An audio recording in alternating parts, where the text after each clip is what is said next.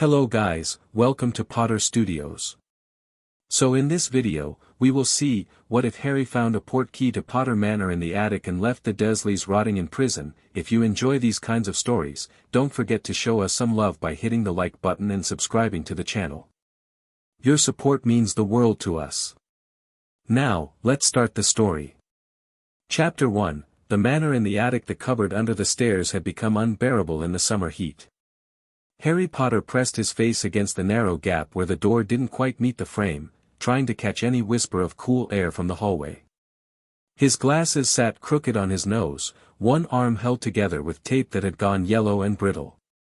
Through the gap, he could see Aunt Petunia's perfectly polished shoes click past, back and forth, as she prepared another elaborate meal he wouldn't be allowed to touch. "Boy!" Uncle Vernon's voice boomed from the kitchen. "Get out here and fix the disposal. And don't you dare break anything else." Harry unfolded himself from the cramped space, his back protesting. He'd grown 3 inches in the past year, but the Dursleys hadn't bothered to notice. Or care. The cupboard felt smaller every day, like it was slowly crushing him into something they could ignore more easily. He was reaching for the cupboard door when Dudley's heavy footsteps thundered down the stairs. "Dad!" "Harry's out of his cupboard without permission." Harry's hand froze on the handle. He hadn't been out. He was just opening the door. But facts didn't matter at number 4, Privet Drive.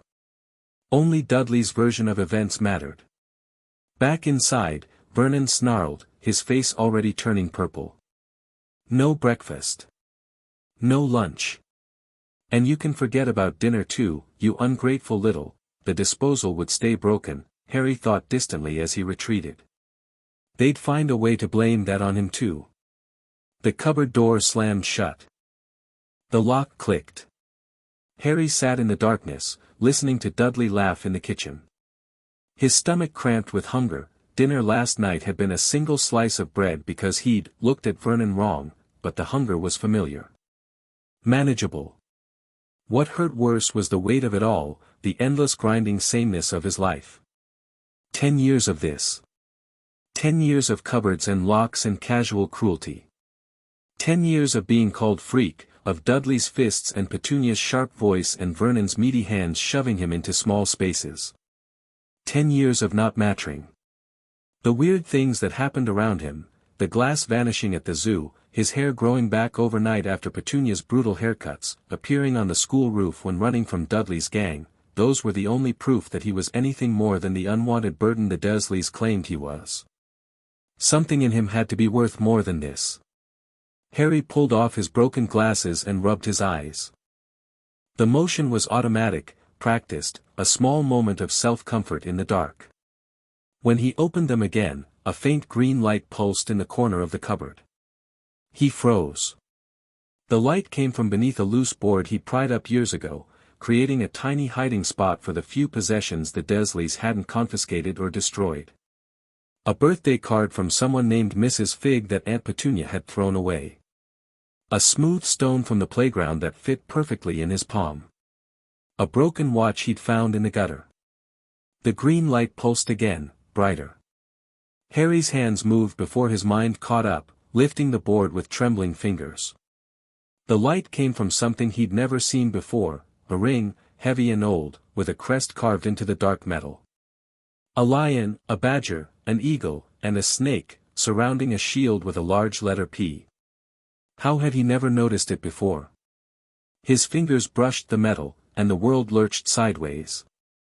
The sensation was like being yanked backward by his navel, spinning and falling and flying all at once. Harry's stomach flipped. His vision blurred. The cupboard dissolved into streaks of color and light. Then solid ground slammed into his feet, his knees buckled, and he crashed onto weathered stone tiles. Ow! Harry pushed himself upright, his head spinning. His broken glasses had somehow stayed on his face, but the tape had finally given up. The left arm dangled uselessly. He held the glasses together with one hand and looked around.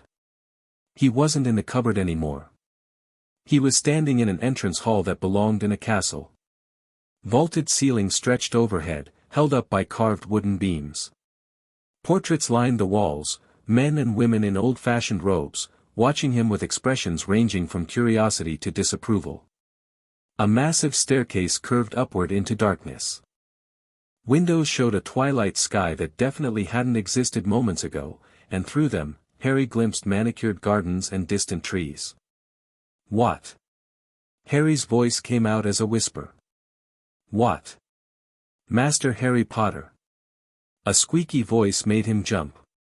Master Harry is home. A small creature stood in front of him, no taller than his waist, with enormous bat-like ears, tennis ball eyes, and a threadbare pillowcase tied around her body like a dress.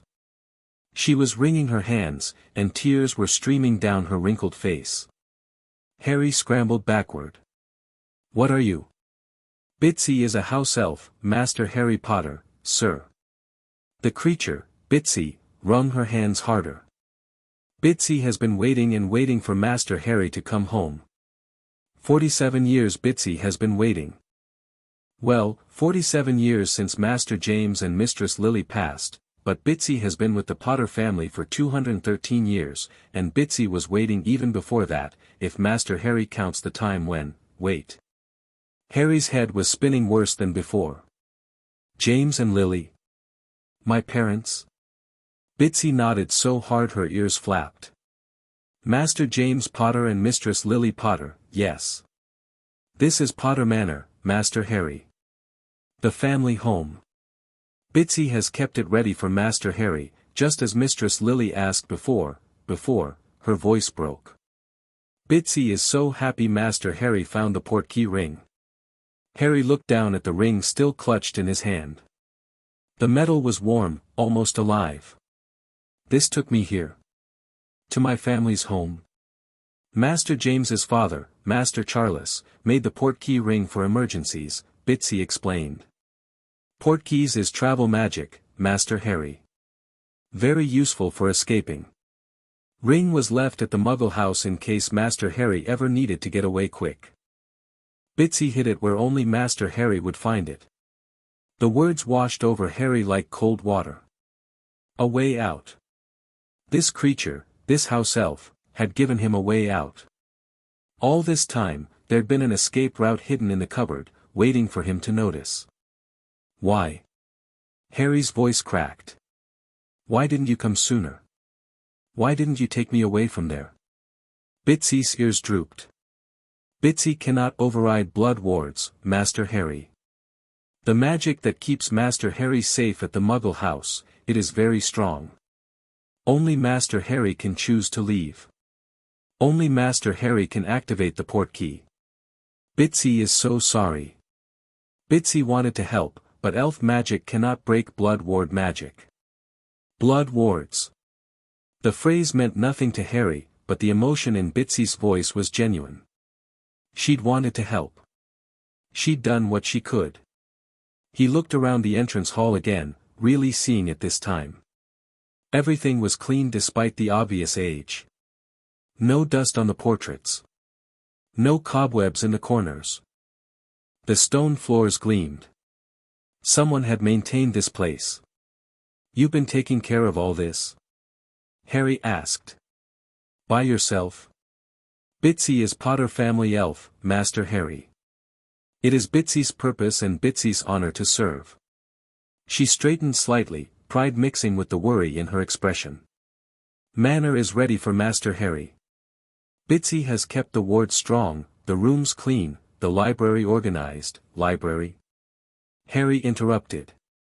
His heart kicked into a higher gear. There's a library here. Bitsy's face split into a wide smile. Oh yes, Master Harry. Potter family library is very extensive.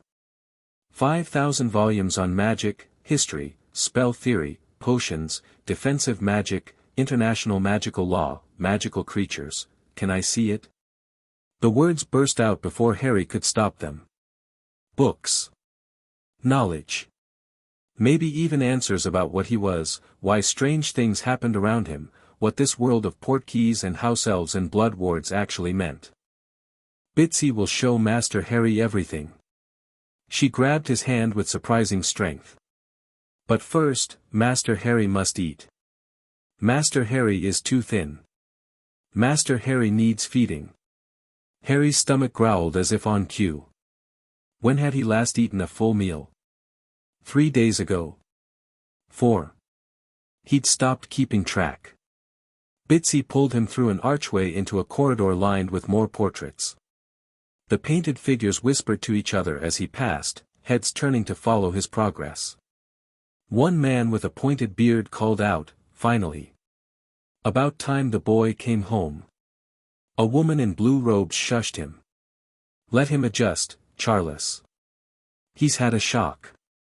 "That's my grandson," the bearded man, Charles, declared proudly. "Look at him. Got Euphemia's nose and my stubborn chin."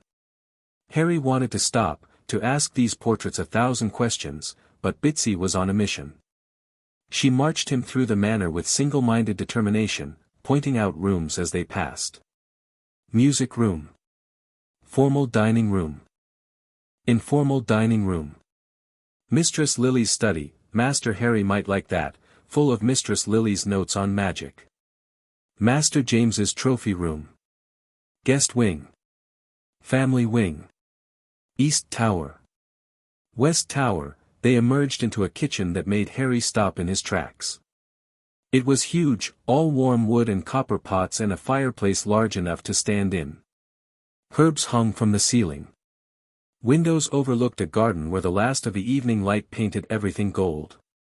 A long wooden table dominated the center of the room, scarred from generations of use. Bitsy snapped her fingers, and food appeared on the table. Not a single plate, an entire feast. Roasted chicken, mashed potatoes, fresh bread with butter, green beans, carrots, a salad with tomatoes and cucumber, and a pitcher of cold pumpkin juice. The smells hit Harry like a physical force. "Sit, sit," Bitsy urged. "Master Harry must eat." Harry collapsed into a chair. His hands shook as he reached for the bread. He bit into it, and the taste of real food, warm food, fresh food, nearly made him cry. He forced himself to eat slowly. The Dursleys had taught him that gorging after days of hunger led to sickness. But every bite was heaven. The chicken was perfectly seasoned. The potatoes were creamy and rich. The vegetables were crisp and flavorful, nothing like the overboiled mush Aunt Petunia served at Dudley's birthday parties while Harry watched from the cupboard. Bitsy watched with satisfaction, occasionally refilling his plate before he could ask. When he finally pushed back from the table, feeling more full than he had in months, she nodded approvingly. "Better. Master Harry has color in his face now. But Master Harry needs regular meals. 3 meals a day, plus snacks. Growing boys need nutrition." She fixed him with a stern look that reminded him bizarrely of the strictest teacher at his primary school. "Bitsy will make sure Master Harry eats properly." "Thank you." The words felt inadequate. "Really? Thank you." "No thanks needed, Master Harry. It is Bitsy's job." But she beamed anyway. Now. Master Harry wanted to see the library. The Potter family library was 3 floors of books. Harry stood in the doorway, his broken glasses dangling from his hand, forgotten. Shelves stretched from floor to ceiling, packed with volumes in every color. A spiral staircase connected the levels. Comfortable chairs clustered around reading tables. Windows provided natural light during the day, and floating orbs of light, actual floating lights, illuminated the space now that evening had fallen. It was the most beautiful thing Harry had ever seen. "Bitsy will fix Master Harry's glasses first," the house elf said gently. She plucked the broken frames from his hand and tapped them with one finger. The tape vanished. The frames straightened. When she handed them back, they fit perfectly for the first time in months. Harry put them on, and the library came into sharp focus. "How did you, house elf magic, Master Harry?" Different from wizard magic, but very useful for household tasks. Now, library organization. Bitsy pointed to different sections. History there. Spell theory there. Defense magic there. Potions there. Magical creatures there. International magical law there. Family records there. And there is more in the restricted section upstairs, but Master Harry must learn proper magical safety before accessing those books. Harry barely heard the last part. He was already moving toward the shelves, drawn like a magnet. His fingers brushed the spines. A Beginner's Guide to Magic. Hogwarts, a History. The Standard Book of Spells, Grade 1. Defensive Magic Fundamentals. Understanding Magical Britain. These books could tell him everything. What he was. Where he came from. Why he mattered. He pulled out A Beginner's Guide to Magic and opened it at random. The pages showed diagrams of wand movements and explanations of basic spells. Real magic. Actual magic. This is real, Harry whispered. All of this. It's real. Of course it is real, Master Harry. Bitsy looked confused. Did the Muggles not tell Master Harry about the magical world? The Muggles? Non-magical people, Master Harry. Like Master Harry's aunt and uncle. They didn't tell me anything. Harry sank into the nearest chair, the book heavy in his lap. They called me a freak. They locked me in a cupboard. They acted like I was a problem to be hidden. Bitsy's face darkened, an expression Harry wouldn't have thought possible on the cheerful house elf. That is not right. That is not right at all. Master Harry is not a freak. Master Harry is a wizard from a powerful, ancient family. Master Harry should have been told the truth. A wizard. The word settled into Harry's chest like a key turning in a lock. I'm a wizard, he said aloud, testing the words. I can do magic. Very powerful magic, if Master Harry is anything like Master James and Mistress Lily, Bitsy confirmed. Master Harry should read and learn. Master Harry has much to catch up on. Harry looked at the shelves again, feeling the weight of lost time. 10 years of living in ignorance. 10 years of thinking he was broken, wrong, too strange to exist properly in the world. I want to learn everything, he said.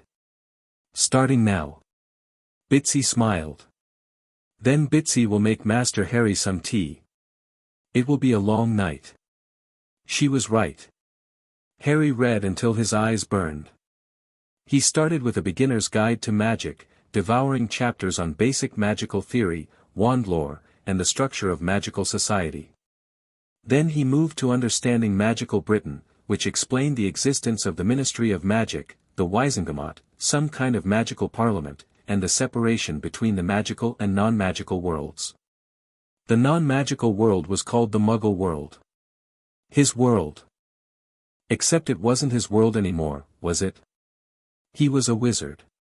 He belonged here, in this world of floating lights and house elves and portkeys.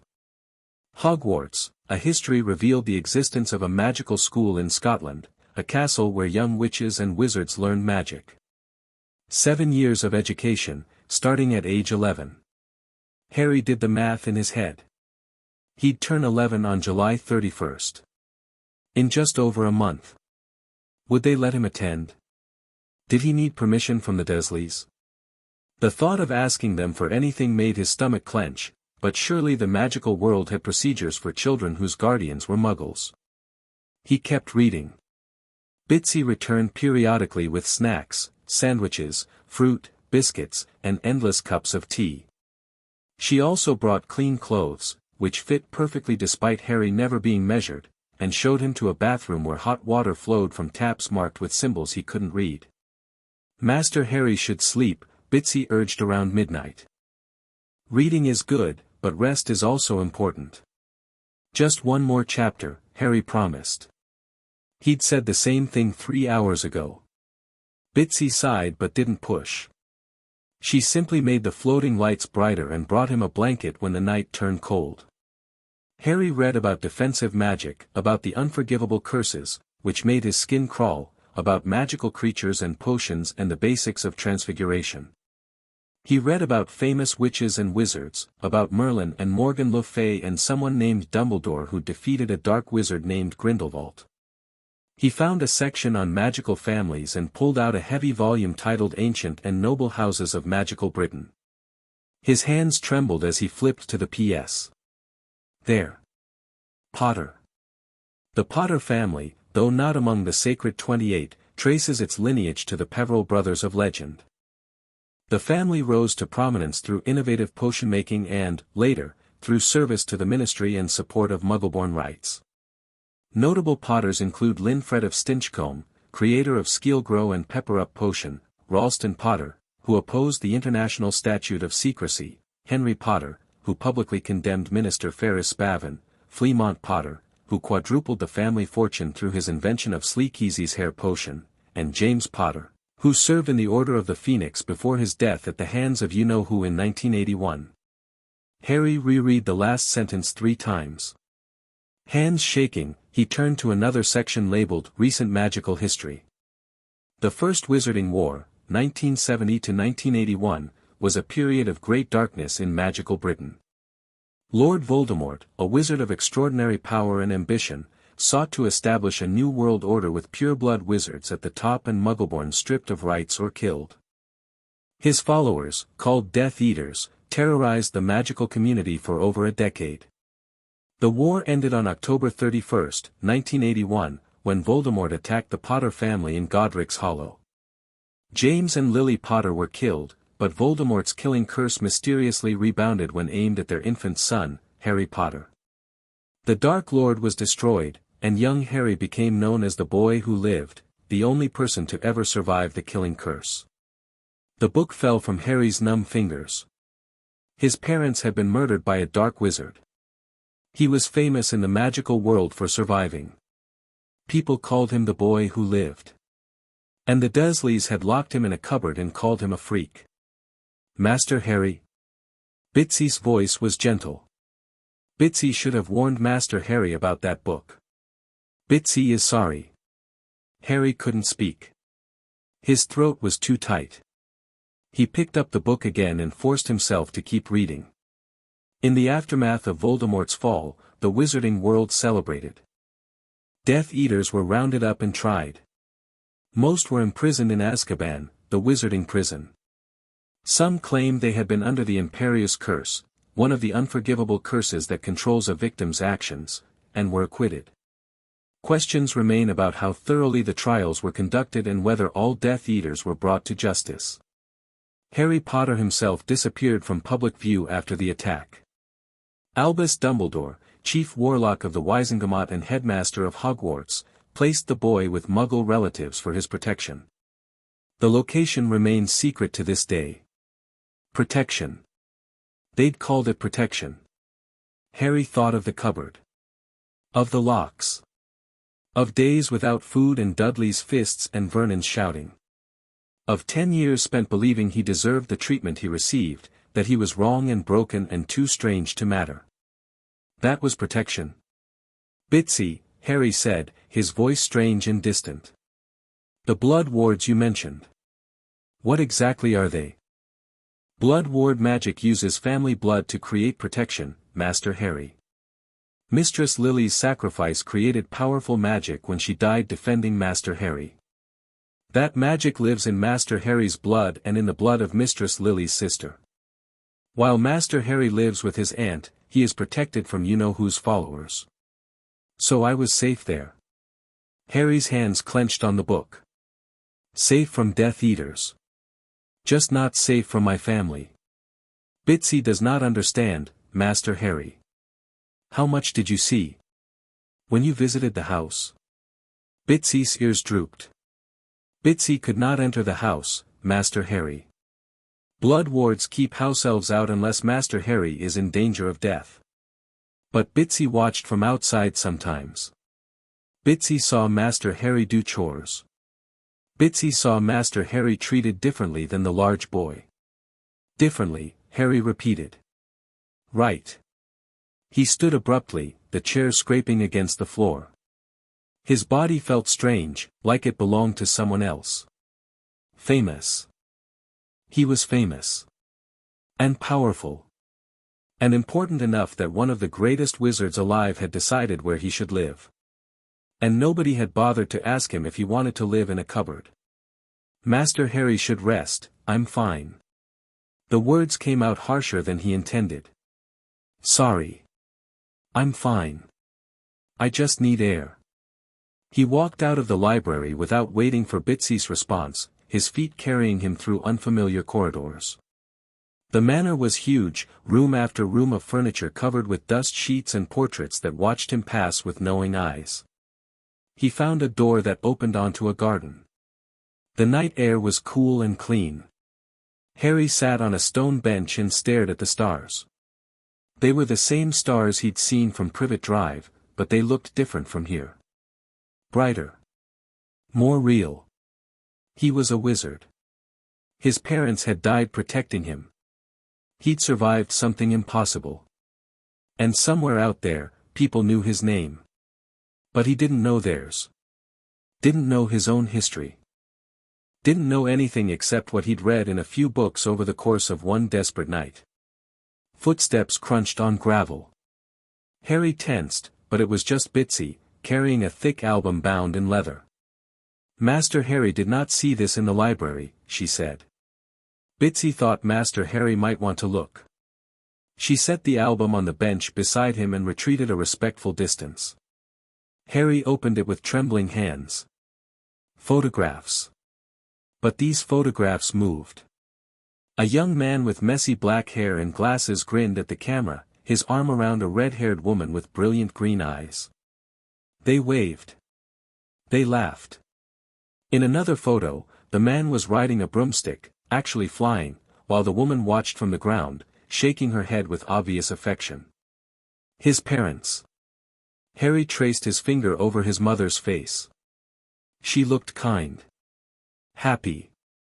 Nothing like Aunt Petunia's pinched expression. He turned the page. More photos. His father playing with a large black dog.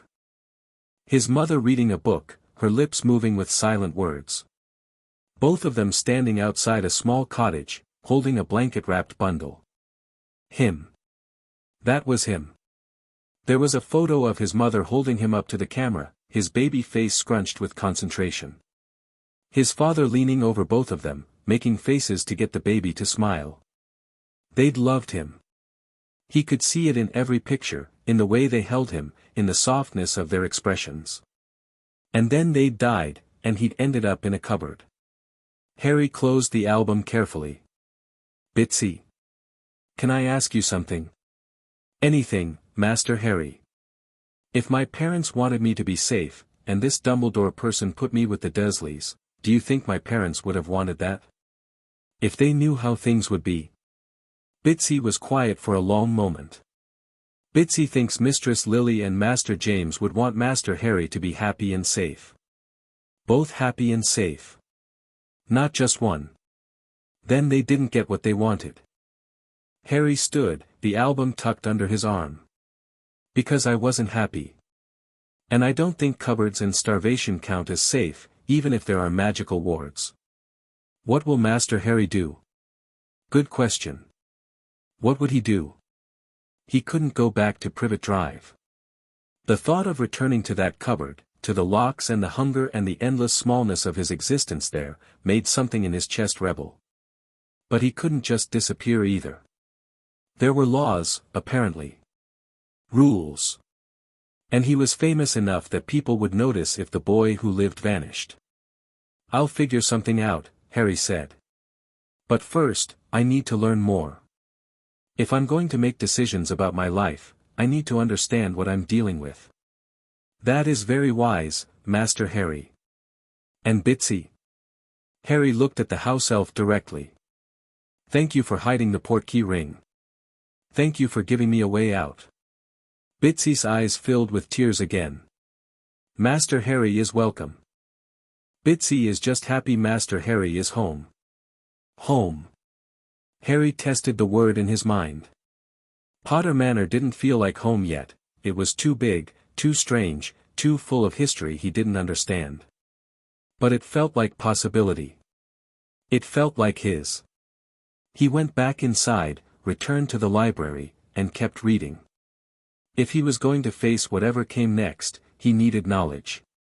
The Dursleys had controlled him through ignorance, through making sure he never understood he had options. Never again. The next 2 days passed in a blur of books and meals and exploration.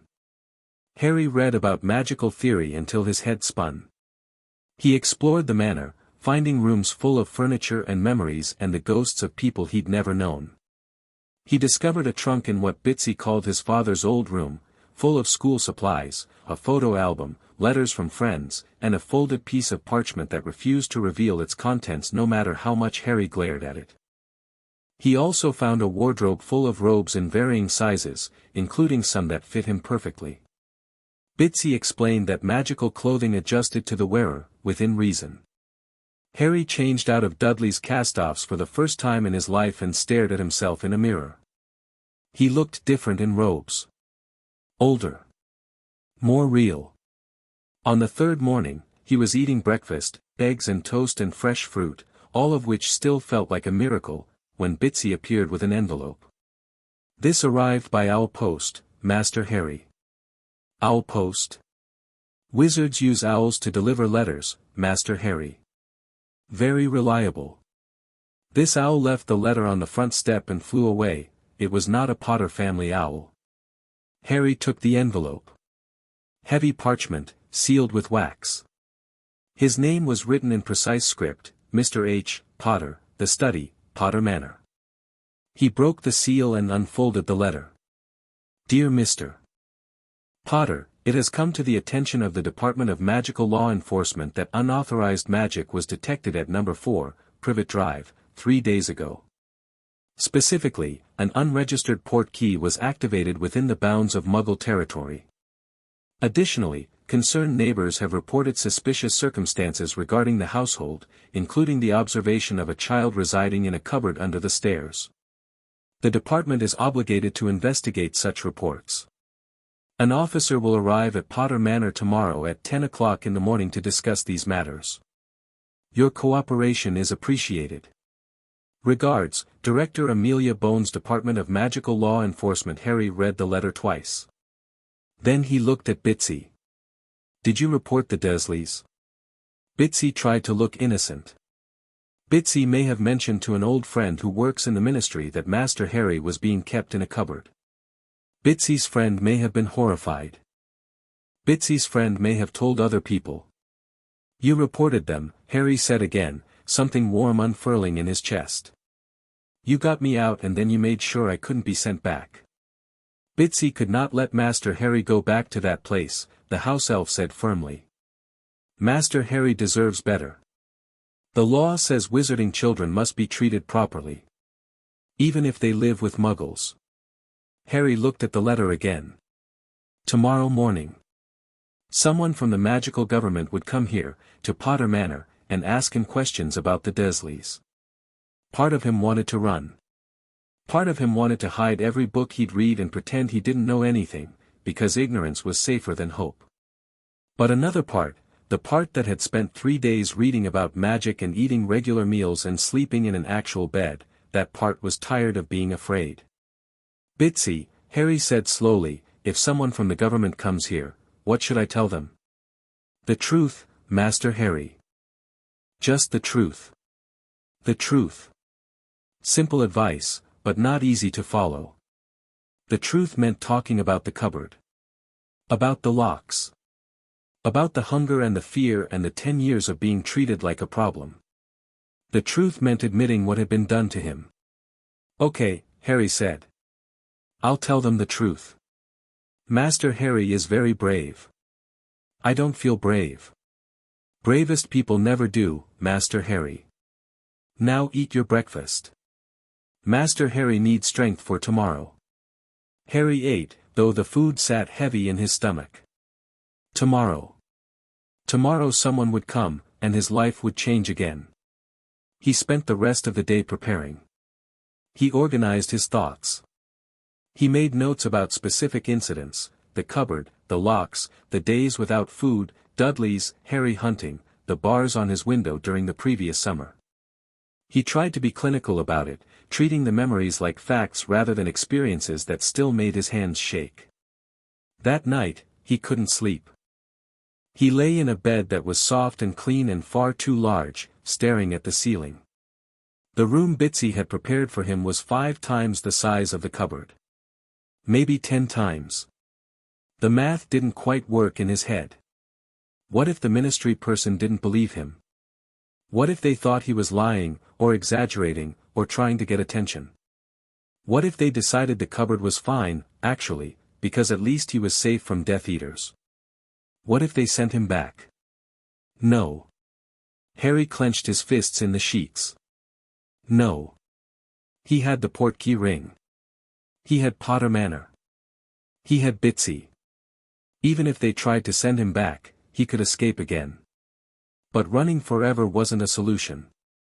If he wanted a real life, a real future, he needed to face this. He finally dozed off around dawn, his sleep restless and full of fragments. Cupboard doors closing. Aunt Petunia's voice. A flash of green light. His mother's face from the photographs, smiling down at him. Bitsy woke him at 9. Master Harry must get ready. The director will be here in 1 hour. Harry dragged himself out of bed and dressed carefully. He chose simple robes, dark green, well made but not ostentatious, and made sure his hair was as neat as it would ever get. Which wasn't very neat, but at least he tried. He ate breakfast mechanically, forcing down toast he didn't taste. Bitsy fussed over him, straightening his collar and making sure his glasses were clean. At exactly 10 o'clock, the wards around Potter Manor chimed, a soft, musical sound that Bitsy said meant someone had arrived at the gate. "Let them in?" Bitsy asked.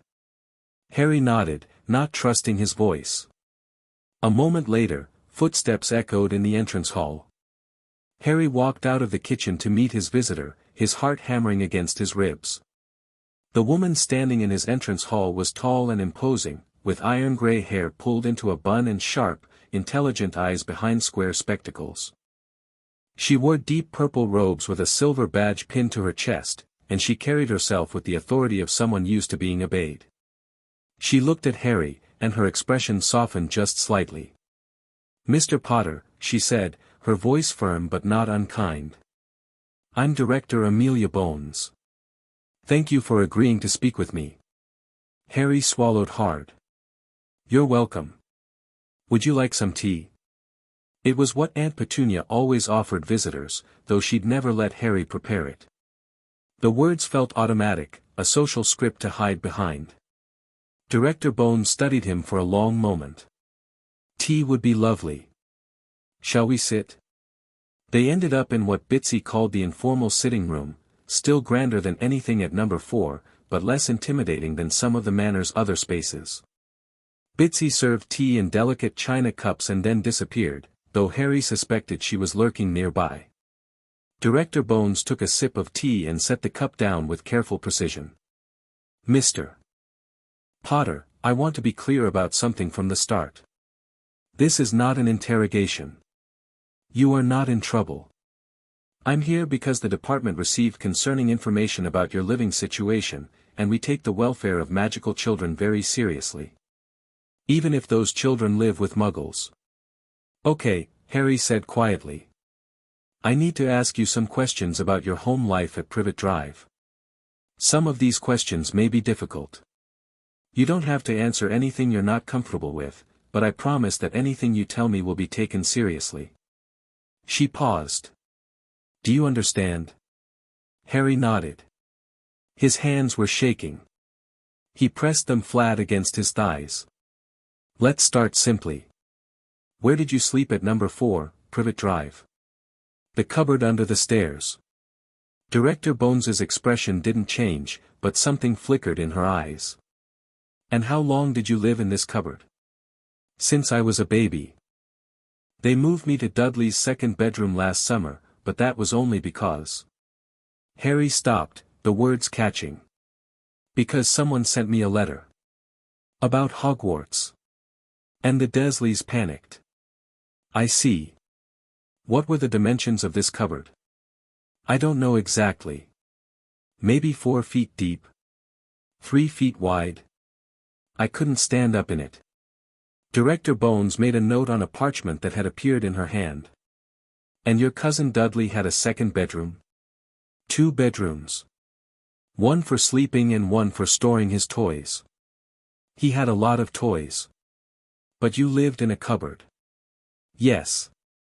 The questions continued, methodical and thorough. Director Bones asked about meals, about school, about Dudley's, Harry hunting, and the bars on the window and the countless small cruelties that had defined Harry's life. She didn't react with horror or anger, her face remained professional, controlled, but her quill moved faster and faster across the parchment. Mr. Potter, she said finally, setting the parchment aside. I need to ask you something important, and I want you to think carefully before you answer. Do you feel safe returning to Privet Drive? No. The word came out before Harry could stop it. I can't go back there. Why not? Because. Harry's throat closed. He forced the words out. Because they hate me. Because I spent 10 years as a problem they couldn't solve.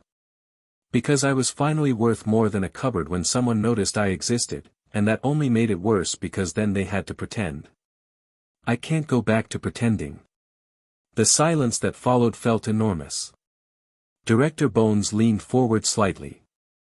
Mr. Potter, Harry, I want you to understand something. What you've described is not acceptable. Not by wizarding law, and not by any standard of child welfare. The blood wards on Privet Drive may have protected you from external magical threats, but they did not give your relatives the right to abuse you. Abuse? Harry tested the word. Is that what it was? Yes. Her voice was firm. That's exactly what it was. Something in Harry's chest cracked. He'd never had a word for it before. Abuse. Not just meanness or unfairness or bad luck. Abuse. Something wrong that had been done to him, not something wrong with him.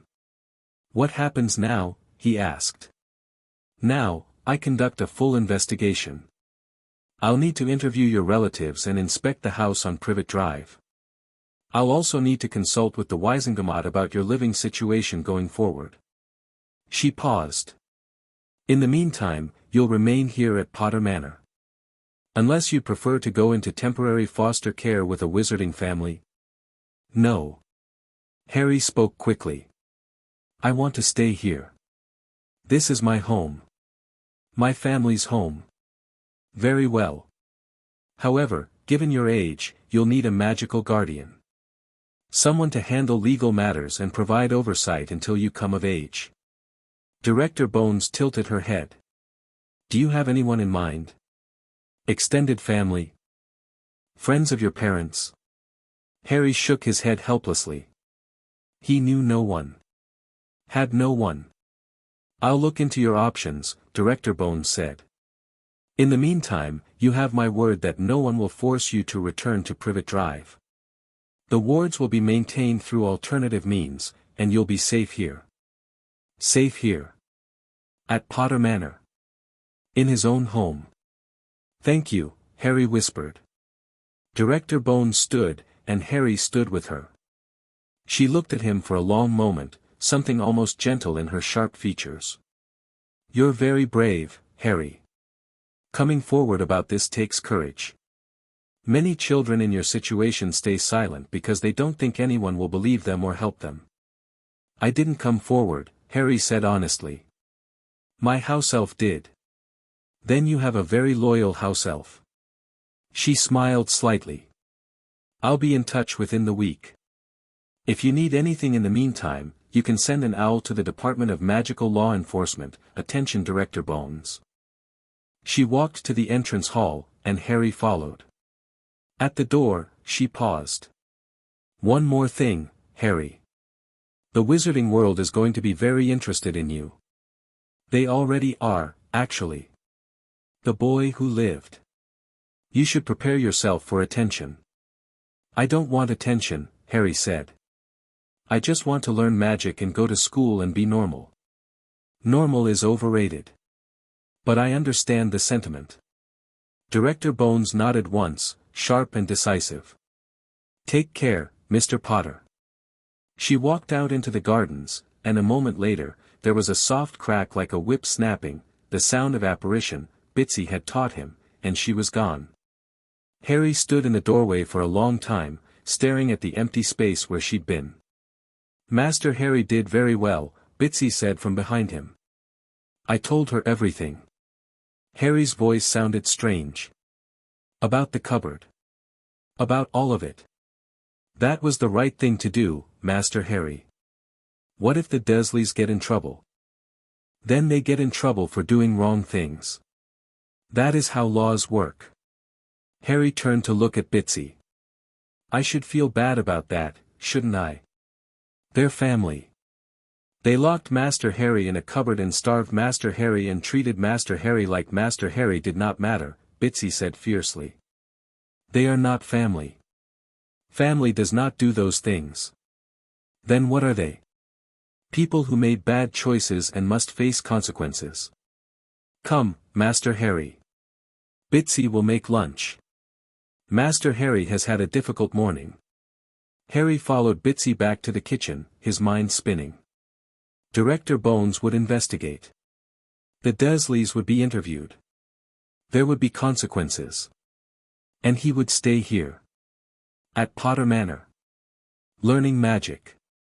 Building a life. It felt too good to be true. But it was true. Director Bones had said so.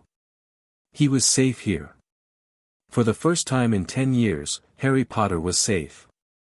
That night, he returned to the library and pulled out a book on basic household spells.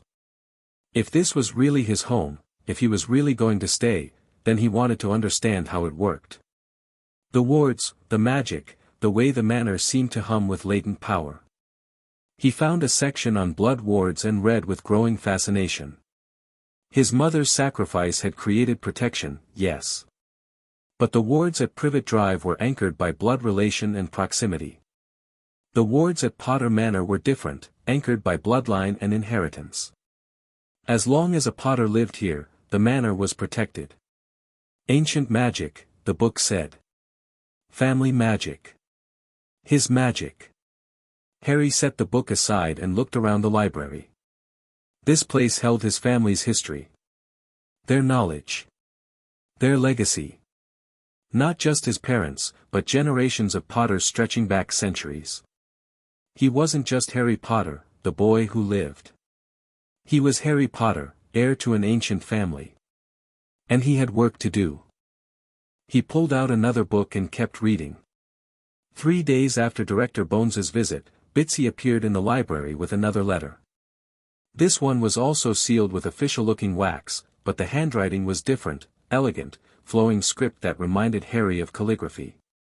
Dear Master Harry, my name is Andromeda Tonks, and I was a friend of your mother's during our school years. I was saddened to hear of Lily's passing and even more saddened to learn that you were placed in circumstances unworthy of her sacrifice. Director Bones has informed me that you are currently residing at Potter Manor and may benefit from guidance regarding your magical education and social integration. If you are amenable, I would be honored to call upon you and offer what assistance I can. Your mother was a brilliant witch and a dear friend.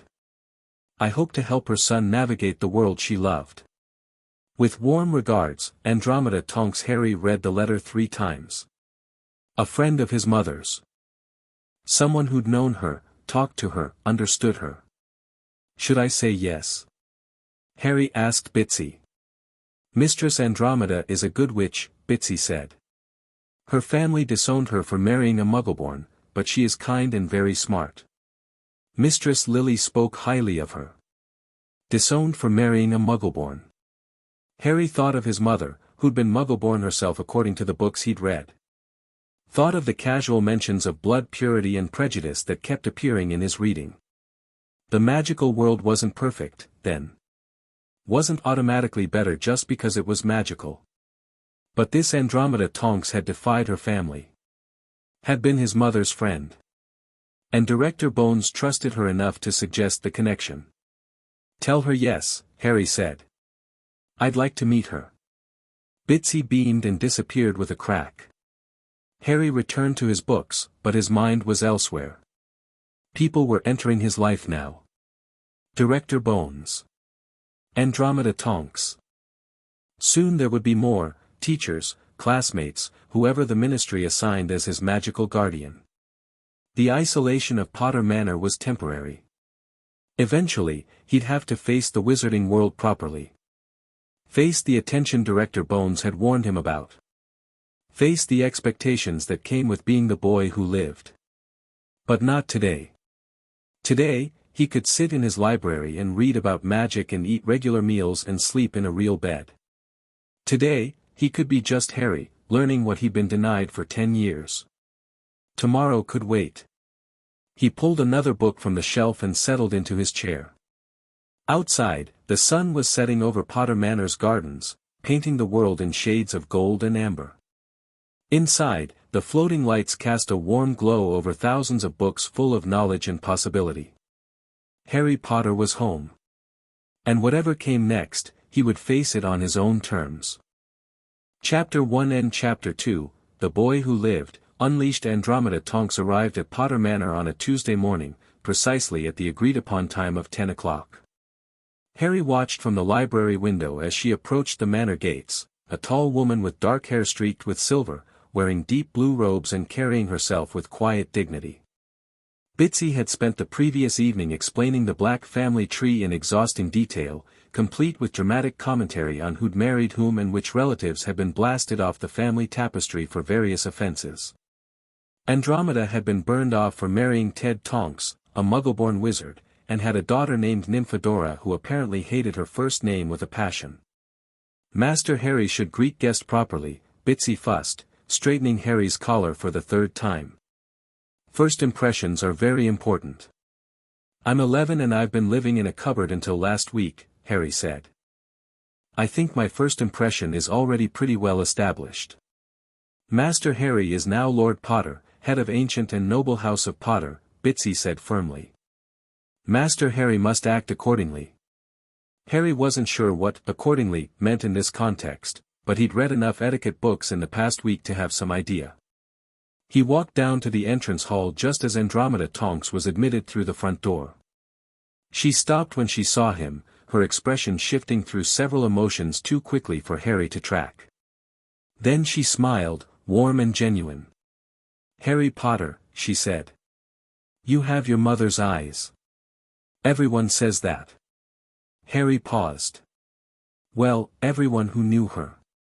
Which isn't many people, actually. No, I suppose not.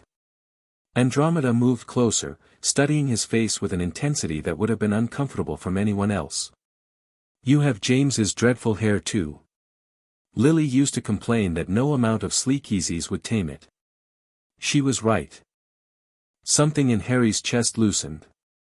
Did you know my dad too? Not well, but yes. He was hard to miss at Hogwarts, always causing trouble with his friends. She smiled at some private memory. Lily spent half of fifth year furious with him and the other half trying not to laugh at his antics. They were quite the pair once they sorted themselves out. Harry gestured toward the sitting room, trying to remember the proper forms. Would you like tea? I'd love some, thank you. They settled into the same chairs Harry had used with Director Bones. Bitsy appeared with tea and biscuits, gave Andromeda a respectful nod, and vanished again. Andromeda took a sip of tea and set the cup down with the same careful precision Director Bones had used. Maybe it was an adult thing. Or a proper witch thing. Director Bones told me you've been at Potter Manor for about a week now, Andromeda said. How are you adjusting? I've been reading, Harry said. A lot.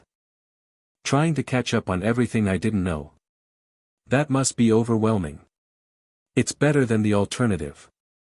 The words came out sharper than he intended. Sorry. I just mean, I'd rather know things than not know things. Don't apologize. You're absolutely right.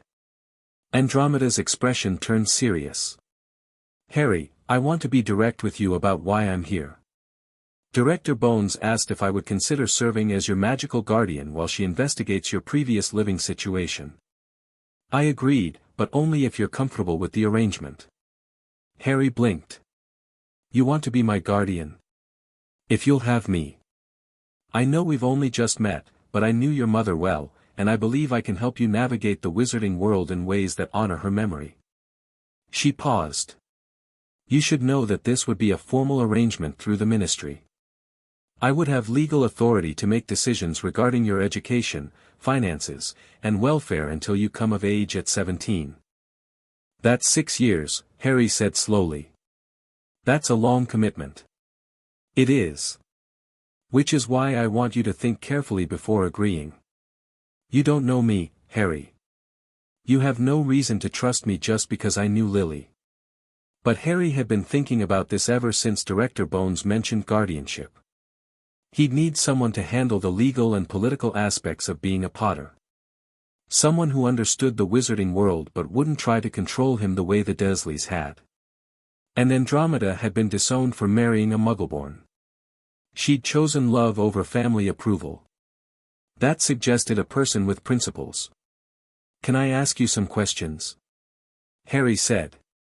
Of course. If you're my guardian, could you force me to go back to Privet Drive?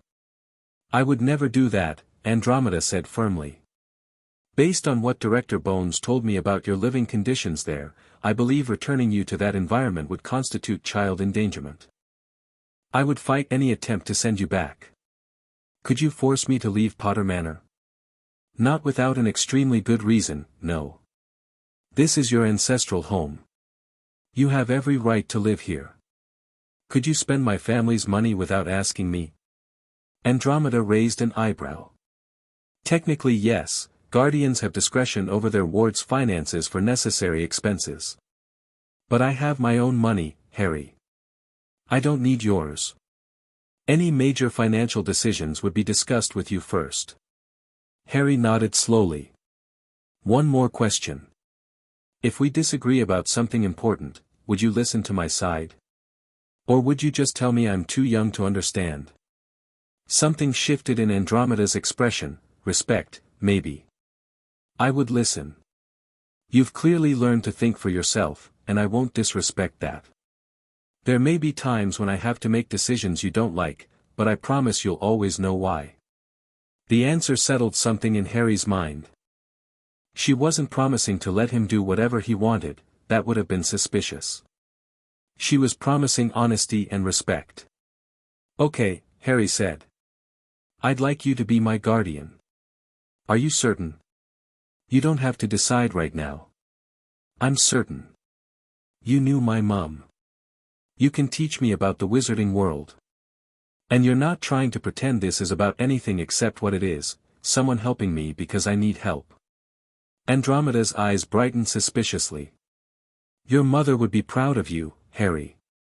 You have her directness. I don't remember her at all, Harry admitted. I was too young.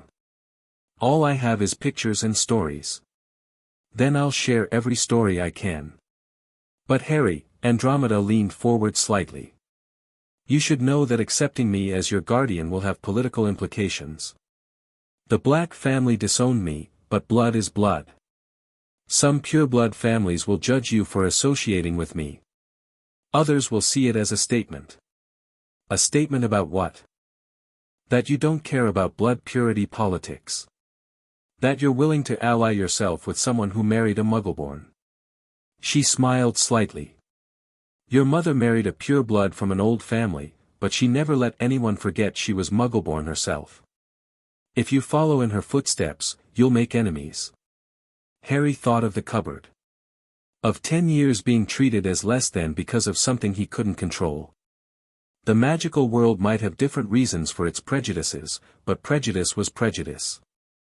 I don't want to make enemies, Harry said honestly. But I'm not going to pretend to believe things I don't believe just to avoid them. Good. Andromeda's smile widened. Then we'll get along very well indeed. They spent the rest of the morning discussing practicalities.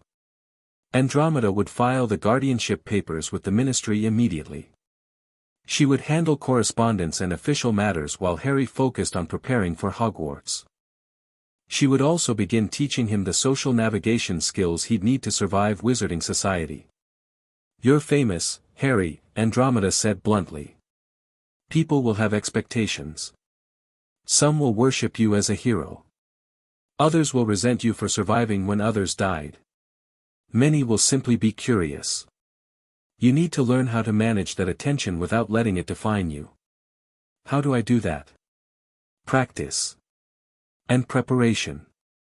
Which brings me to an important question, have you received your Hogwarts letter yet?" Harry shook his head. "Director Bones said it should arrive soon, but I haven't seen anything." "Then it will probably come in the next few days.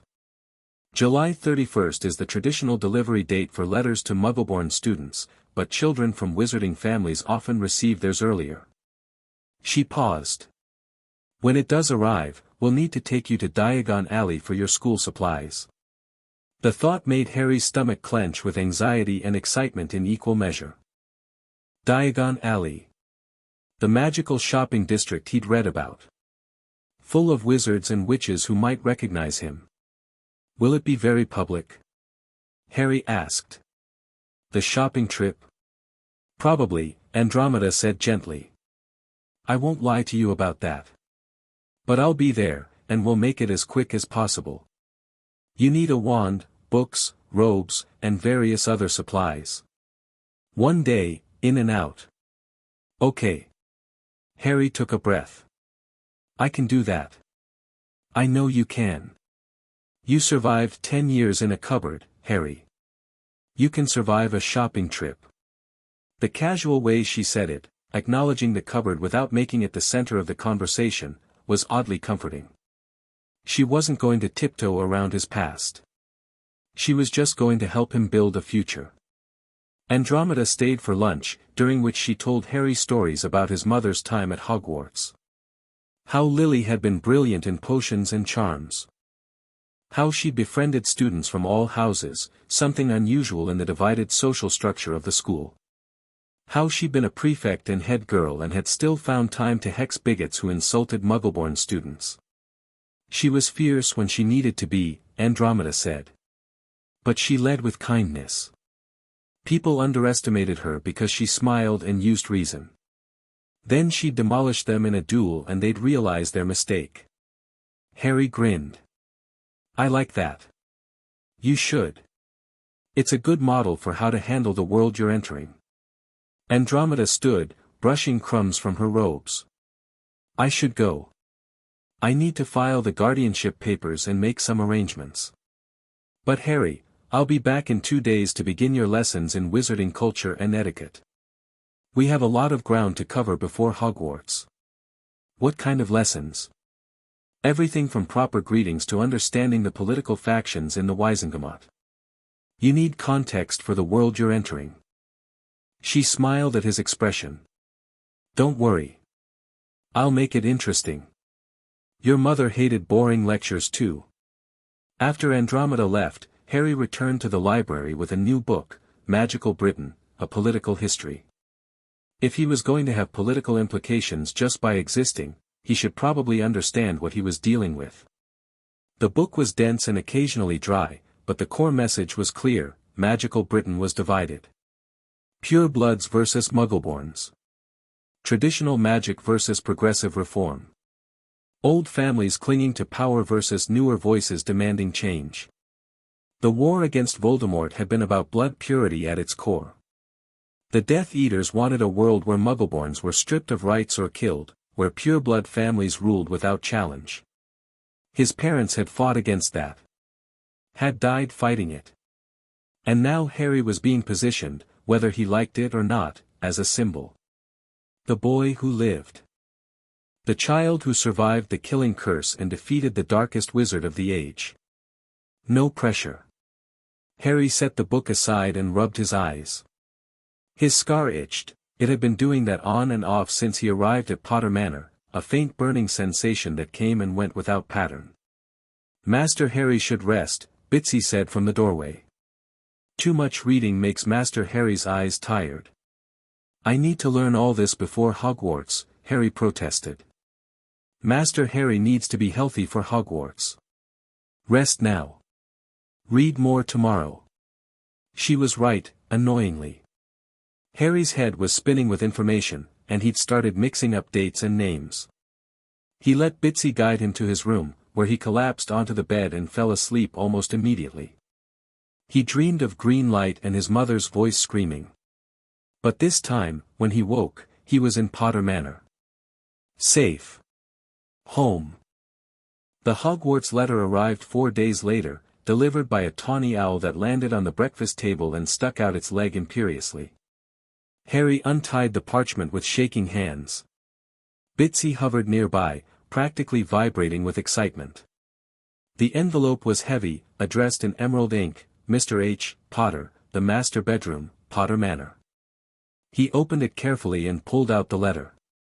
Hogwarts School of Witchcraft and Wizardry Headmaster, Albus Dumbledore, Order of Merlin, First Class, Grand Source, CHF, Warlock, Supreme Mugwump, International Confide, of Wizards, Dear Mr. Potter, we are pleased to inform you that you have been accepted at Hogwarts School of Witchcraft and Wizardry.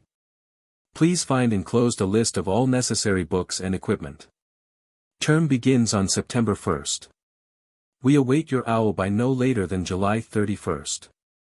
Yours sincerely, Minerva McGonagall. Deputy Headmistress Harry read the letter 3 times. Accepted. Of course he was accepted, he was magical. But seeing it in writing, official and real, made something in his chest swell with emotion he couldn't quite name. He was going to Hogwarts. He was going to learn magic properly. He was going to be a wizard. Master Harry must send reply immediately, Bitsy said. Very important to confirm attendance. Can you show me how? I've never used an owl before. Bitsy produced parchment and a quill from somewhere and helped Harry compose a brief acceptance letter. The tawny owl waited patiently, munching on bacon Bitsy provided, and then flew off with the reply tied to its leg. Harry looked at the school supplies list. Books on transfiguration, charms, potions, history of magic, defensive magic, astronomy, and herbology. A wand. Robes. A cauldron. Potion ingredients. One optional pet, owl, cat, or toad. When should we go to Diagon Alley? Harry asked. Bitsy will contact Mistress Andromeda, the house elf said. Shopping trip should be soon. Master Harry needs to be properly equipped. Andromeda arrived that afternoon with a smile and a plan.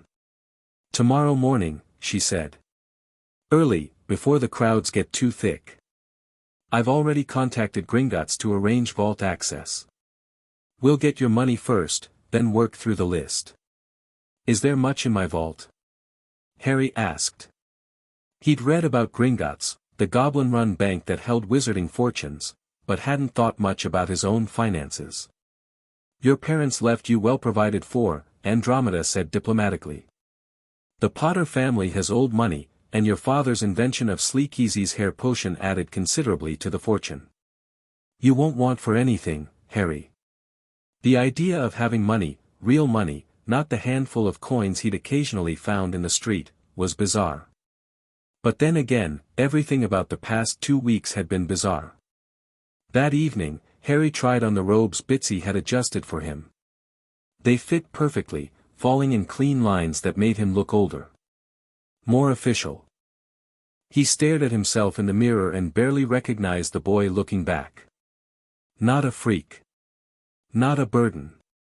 A wizard. A Potter. He could do this. They left for Diagon Alley early the next morning. Andromeda took his arm, hold tight, this will feel strange, and operate them both directly to the leaky cauldron. The sensation was horrible. Like being squeezed through a very tight tube while spinning rapidly. Harry stumbled when they materialized, gasping for air. You get used to it, Andromeda said. Eventually. The leaky cauldron was exactly as the books had described, a shabby pub that served as the gateway between Muggle London and Diagon Alley. A few early morning patrons sat at the bar, nursing drinks. The bartender, a bald man with a toothless smile, looked up as they entered. Then he saw Harry, and his jaw dropped. "Bless my soul," he breathed. "Harry Potter. It's an honor, Mr. Potter, a real honor." Several other patrons turned to look. One witch dropped her cup. "Good morning, Tom," Andromeda said crisply, placing herself slightly in front of Harry.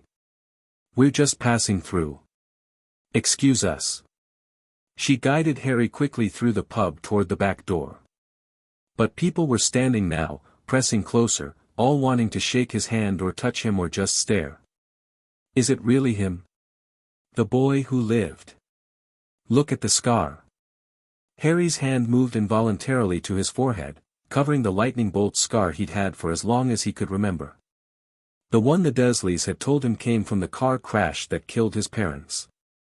Not a car crash. A murder. And now everyone knew it. "Back," Andromeda said sharply, her wand suddenly in her hand. "Give the boy space or I'll hex anyone who comes closer." The crowd hesitated. Andromeda took the opportunity to push Harry through the back door into a small courtyard. She tapped the wall with her wand in a specific pattern, and the bricks rearranged themselves into an archway. Diagon Alley. Harry forgot about the crowd, forgot about his discomfort, forgot everything except the sight before him. The street was cobbled and winding, lined with shops that looked like they'd been built on top of each other. Witches and wizards in every color of robes moved between stores. Windows displayed cauldrons, spell books, potion ingredients, broomsticks, and stranger things Harry couldn't even name. An owl swooped overhead. A cat sat in a window, washing its paw with a bored expression. It was magical. Literally, actually, genuinely magical. "Welcome to Diagon Alley," Andromeda said. "Try not to gawk too much. We're on a schedule." They made their way down the street, and Harry did his best not to stare at everything. But it was impossible. Every shop window held wonders. Every conversation he overheard involved magic. This was his world, the world he'd been kept from for 10 years. Gringotts stood at the end of the street, a massive white building that towered over its neighbors. A creature stood guard at the entrance, small and dark-skinned with pointed ears and clever eyes. "That's a goblin," Andromeda murmured. "Be polite. Goblins run Gringotts, and they don't tolerate disrespect." Harry nodded and followed her inside. The entrance hall was all marble and gold, with more goblins sitting at high desks, weighing coins and writing in enormous ledgers. Andromeda approached the nearest desk. "Good morning. Harry Potter needs to access his vault." The goblin's eyes sharpened. "Mr. Potter. We've been expecting you. Do you have your key?" Harry shook his head helplessly. "I didn't know I needed one." "Bitsy should have given it to you," Andromeda said. "Your house elf would have the family vault key." "She didn't mention." "Not a problem," the goblin interrupted. "We can verify identity through blood magic. This way, please." They were led to a private office where a senior goblin, introduced as Goldgrip, performed a series of tests involving a silver knife, a drop of Harry's blood, and a complex spell that made the blood glow green. "Confirmed," Goldgrip said with satisfaction. "Harry James Potter, heir to the Potter family seat. I'll have a new key made immediately. In the meantime, we can proceed with vault access." "How much is in the vault?" Harry asked. "I should probably know." Goldgrip's expression shifted, something that might have been approval. "Direct questions." "Good. The Potter family vault contains approximately 43,000 galleons, 800 sickles, and 200 nuts. At current exchange rates, that's roughly £215,000 sterling. Harry stared. "What? Your parents were wealthy, Mr. Potter. Your grandfather quadrupled the family fortune with Sleekeasy's hair potion sales. Your father invested wisely.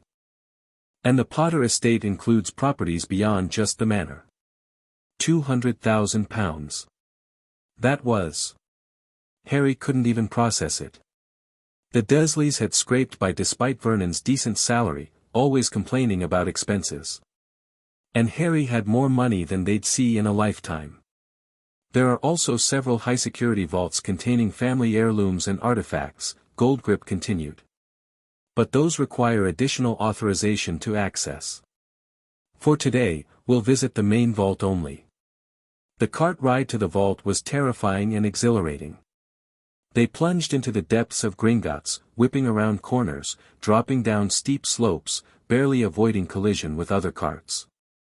Harry's stomach lurched repeatedly, but he couldn't stop grinning. The vault itself was enormous, piled high with gold galleons and silver sickles and bronze nuts. Stacks of coins gleamed in the torchlight.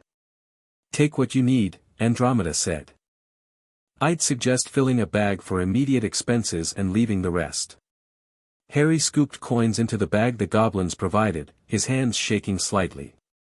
This was his. All of this was his. Not because he'd earned it, but because his parents had died and left it to him. The thought sobered him. He closed the bag and nodded to Goldgrip. "Thank you. Gringotts is always at your service, Mr. Potter. When you're ready to discuss your full financial holdings, I would be happy to arrange a comprehensive meeting." They rode the cart back up, Harry's stomach protesting the entire way, and emerged into the entrance hall. Several goblins nodded respectfully as they passed. "That was intense," Harry said once they were back on the street. "That was the easy part," Andromeda replied. "Now comes the actual shopping." She wasn't wrong. The next few hours were a blur of shops and purchases and constant attention. Madame Malkin's for robes, where Harry stood on a stool while a witch with measuring tapes pinned and adjusted fabric. The apothecary for potion ingredients, where the shelves held jars of things Harry didn't want to identify. Flourish and blots for books, where he grabbed the required texts and then added several more that looked interesting. At every shop, people stared. Whispered. A few approached to shake his hand or thank him for defeating Voldemort. One woman cried and said his parents were heroes. A photographer from the Daily Prophet tried to take his picture until Andromeda chased him off with creative hexes. By the time they reached Ollivander's, the wand shop, a narrow building with peeling gold letters above the door, Harry was exhausted. "Last stop," Andromeda promised. "Then we'll go home." The shop was quiet and cramped, every inch of wall space covered with narrow boxes. A single chair sat in the corner. No customers, no sound except the faint creak of old wood. "Good afternoon," a soft voice said. An old man appeared from the back of the shop, his wide, pale eyes gleaming in the dim light. He looked ancient and strange, and he studied Harry with an intensity that made the hair on the back of Harry's neck stand up. "Ah yes," Mr. Ollivander said. "Yes, yes. I thought I'd be seeing you soon. Harry Potter." He moved closer, still staring. "You have your mother's eyes. It seems only yesterday she was in here herself, buying her first wand. 10¼ inches long, swishy, made of willow. Nice wand for charm work. You remember everyone's wand?" Harry asked. "Every wand I've ever sold, Mr. Potter. Every single one." Ollivander smiled, and it wasn't entirely comforting. "Now then, let's see what we can find for you." The next hour was one of the strangest of Harry's life. Ollivander pulled box after box from the shelves, handing Harry wands that didn't work. Some did nothing. Some sparked. One exploded a vase. Another caught fire. "Tricky customer, eh?" Ollivander murmured. "Not to worry, we'll find the perfect match." More boxes. More wands. Harry was starting to think he might actually be wand-resistant when Ollivander paused, a strange expression crossing his face. "I wonder," the wand maker said slowly. "Yes, I wonder. He disappeared into the back and returned with a single box, dust-covered and obviously old. He opened it with careful hands. Holly and Phoenix Feather. 11 inches. Nice and supple. Give it a try. Harry took the wand, and warmth flooded his hand. It felt right immediately, like picking up something that had always belonged to him. He gave a small wave, and golden sparks showered from the tip. Oh, bravo! Ollivander clapped his hands. Yes, indeed. Very good. Is that normal? Harry asked. The sparks. The sparks indicate a strong bond between wand and wizard, Ollivander said. But Mr. Potter, this wand is unusual for another reason. The phoenix whose tail feather resides in your wand gave another feather, just one other. It is curious that you should be destined for this wand when its brother gave you that scar. Harry's hand tightened on the wand. What? The phoenix feather in your wand came from the same bird that provided the feather for Tom Riddle's wand. The wand that gave you that scar. 13.5 inches. You. Powerful wand, very powerful. Chose its master well. So my wand is connected to Voldemort's? Ollivander nodded slowly. Brother wands, Mr. Potter. A rare occurrence. What one wand can do, the other may counter. They will not work properly against each other. Curious indeed how these things happen. The wand chooses the wizard, remember. I think we must expect great things from you, Mr. Potter. After all, he who must not be named did great things, terrible, yes, but great. Harry swallowed hard. Can I have a different wand? No wand will work better for you than this one, Mr. Potter. The wand has chosen. To deny it would be to deny your own magic. Ollivander wrapped the wand carefully. 7 galleons, please. Harry paid in a daze and followed Andromeda out of the shop. The afternoon sun felt too bright after the dimness of Ollivander's. Are you all right? Andromeda asked quietly. My wand is connected to the wand that killed my parents. Harry's voice sounded flat. That's not exactly comforting. No, it's not. But Ollivander is never wrong about wand matches. If that wand chose you, it's because you need it. She took his arm. Come on. Let's go home. You've had enough for one day. They apparat back to Potter Manor, and Harry immediately collapsed into a chair in the sitting room. His bag of school supplies sat at his feet, books and robes and potion ingredients and one holly wand with a phoenix feather core. Brother to Voldemort's wand. Destined to expect great things. The boy who lived. I didn't ask for any of this, Harry said to the empty room. No one asks for their destiny, Andromeda said from the doorway. But we can choose what we do with it. Your parents chose to fight. You survived because of their choices. Now you get to make your own.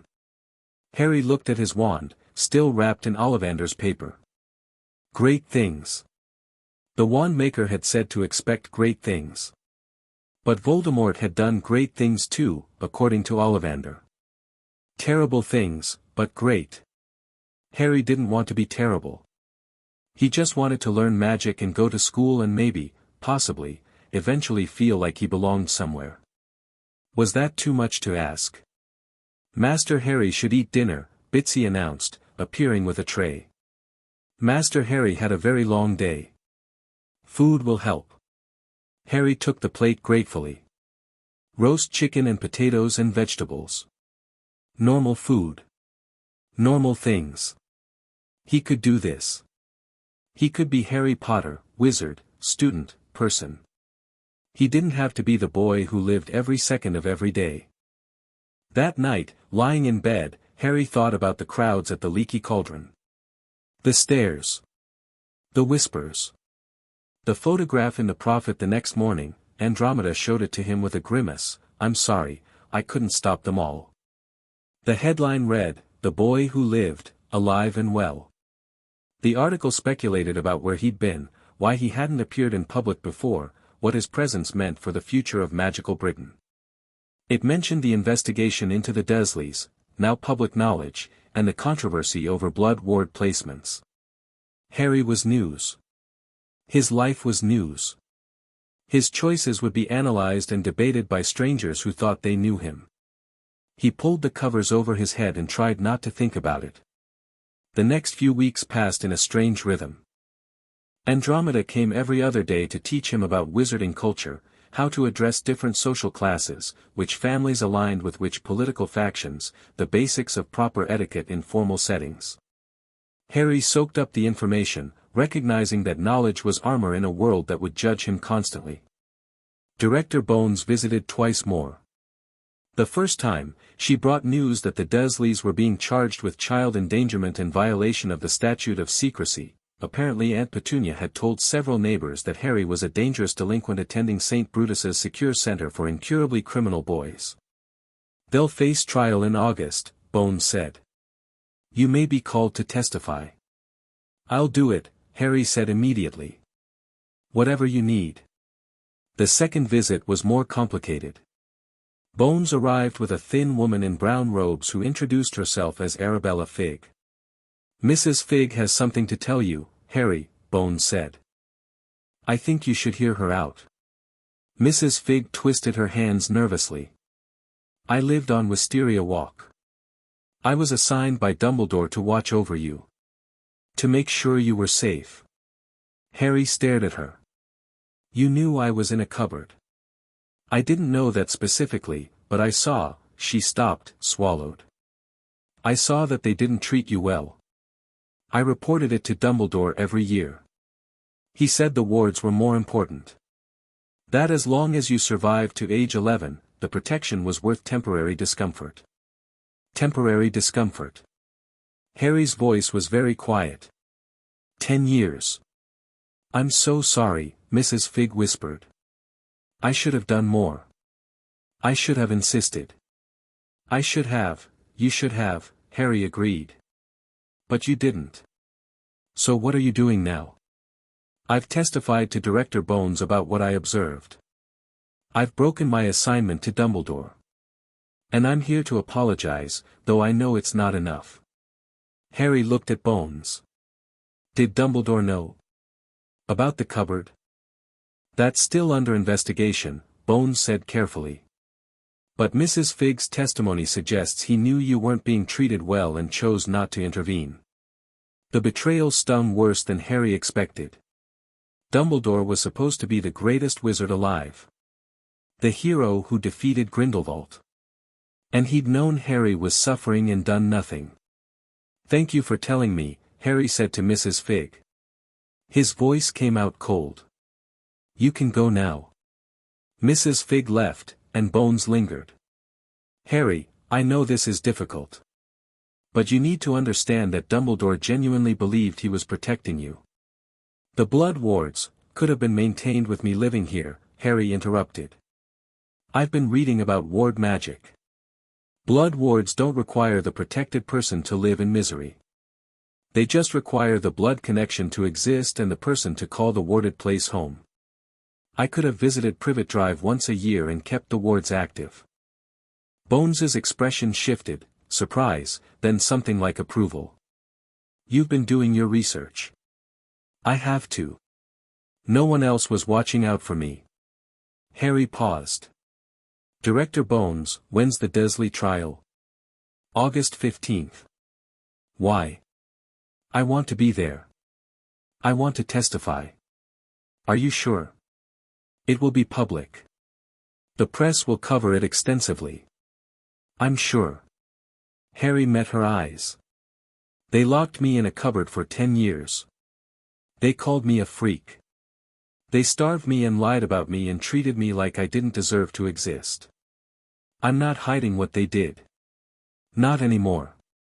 Director Bones studied him for a long moment. Then she nodded. All right. I'll make the arrangements. But Harry, once you testify, once this becomes public record, you can't take it back. Everyone will know. Good, Harry said. Everyone should know. After she left, Harry sat in the library and stared at his books. He'd been reading about magical law, about the Wizengamot, about the power structures that governed magical Britain.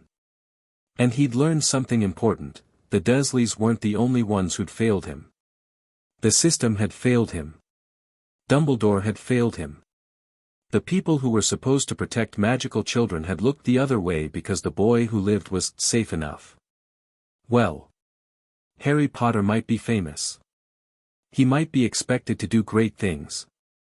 But he was done being passive. Done letting other people make decisions about his life. If he was going to be the boy who lived, he was going to live on his own terms. August 15th arrived with brutal summer heat.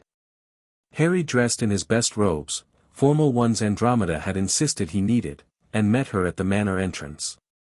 "Are you ready?" she asked. "No," Harry said honestly. "But I'm doing it anyway." They apparat to the Ministry of Magic, and Harry's first glimpse of the magical government was overwhelming. The atrium was enormous, with a fountain in the center and a high ceiling enchanted to show the sky. Witches and wizards hurried past, some carrying briefcases, others arguing over clipboards. Golden gates led to elevators. Everything gleamed with polished marble and brass. "This way," Andromeda said, guiding him toward the elevators. "Courtroom 10 is in the Department of Magical Law Enforcement." They descended in an elevator packed with ministry workers who all stared at Harry. He kept his eyes forward and tried to ignore them. Courtroom 10 was smaller than Harry expected but more intimidating. Rows of seats rose in tiers around a central floor where a single chair sat, chains attached, though they weren't currently binding anyone. The Wizengamot members filed in, wearing plum-colored robes, taking their seats with solemn expressions. Director Bones stood near the front, conferring with a severe-looking wizard. She caught Harry's eye and nodded. The Dursleys were brought in, and Harry's breath caught. Uncle Vernon looked smaller somehow, his face red and blustering but his eyes darting nervously. Aunt Petunia was pale and rigid. Dudley clung to his mother, looking terrified. They sat in a separate section, guarded by wizards in aura robes. "All rise for Chief Warlock Dumbledore," someone announced. An old man entered, his silver beard tucked into his belt, his blue eyes twinkling behind half-moon spectacles. He wore flowing robes covered in stars and moons, and he moved with the kind of authority that made everyone in the room sit straighter. Albus Dumbledore. The man who'd placed Harry with the Dursleys.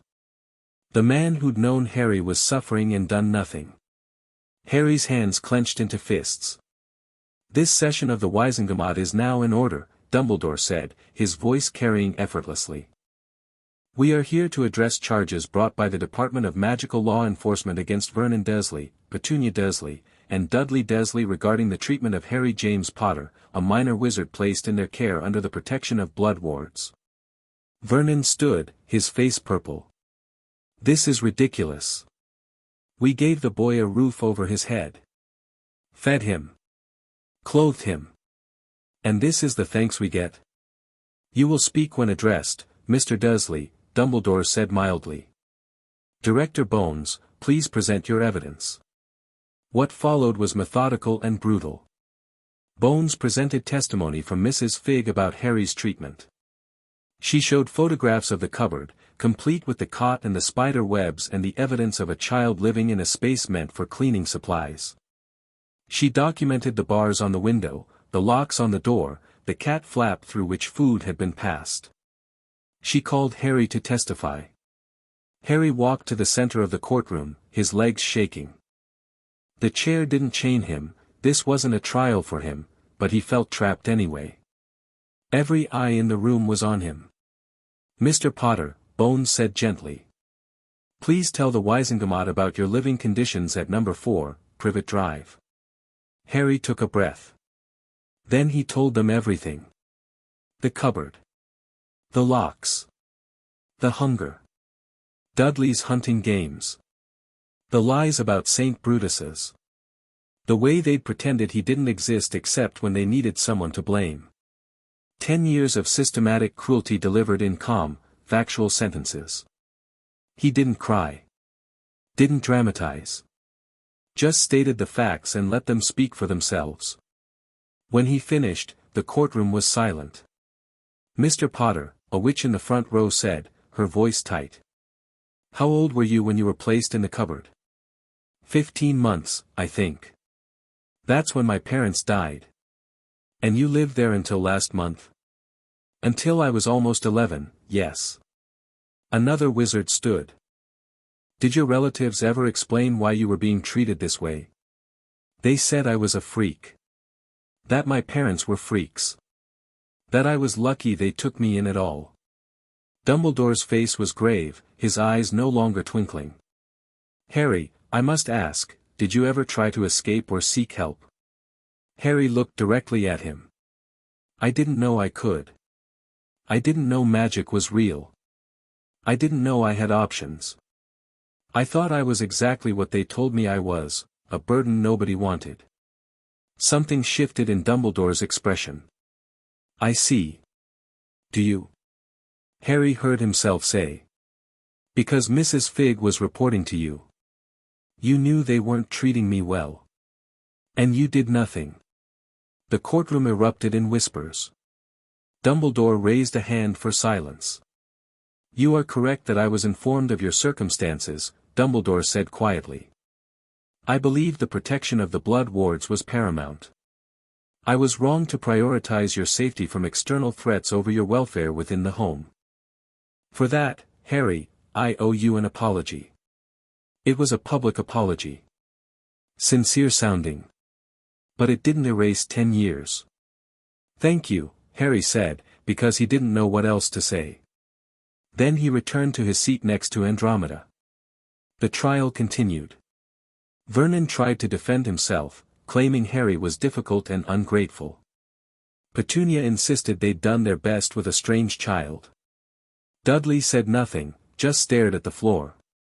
The Wisengamot deliberated for less than an hour.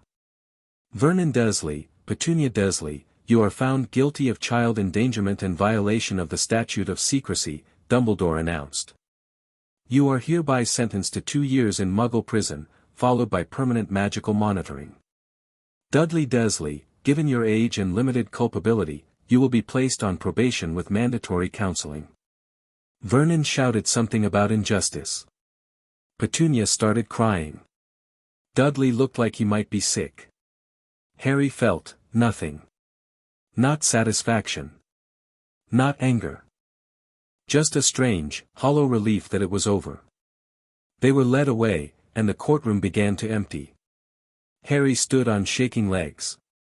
You did well, Andromeda said softly. That took courage.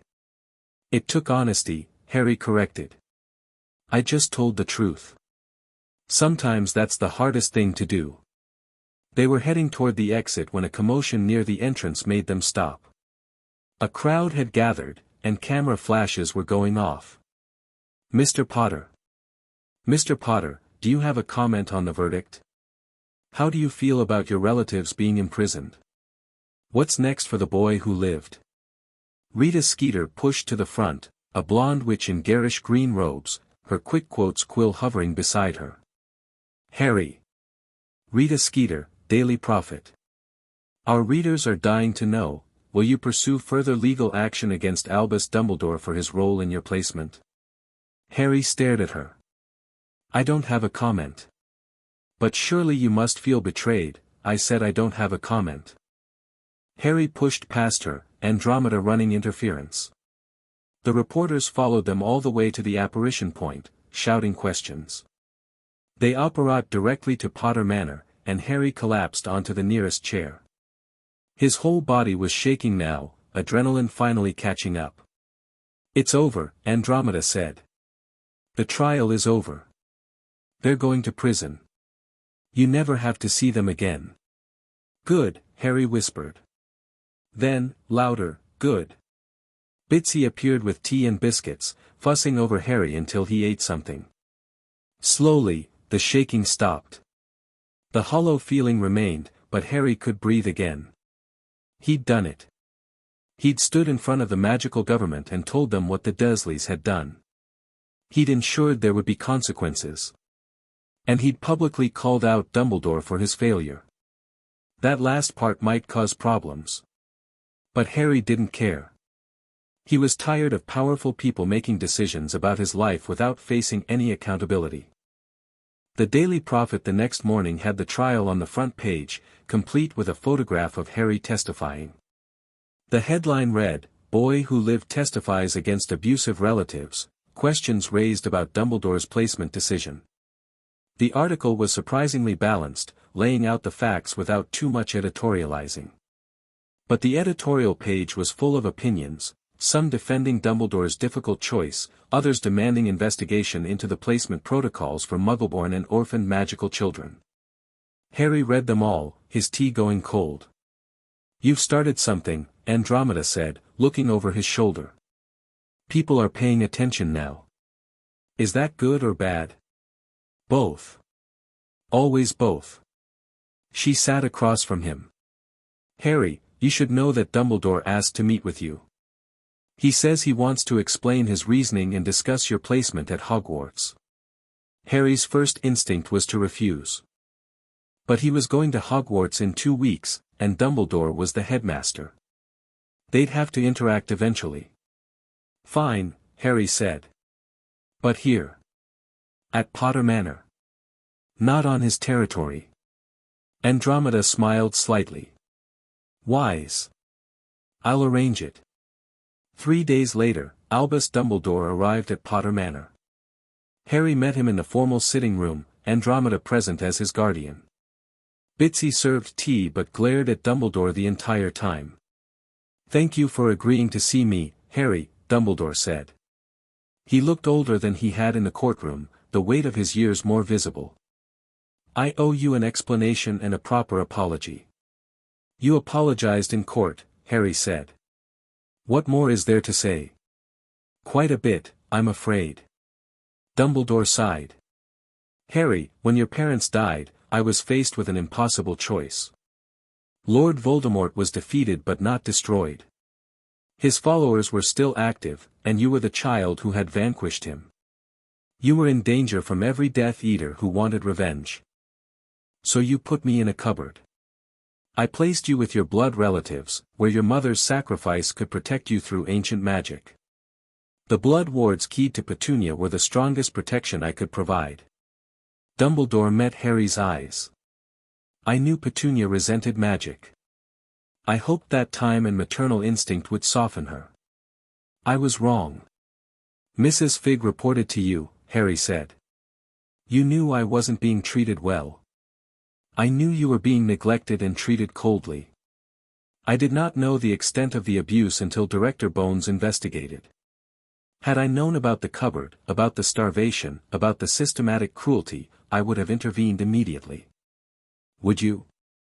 Harry's voice was harder than he intended.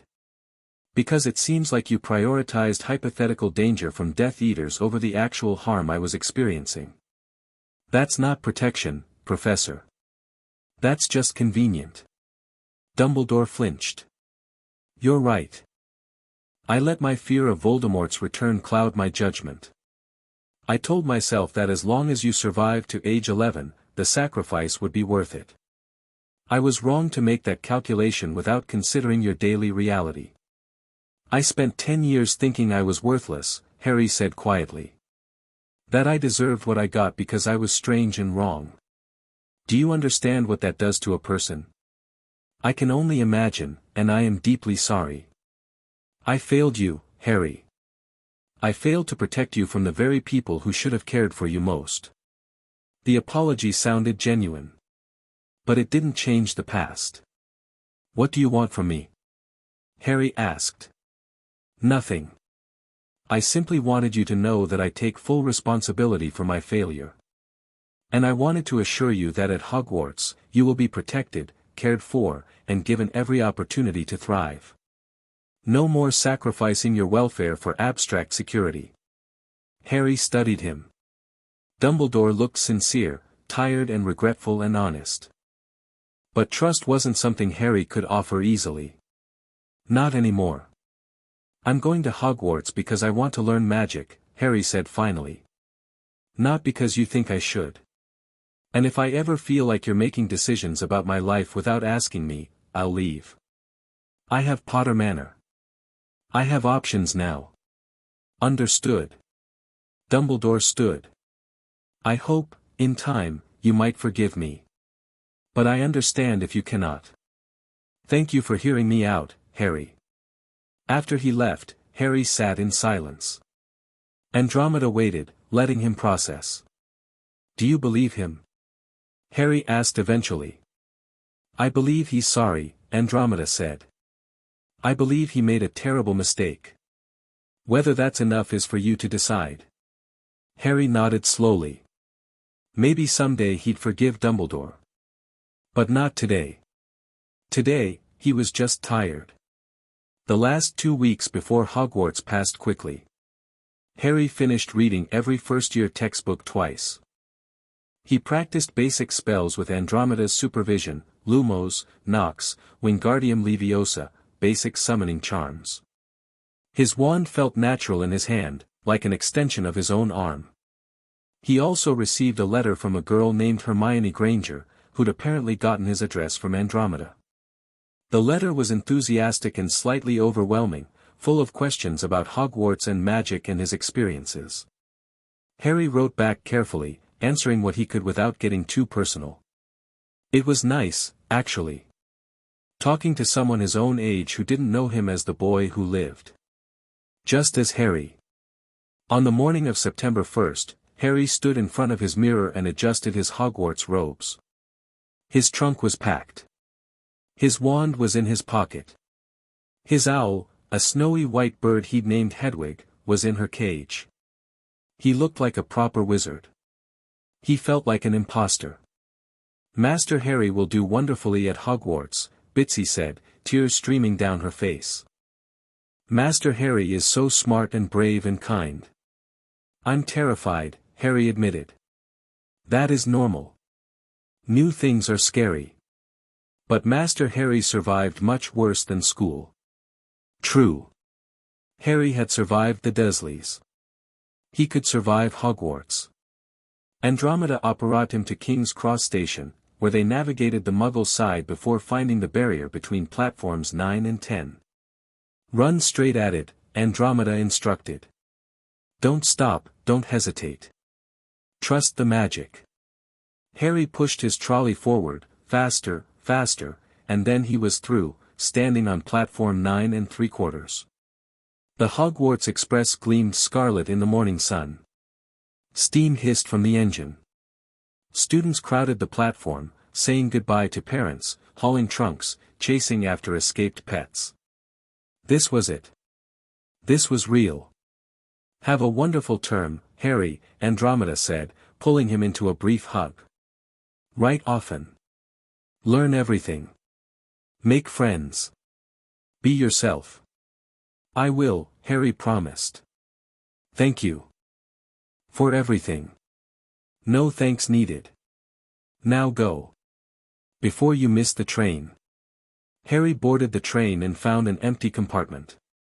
He stored his trunk, settled Hedwig's cage on the seat, and sat down just as the whistle blew. The train lurched forward. Platform 9 3/4 slipped away. Potter Manor and Privet Drive and the whole complicated mess of his past receded into the distance.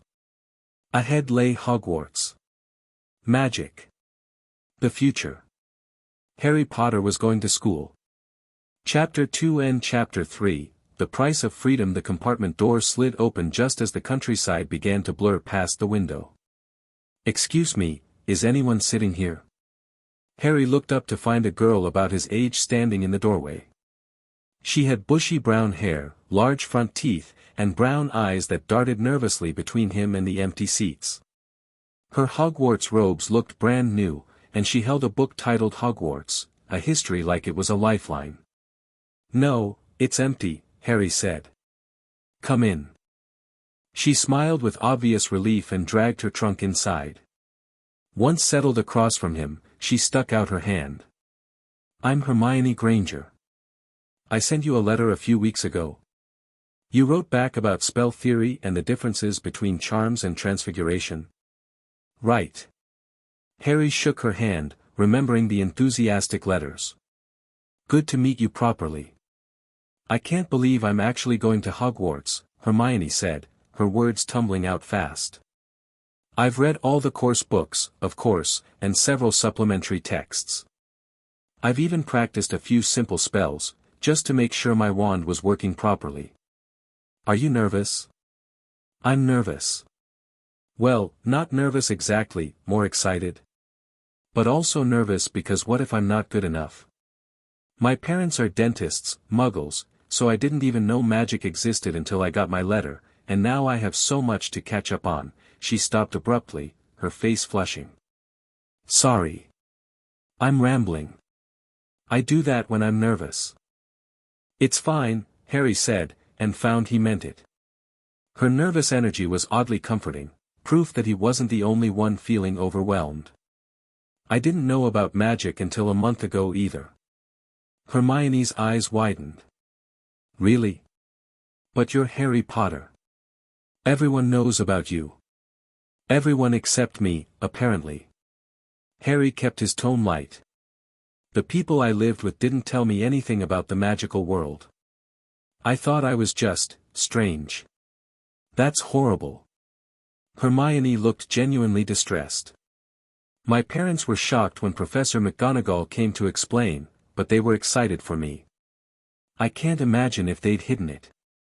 Harry decided not to mention the cupboard. Not yet. Maybe not ever.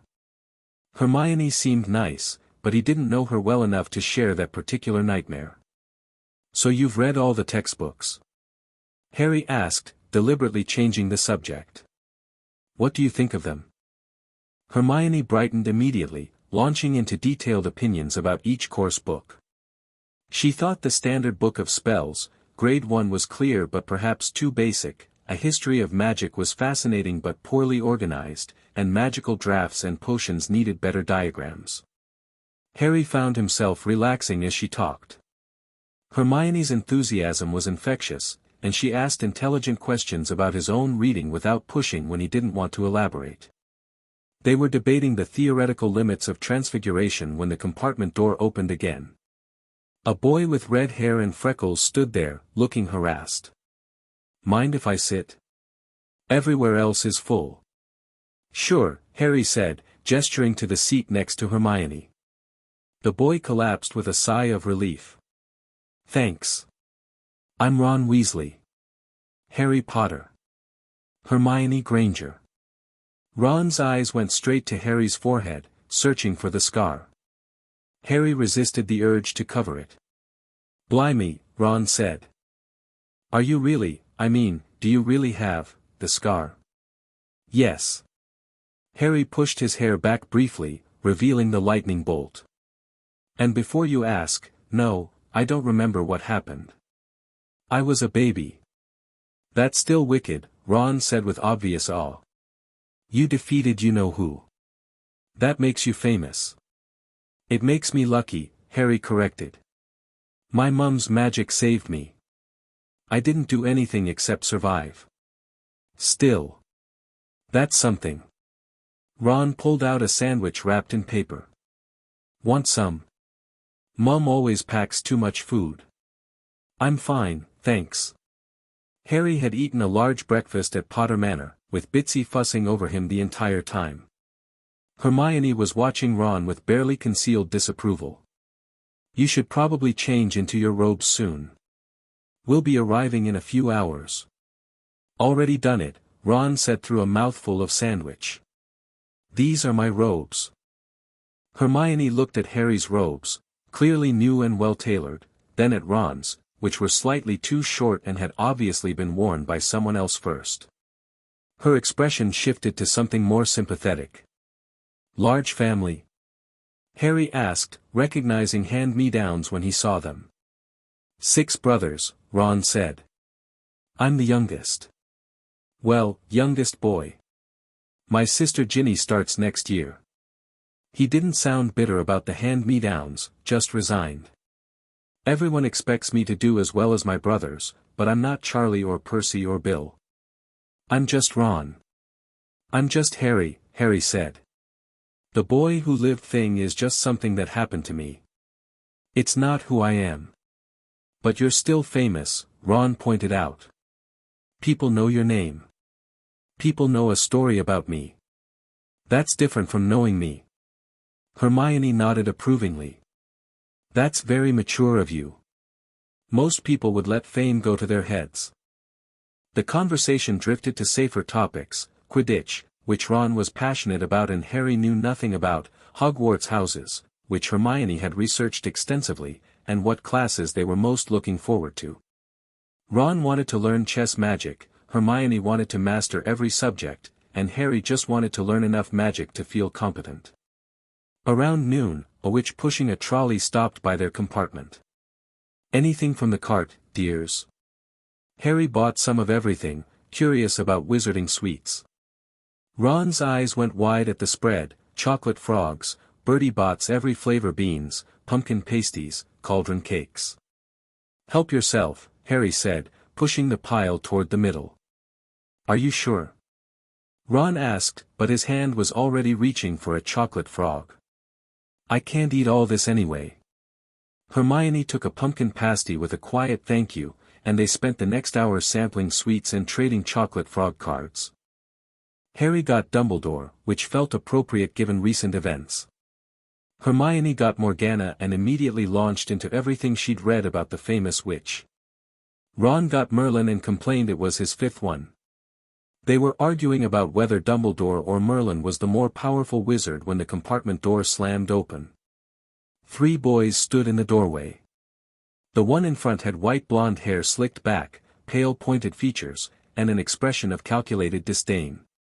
Harry recognized him immediately from Diagon Alley. Draco Malfoy. Is it true? Malfoy asked, his voice dripping with false politeness. They're saying all down the train that Harry Potter is in this compartment. So it's you, is it? Yes, Harry said simply. This is Crabbe and this is Goyle, Malfoy said, gesturing to the 2 large boys flanking him. And I'm Malfoy. Draco Malfoy. Ron snorted. Malfoy's eyes flicked to him with contempt. Think my name's funny, do you? No need to ask who you are. Red hair, hand-me-down robes, you must be a Weasley. He turned back to Harry. You'll soon find out that some wizarding families are better than others, Potter. You don't want to go making friends with the wrong sort. I can help you there. He held out his hand, clearly expecting Harry to shake it. Harry looked at the offered hand, then at Malfoy's face. This was a test. A power play. Accept the handshake, accept Malfoy's framework of right sort and wrong sort. I can choose my own friends, thanks, Harry said. And I've already decided Ron and Hermione are the right sort. Malfoy's expression hardened. Suit yourself, Potter. But you'll regret this when the rest of us are running the wizarding world and you're stuck with, he sneered at Ron, blood traitors and mudbloods. Hermione gasped. Ron jumped to his feet, his face scarlet. Say that again, mudblood, Malfoy repeated, clearly enjoying the reaction. That's what you are, isn't it, Granger? Dirty blood. Magic you don't deserve. Something cold and sharp crystallized in Harry's chest. He stood slowly, keeping his voice level. Get out. Or what? Malfoy smirked. You'll tell a professor. I'm terrified. Or I'll remember this moment, Harry said quietly. And every time you need something from me, and you will, eventually, because everyone seems to need something from the boy who lived, I'll remember that you called my friend a slur in front of witnesses. That you tried to force me to choose friends based on blood purity. That you're exactly the kind of person my parents died fighting against. Malfoy's smirk faltered. Your parents died fighting Voldemort and his Death Eaters. The ones who believed blood purity mattered more than human decency. Harry's voice stayed calm, but his hands were clenched. So yes, Malfoy. I'll remember this. Now get out of my compartment. For a moment, Malfoy looked like he might argue. Then something shifted in his calculation, and he backed toward the door. "You'll regret this, Potter. My father will hear about your attitude." "I'm sure he will," Harry said. "Your father's opinion matters as much to me as yours does." "Which is to say, not at all." Malfoy left, Crabbe and Goyle lumbering after him. Ron slammed the door behind them. "That was brilliant," Ron said. "Did you see his face when you mentioned you-know-who?" But Harry was watching Hermione, who had tears in her eyes and was trying very hard to pretend she didn't. "Are you okay?" Harry asked gently. "I'm fine." Her voice was too bright. That's the first time anyone's called me that. I've read about the term, obviously. I knew some wizards were prejudiced against Muggleborns. But hearing it, it's worse when it's real, Harry finished. "I know." Hermione looked at him sharply. "The Dursleys called you things, didn't they? That's why you reacted like that." Harry sat back down. "They had their own slurs. Different words, same hate." "I'm sorry," Hermione said quietly. "I shouldn't have made it about me." "You didn't. Malfoy did." Harry met her eyes. "And I meant what I said. You're my friend. Anyone who has a problem with that has a problem with me." "Mine too," Ron added firmly. "My whole family believes blood purity is rubbish. Mum would hex Malfoy into next week if she heard him talking like that." Hermione wiped her eyes quickly. "Thank you. Both of you." The rest of the journey was quieter. They changed into their robes properly as the sun began to set. Hermione read while Ron taught Harry the basics of wizard chess using a small travel set. The pieces were aggressive and loud, and Harry lost spectacularly, but it was fun anyway. When the train finally began to slow, announcing their arrival at Hogsmeade Station, Harry felt his stomach flip with nerves. This was it. Hogwarts. They filed off the train onto a tiny, dark platform. A lamp bobbed over the heads of the students, and a booming voice called out, "First years. First years over here." A massive man emerged from the darkness, easily twice as tall as a normal person, with wild hair and a beard that covered most of his face. He held a lamp in one enormous hand. "Come on, follow me," the giant said. "Any more first years? Mind your step, now. First years follow me." They followed him down a steep, narrow path. It was so dark Harry could barely see where he was going. Then the path opened up, and, "Y'all get your first sight o' Hogwarts in a sec," the giant called back.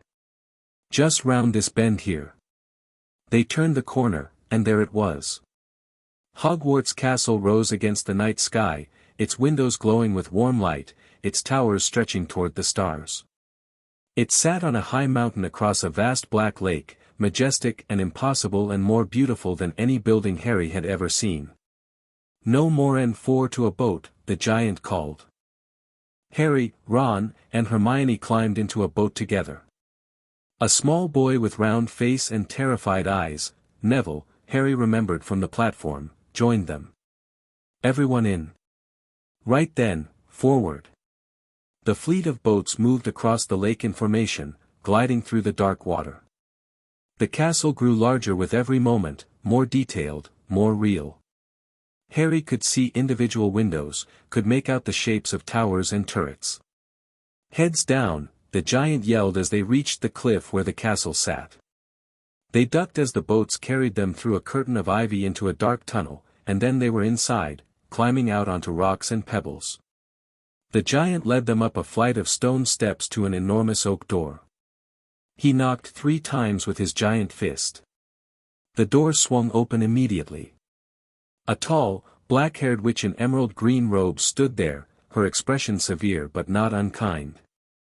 She had the kind of face that suggested she didn't tolerate nonsense but would be fair if you followed the rules. "The first years, Professor McGonagall," the giant said. "Thank you, Hagrid. I'll take them from here." She pulled the door wider, revealing an entrance hall so large you could fit the entire Dursley house inside it. The stone walls were lit with flaming torches, the ceiling so high Harry had to crane his neck to see it, and a magnificent marble staircase led to the upper floors. Professor McGonagall led them across the flagged stone floor to a small empty chamber. The first years crowded inside, pressing close together. "Welcome to Hogwarts," Professor McGonagall said. "The start of term banquet will begin shortly, but before you take your seats in the Great Hall, you will be sorted into your houses. The sorting is a very important ceremony because, while you are here, your house will be something like your family within Hogwarts." She explained the 4 houses: Gryffindor, Hufflepuff, Ravenclaw, Slytherin, and the House Cup competition. Her voice was brisk and professional, brooking no interruption. "The sorting ceremony will take place in a few minutes in front of the rest of the school. I suggest you smarten yourselves up as much as you can while you are waiting." Her eyes lingered on a boy whose cloak was fastened under his ear and another whose robes were crooked. "I shall return when we are ready for you. Please wait quietly." She left. The first years stood in uncomfortable silence. "How exactly do they sort us?" Ron asked nervously. "Some sort of test, I think," Hermione said. "Fred and George told me it hurts a lot, but I think they were joking." Harry frowned. Nothing he'd read mentioned a painful sorting test. But before he could say so, someone screamed. About 20 ghosts had just streamed through the back wall. Pearly white and slightly transparent, they glided across the chamber, talking amongst themselves. "Forgive and forget, I say," one ghost said to another. "We ought to give him a second chance, my dear Friar, haven't we given Peeves all the chances he deserves?" another ghost replied. "He gives us all a bad name," a ghost in a ruff noticed the first years. "New students. About to be sorted, I suppose." A few people nodded mutely. "Hope to see you in Hufflepuff," the ghost said cheerfully. "My old house, you know." "Move along now," Professor McGonagall's sharp voice cut through the chatter. "The sorting ceremony's about to start." She led them out of the chamber, across the hall, and through a pair of double doors into the Great Hall. Harry had never imagined such a strange and splendid place. It was lit by thousands of candles floating in midair over 4 long tables where the rest of the students sat. The tables were laid with glittering golden plates and goblets. At the top of the hall was another long table where the teachers sat, watching as the first years filed in. But the most arresting feature was the ceiling. It didn't look like a ceiling at all, it showed the night sky, complete with stars. Hermione whispered, "It's bewitched to look like the sky outside. I read about it in Hogwarts, a history." Professor McGonagall placed a 4-legged stool in front of the first years. On top of the stool was an old, patched wizard's hat. The hall went silent. For a moment, nothing happened. Then a rip near the brim opened like a mouth, and the hat began to sing. Harry barely paid attention to the song, something about the 4 founders and house qualities and trying on the hat. He was too busy trying to calm his racing heart. This was it. Public sorting. In front of the entire school. With everyone watching to see which house the boy who lived would be placed in. The hat finished its song. Professor McGonagall unrolled a large scroll. "When I call your name, you will put on the hat and sit on the stool to be sorted," she said. "Abbott, Hannah." A pink-faced girl with blonde pigtails stumbled forward, put on the hat, which fell right down over her eyes, and sat down. After a moment's pause, "Hufflepuff," the hat shouted. The table on the right cheered and clapped as Hannah ran to sit down. Harry saw the ghost in the ruff waving merrily at her. "Bones, Susan." Another Hufflepuff. Then, Boot, Terry, became a Ravenclaw. Brocklehurst, Mandy, went to Ravenclaw as well. Brown, Lavender, was the first new Gryffindor, and the table on the far left exploded with cheers. Then, Bulstrode, Millicent, became a Slytherin, and Harry noticed that the table second from the left clapped, but without the same enthusiasm as Gryffindor had shown. The sorting continued. Harry's nerves wound tighter with each name. Granger, Hermione. Hermione practically ran to the stool and jammed the hat onto her head. There was a long pause, nearly a full minute, before the hat called out, Gryffindor. Hermione caught Harry's eye as she hurried to the Gryffindor table, her smile bright with relief. More names. Longbottom, Neville, took nearly 5 minutes, the hat deliberating visibly, before finally shouting, Gryffindor. Neville ran off still wearing the hat and had to return it amid laughter. Malfoy, Draco. The hat barely touched Malfoy's head before screaming, Slytherin. Malfoy swaggered to the table, where he was welcomed enthusiastically. More names. Moon, Nott, Parkinson, all Slytherin. Patil, again, twins, one to Gryffindor and one to Ravenclaw. Then, Potter, Harry. The great hall exploded with whispers. Every head turned.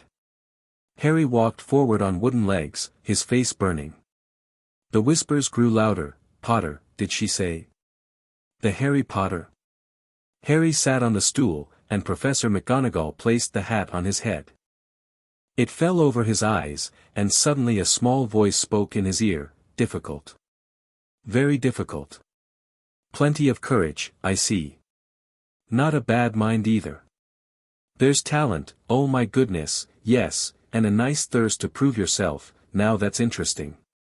So where shall I put you? Harry gripped the edges of the stool. Not Slytherin, not Slytherin. Not Slytherin, the hat said thoughtfully. Are you sure? You could be great, you know, it's all here in your head, and Slytherin will help you on the way to greatness, no doubt about that, please. Anywhere but Slytherin. Anywhere, You have the cleverness for Ravenclaw, the loyalty for Hufflepuff, the courage for Gryffindor. But Slytherin could give you the tools to protect yourself. I sense you've learned the value of cunning. I've learned the value of choosing my own path. My mum was Gryffindor. My dad was Gryffindor. I want to be where I can be brave enough to be myself. The hat chuckled. Well argued. Yes, I see it now. Better be, Gryffindor. Harry heard the hat shout the last word to the whole hall. He pulled it off and walked, shaky-legged, toward the Gryffindor table. The applause was deafening. People reached out to shake his hand as he passed. He caught Hermione's eye and saw her grinning widely. He sat down quickly, trying to ignore the stares. The sorting continued. Thomas, Dean, another Gryffindor. Turpin, Lisa, a Ravenclaw. Then, Weasley, Ronald. Another long deliberation before, Gryffindor. Ron collapsed next to Harry with obvious relief. That was mental. The hat was trying to put me in Hufflepuff. Nothing wrong with Hufflepuff, Harry said, thinking of Hannah Abbott's friendly smile. I know. Just, all my family's been in Gryffindor. It would have been weird. Zabini, Blaise, became the last Slytherin, and the sorting was complete. Professor McGonagall rolled up her scroll and removed the hat and stool. Harry could finally focus on the staff table, where, his breath caught. There, at the center of the table in a high-backed golden chair, sat Albus Dumbledore. The headmaster was watching Harry with an expression that might have been satisfaction or concern or both. Next to him sat a hook-nosed man with greasy black hair and sallow skin, who was also watching Harry, but with open dislike. That must be Snape. Harry remembered Andromeda's warnings about the potions professor. Dumbledore rose, his arms spread wide, his smile beaming. Welcome, he said. Welcome to a new year at Hogwarts. Before we begin our banquet, I would like to say a few words. And here they are, nitwit. Blubber. Oddment. Tweak. Thank you. He sat back down. Everybody clapped and cheered. Harry wasn't sure whether to laugh or worry about the headmaster's sanity. Then the golden plates in front of him filled with food, and he stopped thinking about anything except the feast. There was everything imaginable, roast beef, roast chicken, pork chops, lamb chops, sausages, bacon, steak, boiled potatoes, roast potatoes, fries, Yorkshire pudding, peas, carrots, gravy, ketchup, and for some strange reason, peppermint humbugs. Harry filled his plate. The Dursleys had given him plenty of reasons to appreciate good food, and Bitsy had spent weeks making sure he ate properly, but this was still overwhelming. He ate until he was pleasantly full, talking with Ron and Hermione and the other Gryffindor first years. The ghost Harry had seen earlier, nearly headless Nick, as he introduced himself, floated down the table, entertaining students with stories of his Death Day party plans. A boy named Seamus Finnegan argued with Dean Thomas about whether Quidditch or football was the superior sport. Hermione debated class schedules with a girl named Parvati Patil. It felt normal. More normal than anything had felt in weeks. Just students eating and talking and being kids. Then the main course disappeared, replaced by desserts. Ice cream, apple pie, treacle tart, chocolate eclairs, jam donuts. Harry tried a bit of everything. When the desserts finally vanished as well, Dumbledore stood again. The hall fell silent. Just a few more words now that we are all fed and watered. I have a few start-of-term notices to give you. First years should note that the forest on the grounds is forbidden to all pupils. And a few of our older students would do well to remember that as well. His twinkling eyes flashed toward Fred and George Weasley, who grinned unrepentantly. I have also been asked by Mr. Filch, the caretaker, to remind you all that no magic should be used between classes in the corridors. Quidditch trials will be held in the second week of the term. Anyone interested in playing for their house teams should contact Madam Hooch. He paused, his expression becoming more serious. And finally, I must tell you that this year, the third-floor corridor on the right-hand side is out of bounds to everyone who does not wish to die a very painful death. Several people laughed, but it was uncertain laughter. Dumbledore's tone suggested he wasn't entirely joking. And now, before we go to bed, let us sing the school song. Dumbledore announced cheerfully. What followed was complete chaos.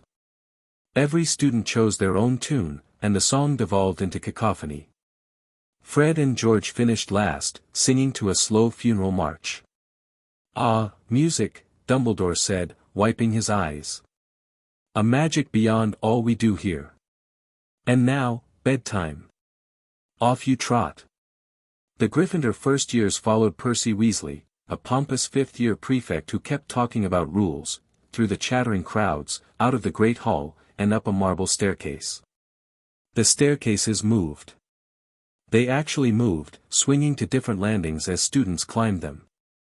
Portraits covered the walls, and their occupants visited each other, walking between frames. Suits of armor stood in alcoves, and one tried to challenge them to a duel. Percy led them through a bewildering series of corridors and more staircases, pointing out shortcuts and landmarks. Harry tried to memorize the route but quickly lost track. Finally, they reached a portrait of a very fat woman in a pink silk dress. Password? She asked. Caput Draconis, Percy said clearly. The portrait swung forward like a door, revealing a round hole in the wall. They climbed through, and Harry found himself in the Gryffindor common room.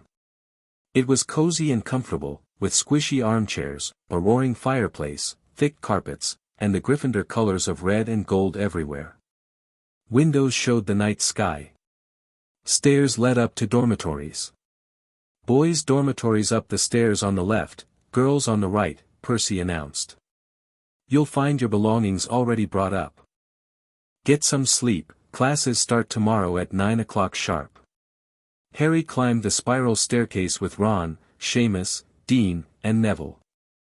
The dormitory held 5 four-poster beds hung with deep red curtains. Their trunks had been brought up, and Harry's owl cage sat next to his bed. Hedwig was nowhere in sight, probably hunting. Harry changed into the pajamas Bitsy had packed, brushed his teeth in the adjoining bathroom, and collapsed into bed. The mattress was soft, the sheets clean, the curtains providing privacy. His first day at Hogwarts was over. "This is mad," Ron said from the next bed. "We're actually at Hogwarts. Learning magic. Living in a castle." "It's brilliant," Dean agreed. "Terrifying," Neville added quietly. "Both," Harry said. "It's both." He lay in the darkness, listening to the others settle in. Outside the windows, he could hear the distant sounds of the castle, footsteps in corridors, portraits arguing, the occasional screech of an owl. He was at Hogwarts. He was a Gryffindor. He had friends, Hermione and Ron, at least, and possibly others. He had a future here. Harry closed his eyes and let sleep take him, his hand curled instinctively around his wand under his pillow. Just in case. Old habits died hard. The next morning began with chaos.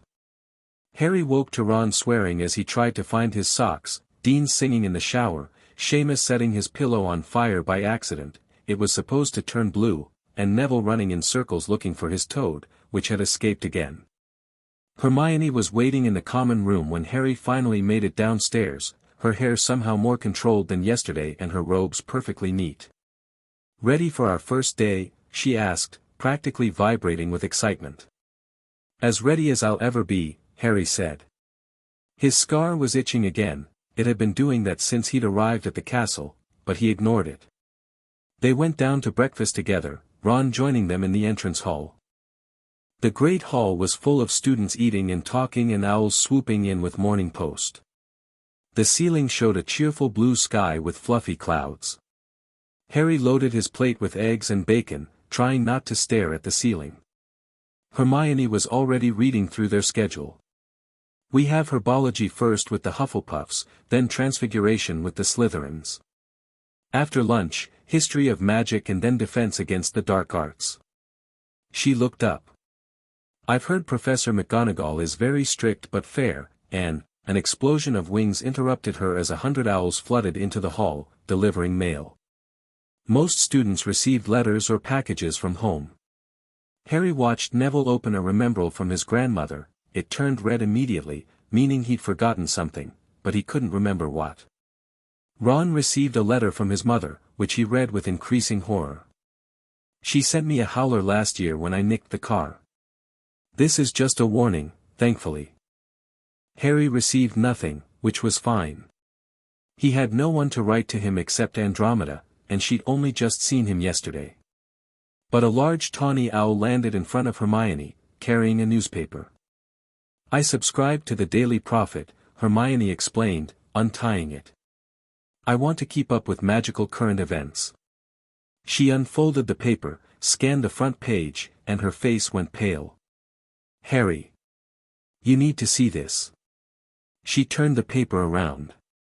The headline read, "Mysterious Attack in Diagon Alley, Ancient Magic Signature Detected." Below it, a grainy photograph showed Ollivander's shop with its windows shattered, Auror standing guard. The article detailed an attempted break-in 2 nights ago, the same night Harry had arrived at Hogwarts. Someone had tried to force their way into Ollivander's, apparently seeking something specific. Auror's reported an unusual magical signature that didn't match any known wizards on file. The article speculated about dark wizards, Death Eaters, and the possibility that Voldemort's followers were becoming active again.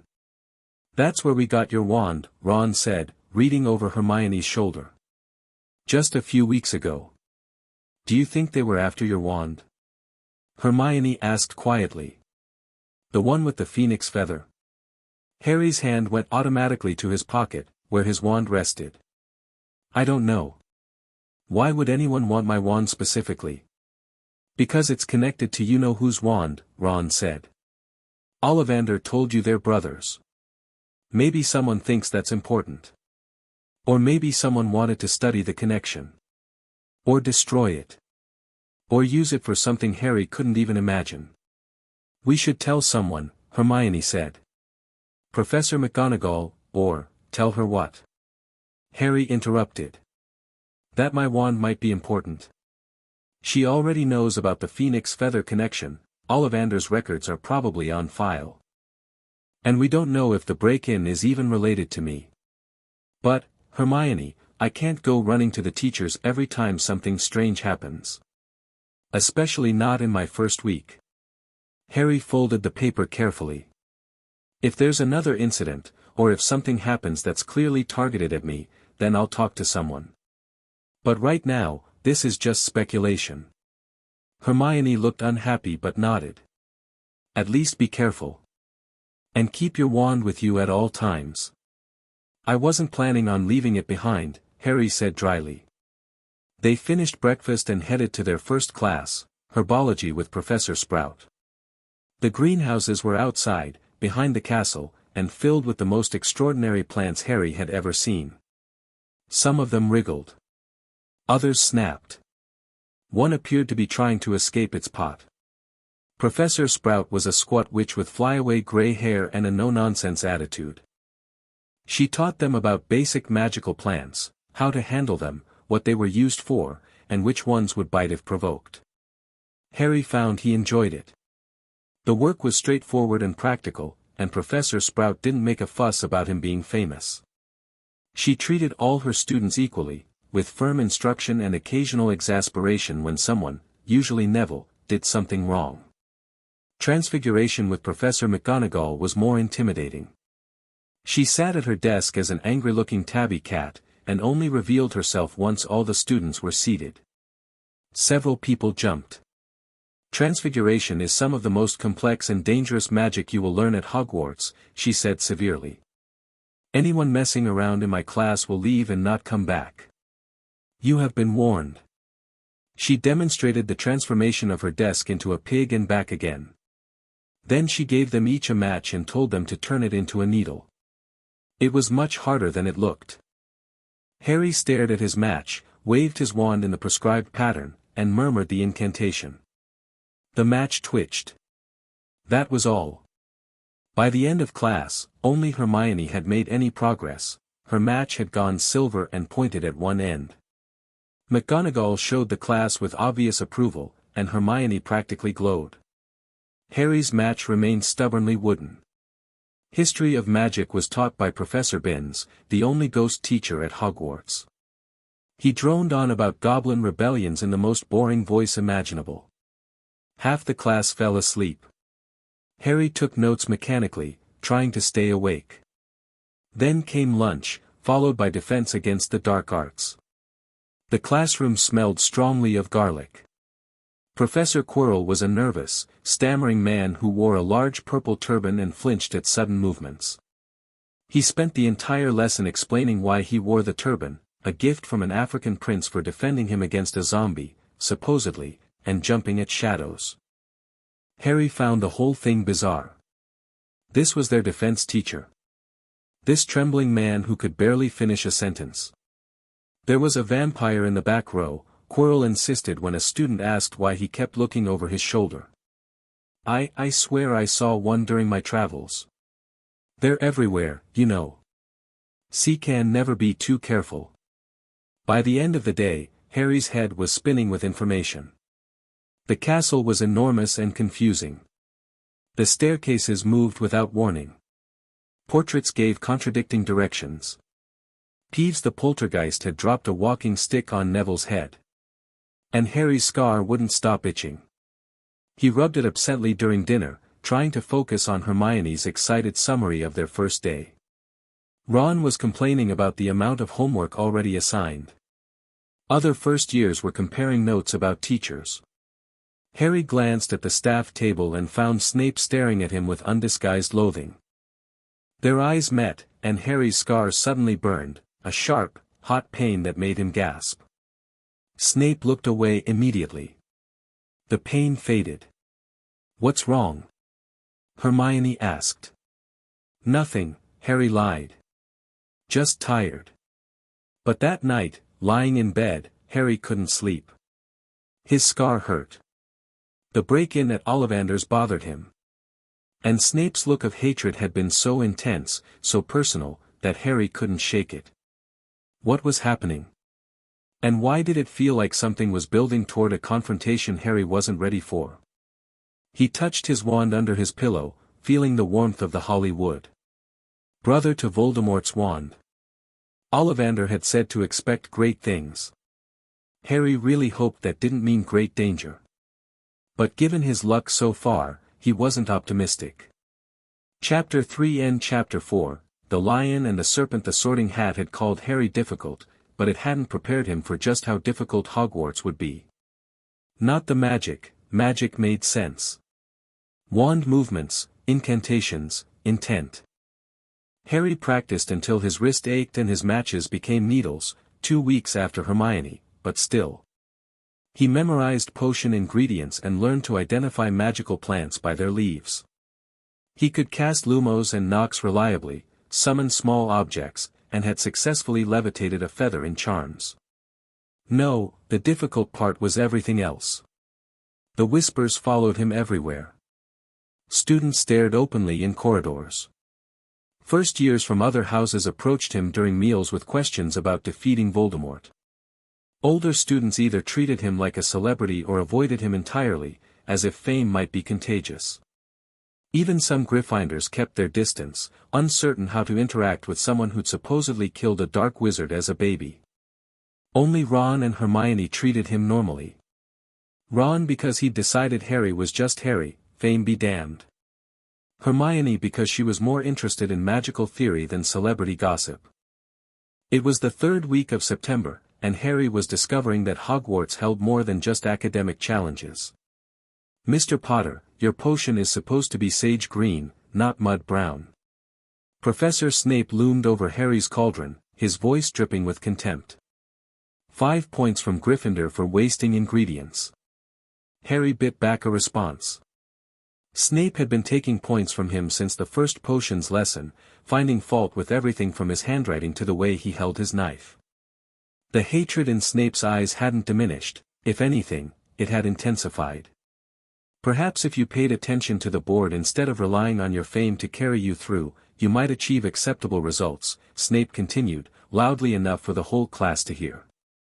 Draco Malfoy snickered from his table. His potion was perfect, of course. Snape had praised it effusively just moments ago. Harry focused on his cauldron, adjusting the heat and stirring counterclockwise as the instructions specified. His potion gradually shifted toward the correct color, but Snape had already moved on to criticize Neville, whose cauldron was emitting purple smoke. Why does he hate you so much? Ron whispered as they cleaned up after class. It's like you personally offended him just by existing. My dad and Snape went to school together, Harry said quietly. He'd asked Professor McGonagall about it after the 2nd week of constant criticism. Apparently they didn't get along. That's mental, Ron said. Taking it out on you because your dad annoyed him 20 years ago. Welcome to my life, Harry muttered. They headed to Defense Against the Dark Arts, which should have been Harry's favorite class but was rapidly becoming his least favorite. Professor Quirrell was useless. He spent most lessons stammering through textbook readings or jumping at his own shadow. When students asked about practical defensive magic, he claimed they weren't ready yet. We must understand the theory before attempting practical application, Quirrell insisted when Hermione, inevitably, questioned the curriculum. Dark creatures are dangerous, Miss Granger. We cannot simply wave our wands and expect, he broke off, staring at the back of the classroom. Everyone turned to look. There was nothing there. Professor? Dean Thomas asked. Are you all right? Fine. Quirrell tugged at his turban nervously. Now, where were we? Ah yes, the theoretical basis for defensive charms. Please read Chapter 3 and write a 12-inch essay on common methods for identifying dark objects. More reading. More theory. No practical magic. Harry copied down the assignment with growing frustration. Defense Against the Dark Arts should be teaching them how to protect themselves. Instead, they were learning to write essays about protection without actually learning any protective spells. This is ridiculous, Hermione said as they left class. We should be practicing the shield charm, or basic stunning spells, or at least learning proper dueling form. But all Quirrell does is assign reading.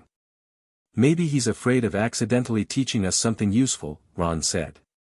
Can't have students actually defending themselves, can we? Harry didn't respond. He'd noticed something during class. Whenever Quirrell looked toward the back of the room, which was often, Harry's scar prickled. Not the burning pain from the first night, but a persistent, uncomfortable itch. It was probably nothing. Quirrell was jumpy and paranoid, always seeing threats that weren't there. The scar thing was just coincidence. Right? Flying lessons began that afternoon, taught by Madame Hooch, a strict witch with yellow eyes like a hawk. The Gryffindors shared the lesson with the Slytherins, which meant Malfoy was there, smirking and bragging about his flying experience. "I've been flying since I was 6, Malfoy announced loudly. "My father bought me a Nimbus 2000 for my birthday. Best broom on the market." "My brother Charlie could fly before he could walk," Ron countered. "And he played Seeker for Gryffindor." "Weasley, nobody cares about your blood traitor family," Malfoy sneered. Harry stepped between them before Ron could throw a punch. "Let it go. He's trying to get us in trouble." "Smart, Potter," Malfoy said. "Hide behind your fame. That's all you're good for anyway." "Enough." Madame Hooch barked. She demonstrated the correct way to mount a broom, had them all practice the grip, and then told them to kick off on her whistle. Harry mounted his broom, feeling the smooth wood beneath his hands. Something in him recognized this, the balance, the potential energy, the way the broom wanted to fly. The whistle blew. He kicked off hard, and the ground fell away. Flying felt like coming home. Harry soared upward, the wind whipping through his hair, the castle spreading below him in breathtaking detail. He could see the forbidden forest stretching to the horizon, the lake glittering in the sun, the Quidditch pitch's goal posts gleaming gold. "Mr. Potter. Get down here this instant." Madame Hooch's voice was distant, almost irrelevant. Harry executed a perfect turn, diving and pulling up smoothly. The broom responded to his thoughts as much as his movements. He could feel its magic, could sense how to coax it into doing exactly what he wanted. He descended slowly, landing with barely a jolt. The entire class was staring at him. "Mr. Potter," Madame Hooch said, and her voice was strange, not angry, but almost awed. "Where did you learn to fly like that?" "I didn't," Harry said honestly. "I just knew how. Natural talent." Madame Hooch's hawk-like eyes were bright. Raw instinct combined with excellent reflexes. "Mr. Potter, I'm recommending you for the Gryffindor Quidditch team. First years aren't usually allowed, but I think Professor McGonagall will make an exception." "Quidditch?" Harry repeated blankly. "The school sport. 7 players per team, flying on brooms. You'd be perfect as a seeker, the position requires speed, reflexes, and excellent spatial awareness. All of which you just demonstrated." Harry glanced at Ron, who looked torn between excitement and envy. Then at Hermione, who was beaming proudly. Then at Malfoy, whose face had gone bright red. "I'd like to try," Harry said. 20 minutes later, he was standing in Professor McGonagall's office while she wrote a note to the Gryffindor Quidditch captain. "Madame Hooch is rarely wrong about natural talent," McGonagall said. "And we haven't won the Quidditch Cup in 7 years. If you're as good as she claims, Mr. Potter, you could change that." "I've never even seen a Quidditch match," Harry admitted. "I don't know the rules. Mr. Weasley can explain them. His brother Charlie was one of our best seekers." McGonagall sealed the note and handed it to him. "Give this to Oliver Wood. He'll arrange a tryout. But Mr. Potter, this opportunity comes with responsibility. You must maintain your grades and stay out of trouble. House team members are role models." "I understand, Professor." "Good. Now go, you'll be late for astronomy." Harry left, the note clutched in his hand, his mind spinning. Quidditch. An actual sport played on flying broomsticks. With balls and goals and apparently a position called seeker that required catching something small and fast. Ron's explanation over dinner was enthusiastic but confusing. So there's 3 chasers who try to score with the quaffle through the goal hoops, that's worth 10 points. 2 beaters who hit the bludgers, these balls that fly around trying to knock people off their brooms, at the other team. A keeper who guards the goals. And a seeker who catches the golden snitch, this tiny ball with wings that's almost impossible to see. Catch the snitch and the game ends, plus your team gets 150 points. So the seeker basically decides who wins, Harry said. Usually, yeah. Unless the score difference is more than 150 points before the snitch is caught, which almost never happens. Ron grinned. Harry, this is brilliant. First years never make the house teams. You'll be the youngest player in a century. If I pass the tryout, Harry cautioned. You will. I saw you flying. You're mental good. Hermione was less enthusiastic. You need to focus on your studies, Harry. Quidditch is just a game. Just a game. Ron looked personally offended. Hermione, Quidditch is life. They bickered good-naturedly while Harry tried to process it all. Flying had felt natural, instinctive.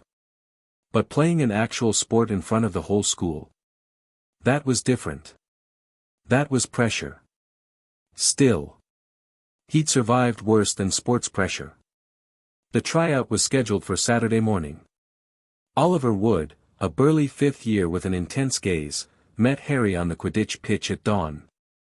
McGonagall says you're a natural flyer, Wood said without preamble. Show me. He released the golden snitch, a walnut-sized ball with delicate silver wings, and it immediately darted away. Catch it. Harry mounted the school broom Wood provided and kicked off. The snitch was fast, zigging and zagging unpredictably. But Harry could track it, could anticipate its movements. He followed it through a series of aerial acrobatics, getting closer with each pass. The snitch dove toward the ground.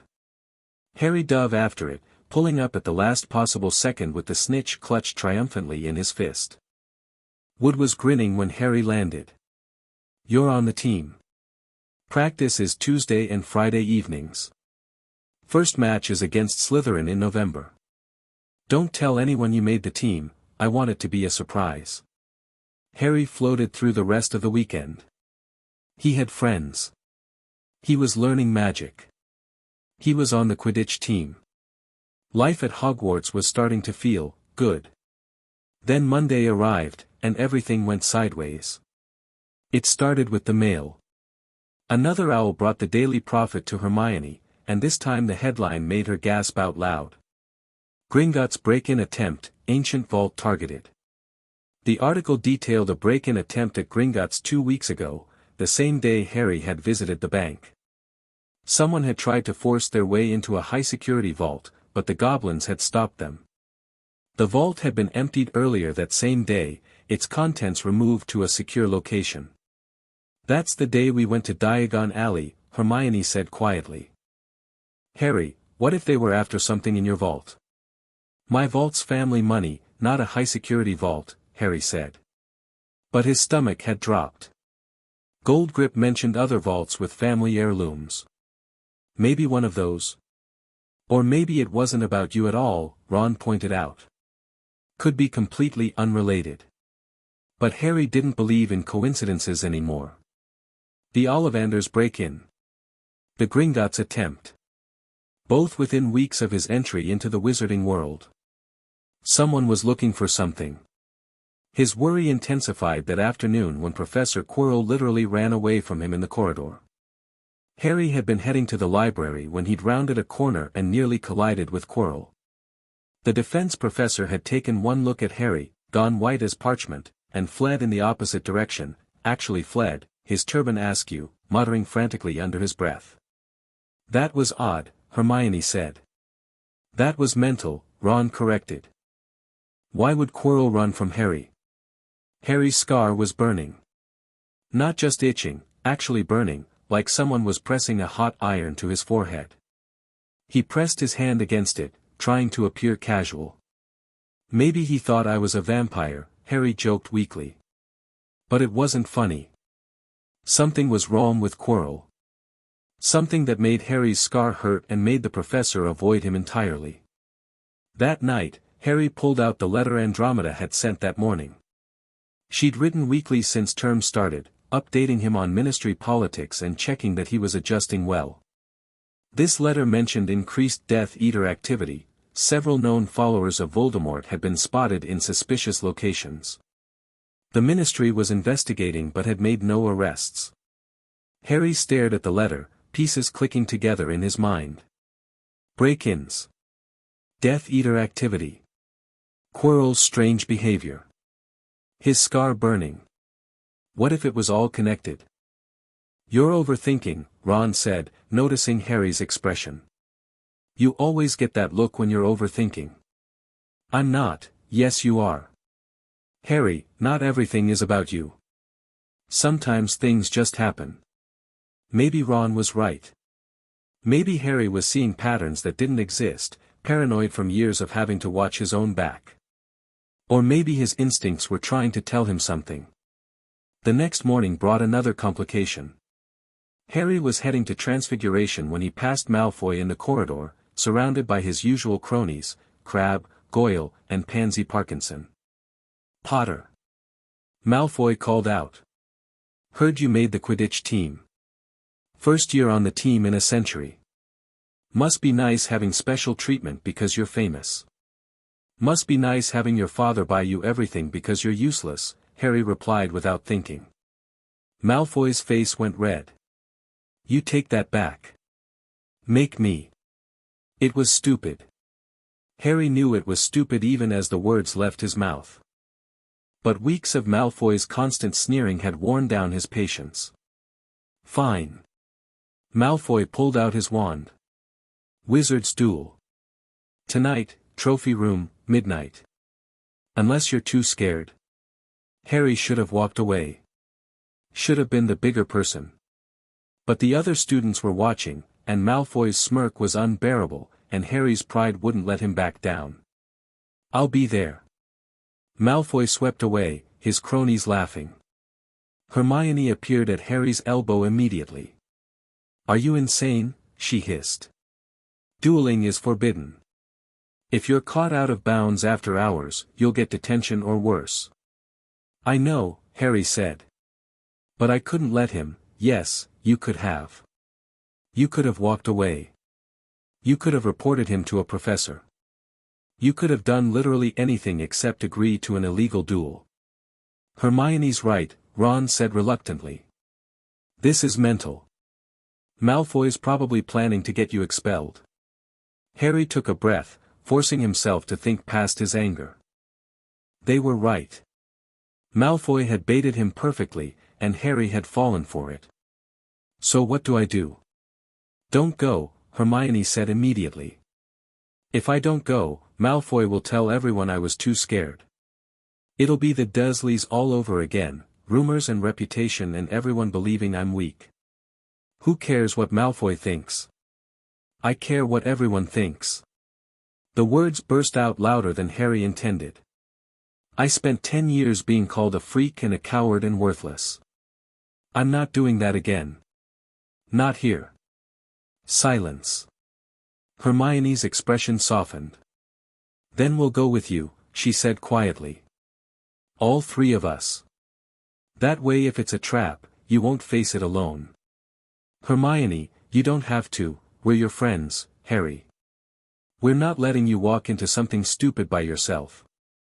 We'll walk into it with you and all get detention together. That's actually kind of sweet in a really dumb way, Ron said. So that night, at 11:45, 3 Gryffindor first years crept out of their common room and made their way through the dark castle toward the trophy room. The corridors were pitch black except for the occasional torch. Portraits snored in their frames. Suits of armor creaked ominously. Every sound seemed amplified, footsteps echoing, breathing too loud, hearts pounding. We're going to get caught, Hermione whispered for the 5th time. We're going to get expelled. Then why did you come? Ron whispered back. Because someone needs to make sure you two survive. They reached the trophy room without incident. The door was ajar. Inside, silver cups and shields gleamed in the moonlight from the windows. Plaques lined the walls listing names of past students who'd achieved various honors. There was no sign of Malfoy. Where is he? Ron muttered, checking his watch. It's past midnight. It's a trap, Harry said, realization dawning. He never intended to show up. He probably tipped off Filch or a professor. Footsteps in the corridor. Fast, heavy footsteps accompanied by a wheezing breath and the jingle of chains. Students out of bed. Filch's voice echoed through the corridor. Students out of bed in the charms corridor. Run! Ron hissed. They fled. Out of the trophy room, down one corridor, up a staircase that suddenly decided to move, through a tapestry that concealed a shortcut. Filch's voice pursued them, growing closer, Mrs. Norris's eyes glowing red in the darkness. They burst through a door and slammed it shut, pressing against it as Filch's footsteps approached, passed, and finally faded. I think we lost him, Ron panted. Where are we? Hermione asked. Harry looked around. They were in a corridor he didn't recognize. Older part of the castle, judging by the stonework. Dark. Silent. And at the end of the corridor, a door stood slightly ajar. Wait, Hermione said. This is the third floor. The forbidden corridor. The one Dumbledore said would kill us. Ron's voice went up an octave. We should leave, Hermione said. Right now. But Harry was staring at the door. It was vibrating slightly, as if something behind it was breathing. And his scar was burning again, that same hot, sharp pain. What's behind that door? Harry wondered aloud. Death, Hermione said flatly. Dumbledore said death. Let's go. A growl came from behind the door. Low, rumbling, clearly from something very large. Definitely leaving, Ron said. They crept back the way they'd come, moving slowly to avoid making noise. The growling faded. Harry's scar stopped burning. By the time they reached Gryffindor Tower, they were all shaking. Password, the fat lady asked sleepily. Pig snout, Hermione whispered. The portrait swung open. They tumbled through into the common room, and found Neville Longbottom standing there in his pajamas, looking terrified. Thank goodness. Neville said. I've been trying to get back in for an hour. I forgot the password again, and the fat lady won't let me in without it, and I didn't know where else to go, Neville, Hermione said gently. You're inside now. Neville blinked. Oh. Right. Then, noticing their disheveled state, were you out of bed? Did something happen? Long story, Harry said. We'll tell you tomorrow. Right now, we need sleep. They made their way to their respective dormitories. Harry collapsed into bed, his mind racing. The forbidden corridor. Dumbledore had put something there, something dangerous enough to warn the entire school. Something that made Harry's scar burn. And someone had broken into Gringotts trying to steal something from a high-security vault. Were they connected? Harry pulled out the letter from Andromeda and reread the part about increased Death Eater activity. Then he thought about Quirrell's strange behavior, his fear of Harry, the way he constantly looked over his shoulder as if being watched. What if Quirrell was involved somehow? What if he was working with the Death Eaters, or investigating the same thing they were, or, stop, Harry told himself firmly. You're doing it again. Connecting dots that might not be connected. Making up conspiracies because you're used to having to figure everything out yourself. But the Dursleys had taught him that ignoring warning signs led to pain. And every instinct Harry possessed was screaming that something was wrong. He fell asleep with his wand under his pillow and his hand on his scar, which continued to itch and burn throughout his restless dreams. Halloween arrived with a month of relative normalcy. Classes continued. Harry practiced Quidditch obsessively, determined to be ready for the match against Slytherin. His friendship with Ron and Hermione deepened through shared homework sessions and weekend trips to Hogsmeade. Though first years technically weren't allowed, Fred and George had shown them a secret passage. Neville had attached himself to their group after the midnight adventure, grateful for friends who didn't make fun of his forgetfulness. Seamus and Dean often joined them as well, making their corner of the Gryffindor common room into an unofficial first-year headquarters. But Halloween morning brought new complications. Wingardium Leviosa. Hermione said clearly, and her feather rose smoothly into the air. Professor Flitwick applauded from his stack of books. Excellent, Miss Granger. 5 points to Gryffindor. Ron's feather hadn't budged. He waved his wand more aggressively. Wingardium Leviosa. Nothing. Ron scowled at his feather like it had personally offended him. You're saying it wrong, Hermione said. It's Leviosa, not Leviosa. You do it then if you're so clever, Ron snapped. I just did. Well, maybe I don't have magic parents who taught me spells before I was born. My parents are dentists. Hermione's voice rose. I learned the same way you did, by reading and practicing. Maybe if you actually tried instead of complaining, maybe if you weren't such a show-off, that's enough, Harry cut in. Both of you. Hermione, Ron's trying his best. Ron, Hermione's just trying to help. I don't need her help, Ron muttered. Fine. Hermione stood abruptly. I won't bother you again. She grabbed her bag and left the classroom, Professor Flitwick calling after her worriedly. That was harsh, Harry said to Ron. She's so bossy, Ron complained.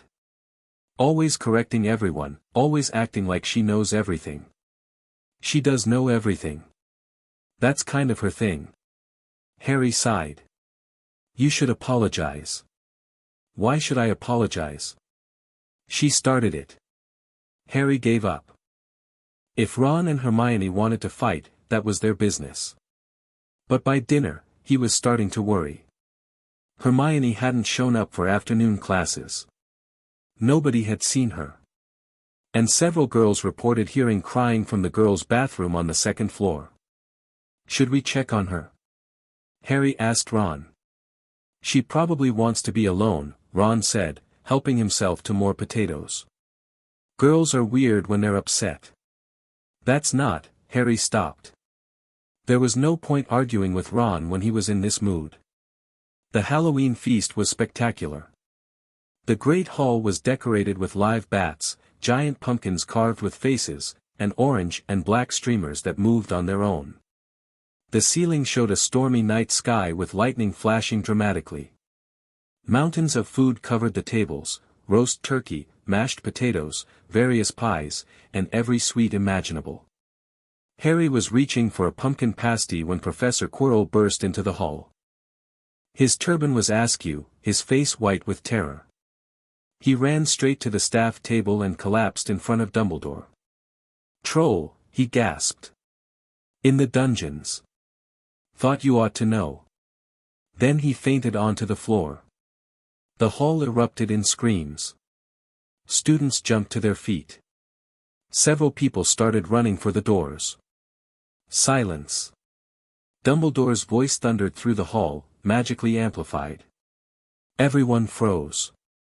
Prefects, lead your houses back to the dormitories immediately.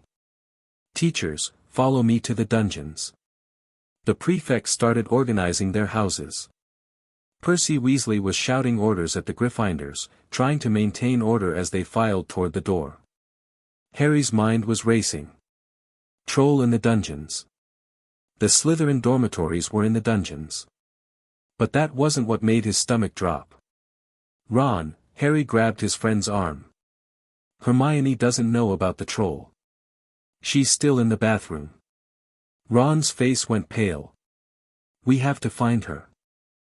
They slipped away from the crowd, running through corridors while everyone else headed upward. Harry's scar was burning again, that same sharp pain that seemed to accompany every crisis. The second-floor bathroom was just ahead.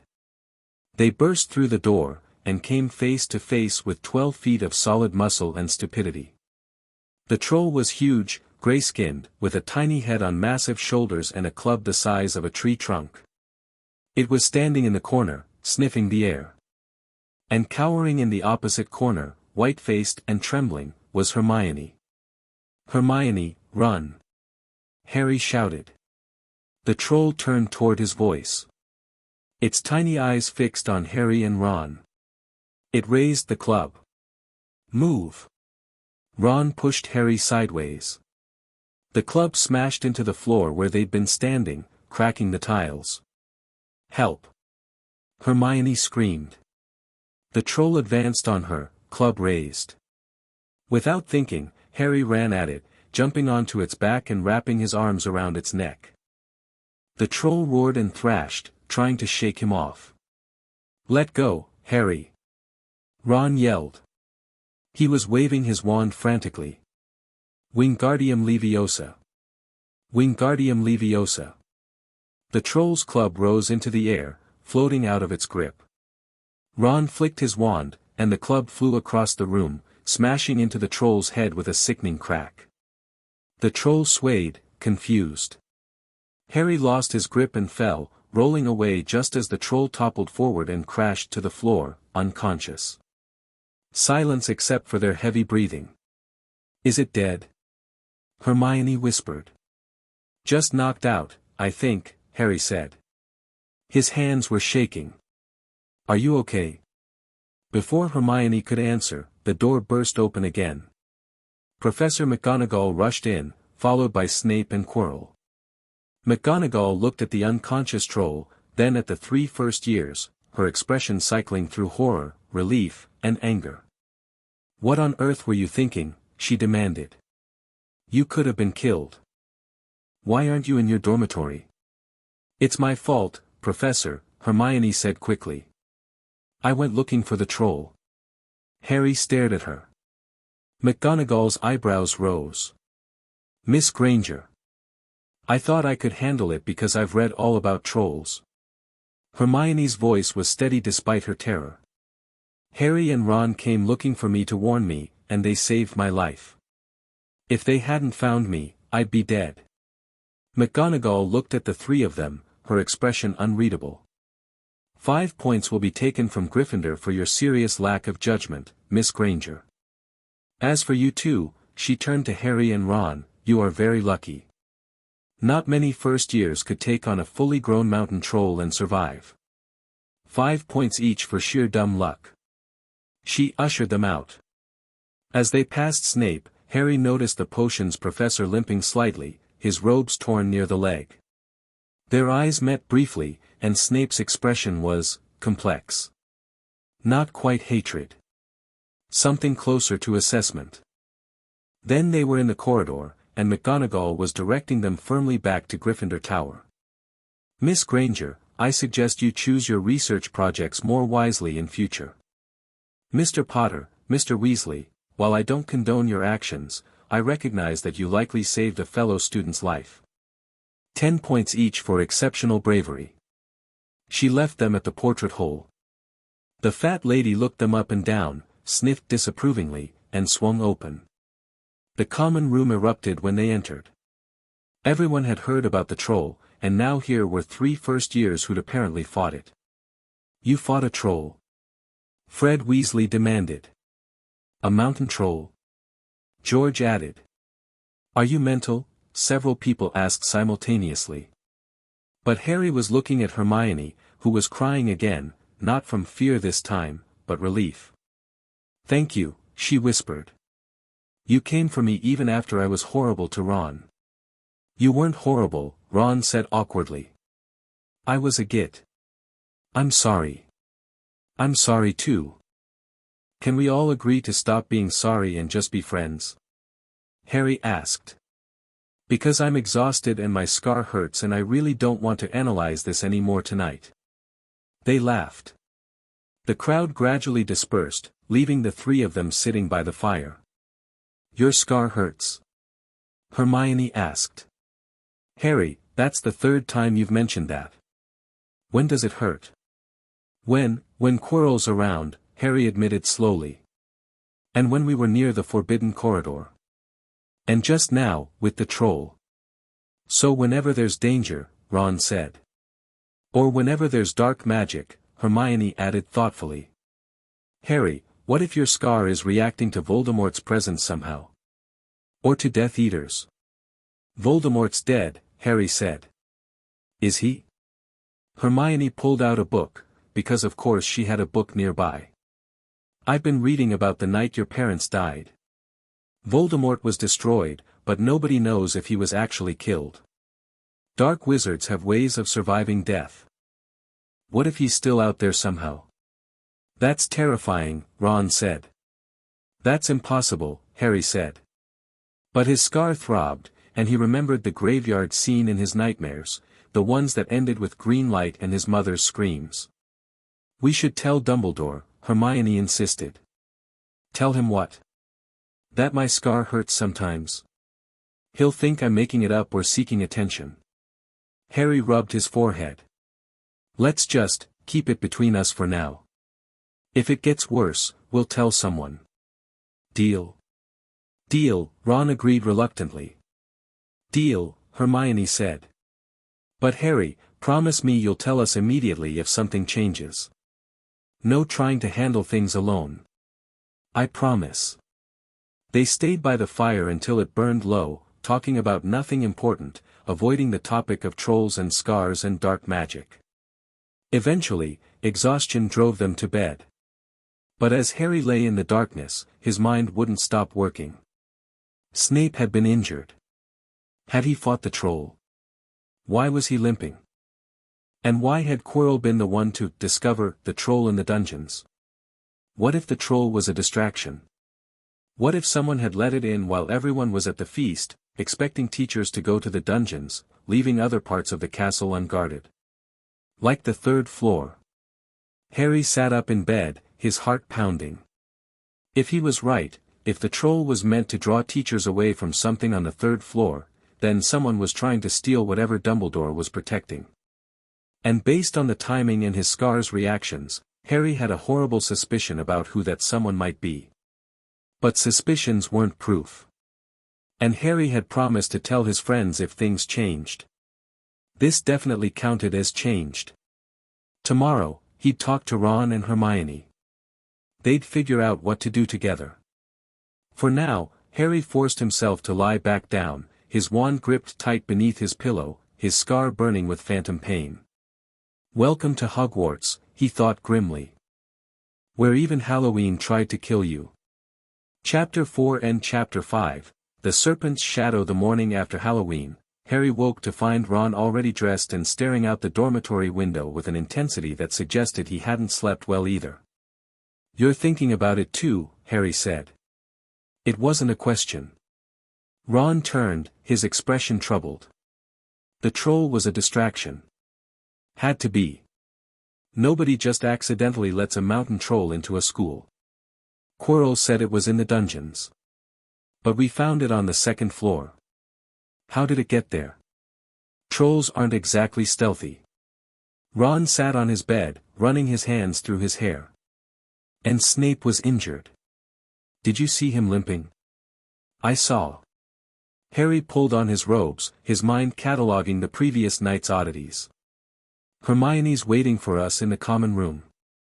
We should talk about this together. They found Hermione at a table near the window, surrounded by books as usual, but her eyes were red-rimmed from lack of sleep. She looked up as they approached and immediately cast a muffling charm, wand work Harry didn't recognize. Privacy spell, she explained at his questioning look. I've been researching. Harry, I think you're right about the third floor. Something's hidden there, something important enough that Dumbledore warned the entire school to stay away. Important enough to die for, Ron added grimly. Hermione opened one of her books, Modern Magical Security, Theory and Practice. High-value items are typically protected by layers of magical defenses.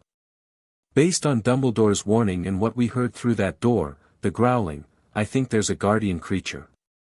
Probably a Cerberus or similar multi-headed beast. A what now? Ron asked. Three-headed dog from Greek mythology. Guards the entrance to the underworld. But in the magical world, they're bred specifically as guardians. Extremely loyal, extremely dangerous, and nearly impossible to bypass without the right knowledge.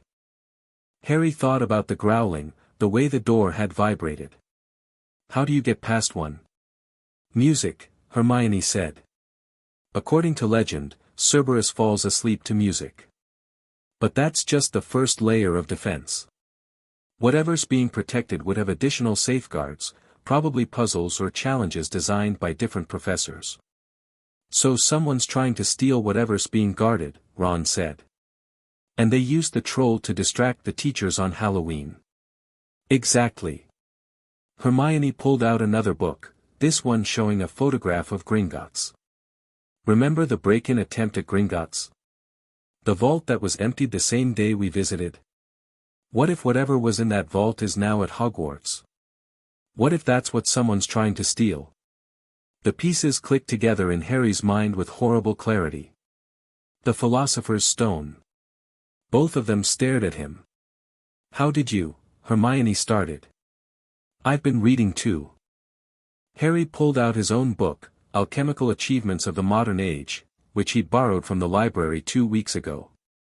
Nicholas Flamel created the Philosopher's Stone. It produces the elixir of life and turns any metal into pure gold. He's the only known alchemist to succeed, and he's been alive for over 600 years. And you think the stone is at Hogwarts? Ron's eyes were wide. It makes sense.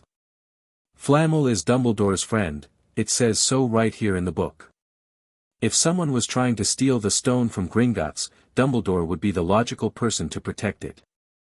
And he'd hide it somewhere he could personally guard it. Hogwarts, Hermione breathed. The 3rd floor. A Cerberus guarding the entrance, probably with additional defenses below. And someone, probably connected to Voldemort's followers, is trying to steal it. Harry's scar throbbed at the mention of the name, proving his point. The stone could bring Voldemort back. It produces eternal life. The silence that followed was heavy with implications. We need to tell Dumbledore, Hermione said finally. This is too big for us to handle. Tell him what? Harry challenged. That we think someone's trying to steal something we're not supposed to know about, based on breaking into a forbidden corridor and making wild guesses. He'll just tell us to stay out of it. Then we should stay out of it. Hermione's voice rose slightly. Harry, this is Voldemort we're talking about. Dark wizards and Death Eaters and things that are way beyond first-year students. My scar burns around Quirrell, Harry interrupted. Every single time I'm near him, it burns. And it burned on the 3rd floor. And when the troll appeared. Ron's face went pale. You think Quirrell's working for you-know-who? I think something's wrong with him. He wasn't always this scared and stammering, I read about him. He was a brilliant scholar who traveled the world studying dark creatures. Then he came back from Albania changed, and now he can barely teach a class without jumping at shadows. Albania, Hermione said slowly. That's where rumors placed Voldemort after his fall. The forest there is supposed to be full of dark magic. What if Voldemort possessed him? The words felt ridiculous coming out of Harry's mouth, but they also felt true. What if Quirrell brought something back from Albania? What if that's why my scar hurts, because Voldemort is literally in the castle? That's... Ron trailed off. That's mental.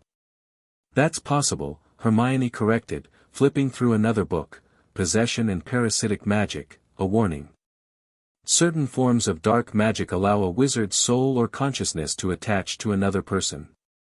It's incredibly dangerous and usually results in the death of the host, but for a powerful wizard like Voldemort. She didn't need to finish. They all understood. So what do we do? Ron asked. Harry looked at his friends, Hermione with her books and brilliant mind, Ron with his chess player's strategic thinking and unwavering loyalty. They'd fought a troll together. They'd saved each other. They were in this together, whether it was wise or not. "We watch," Harry said. "We pay attention to Quirrell. We research the stone and its defenses. And if things escalate, if it looks like someone's actually going to try to steal it, then we tell Dumbledore everything and let the adults handle it." "And if the adults don't believe us?" Hermione asked. "Then we handle it ourselves." "Harry, I know it's dangerous. I know we're 11. But I'm not going to sit back and let Voldemort return because I was too scared to act." Harry met her eyes. "You don't have to help. Either of you. This isn't your fight." "Of course it's our fight," Ron said immediately. "You're our friend. We're in this together." "Gryffindor loyalty," Hermione muttered. Then, sighing, "Fine. But we do this smart. Research, planning, and absolutely no heroics without backup. Agreed?" "Agreed," Harry and Ron said in unison. Hermione cancelled the privacy charm with a flick of her wand. "Then we have work to do. I'll research the stone and protective enchantments. Ron, you should look into chess strategy. If one of the defenses is a magical chess set, you'd be best equipped to handle it. Harry, you research Quirrell. Find out everything you can about his background and his time in Albania." "Since when are you in charge?" Ron asked, but he was smiling. "Since you two clearly need someone to keep you organized." Hermione started gathering her books. "Now come on. We have Transfiguration in 20 minutes, and we can't afford to fall behind in our actual studies while investigating dark wizard conspiracies." They headed to breakfast, and Harry felt the weight of their decision settle over him like a cloak. They were 11 years old, investigating what might be a plot to resurrect the darkest wizard in history. This was insane. But it was also necessary. Because if they were right, if Voldemort was at Hogwarts, working through Quirrell to steal the Philosopher's Stone, then someone needed to stop him. And if that someone had to be 3 first-year students, then so be it. The next few weeks fell into a rhythm of classes, Quidditch practice, and investigation. Harry's first Quidditch match against Slytherin was scheduled for mid-November, and Oliver Wood was pushing the team hard. Practice sessions ran long into the evening, with Wood drilling them on formations and plays until everyone was exhausted. "Slytherin hasn't won the cup in 7 years, Wood said during one particularly brutal practice. "They're desperate. They'll play dirty. Harry, you're our secret weapon, they don't know you're on the team yet. We announce you right before the match. But that means you need to be perfect." Harry threw himself into training with single-minded focus.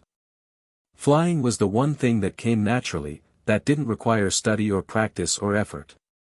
Up in the air, he could forget about Quirrell and Voldemort and the stone.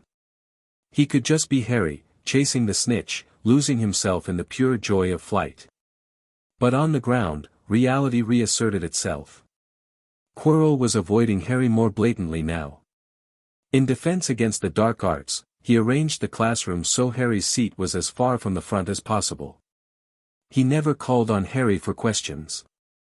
And if they passed in the corridors, Quirrell would actually change direction, his hand going to his turban as if checking it was secure. Harry's scar burned during every defense lesson. Sometimes the pain was mild, just an itch. Other times it was sharp enough to make his eyes water. He learned to hide it, pressing his hand casually to his forehead or adjusting his hair. But Hermione noticed. She always noticed. "It's getting worse," she said one evening in the library, where they'd set up a study area away from prying eyes. "Harry, your scar is reacting more strongly. That suggests whatever's causing it is getting stronger or closer. Or more desperate," Ron added. He was studying a book on magical chess, making notes about strategy. "If you know who wants the stone, he's running out of time. Flamel might move it, or Dumbledore might add more defenses. He'd need to act soon." Harry rubbed his scar absently. "Have you found anything about the defenses?"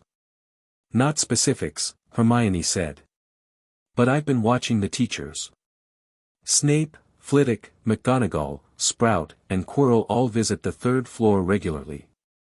My guess is they each contributed a protection. Snape's involved. Harry's stomach dropped. The potions professor hated him. What if Snape was working with Quirrell? Snape's head of Slytherin House and a former Death Eater, Hermione said carefully. But Dumbledore trusts him, which suggests he switched sides during the war. Still, his involvement is concerning. You think he's helping protect the stone or helping steal it? Ron asked. I don't know. Hermione worried at her bottom lip. His injury on Halloween suggests he was doing something dangerous that night. Either he was fighting the troll, or he was trying to get past the third-floor defenses and got bitten by the Cerberus. Or he was trying to stop someone else from getting past, Harry said slowly. What if Snape knows about Quirrell? What if he's trying to prevent the theft? That would explain why he watches you so closely in class, Hermione mused. If he knows Quirrell is possessed and that Voldemort wants you dead, he might be trying to protect you despite hating your father. It was a lot of speculation based on very little evidence. But it felt right somehow. I wish we could just ask him, Ron said.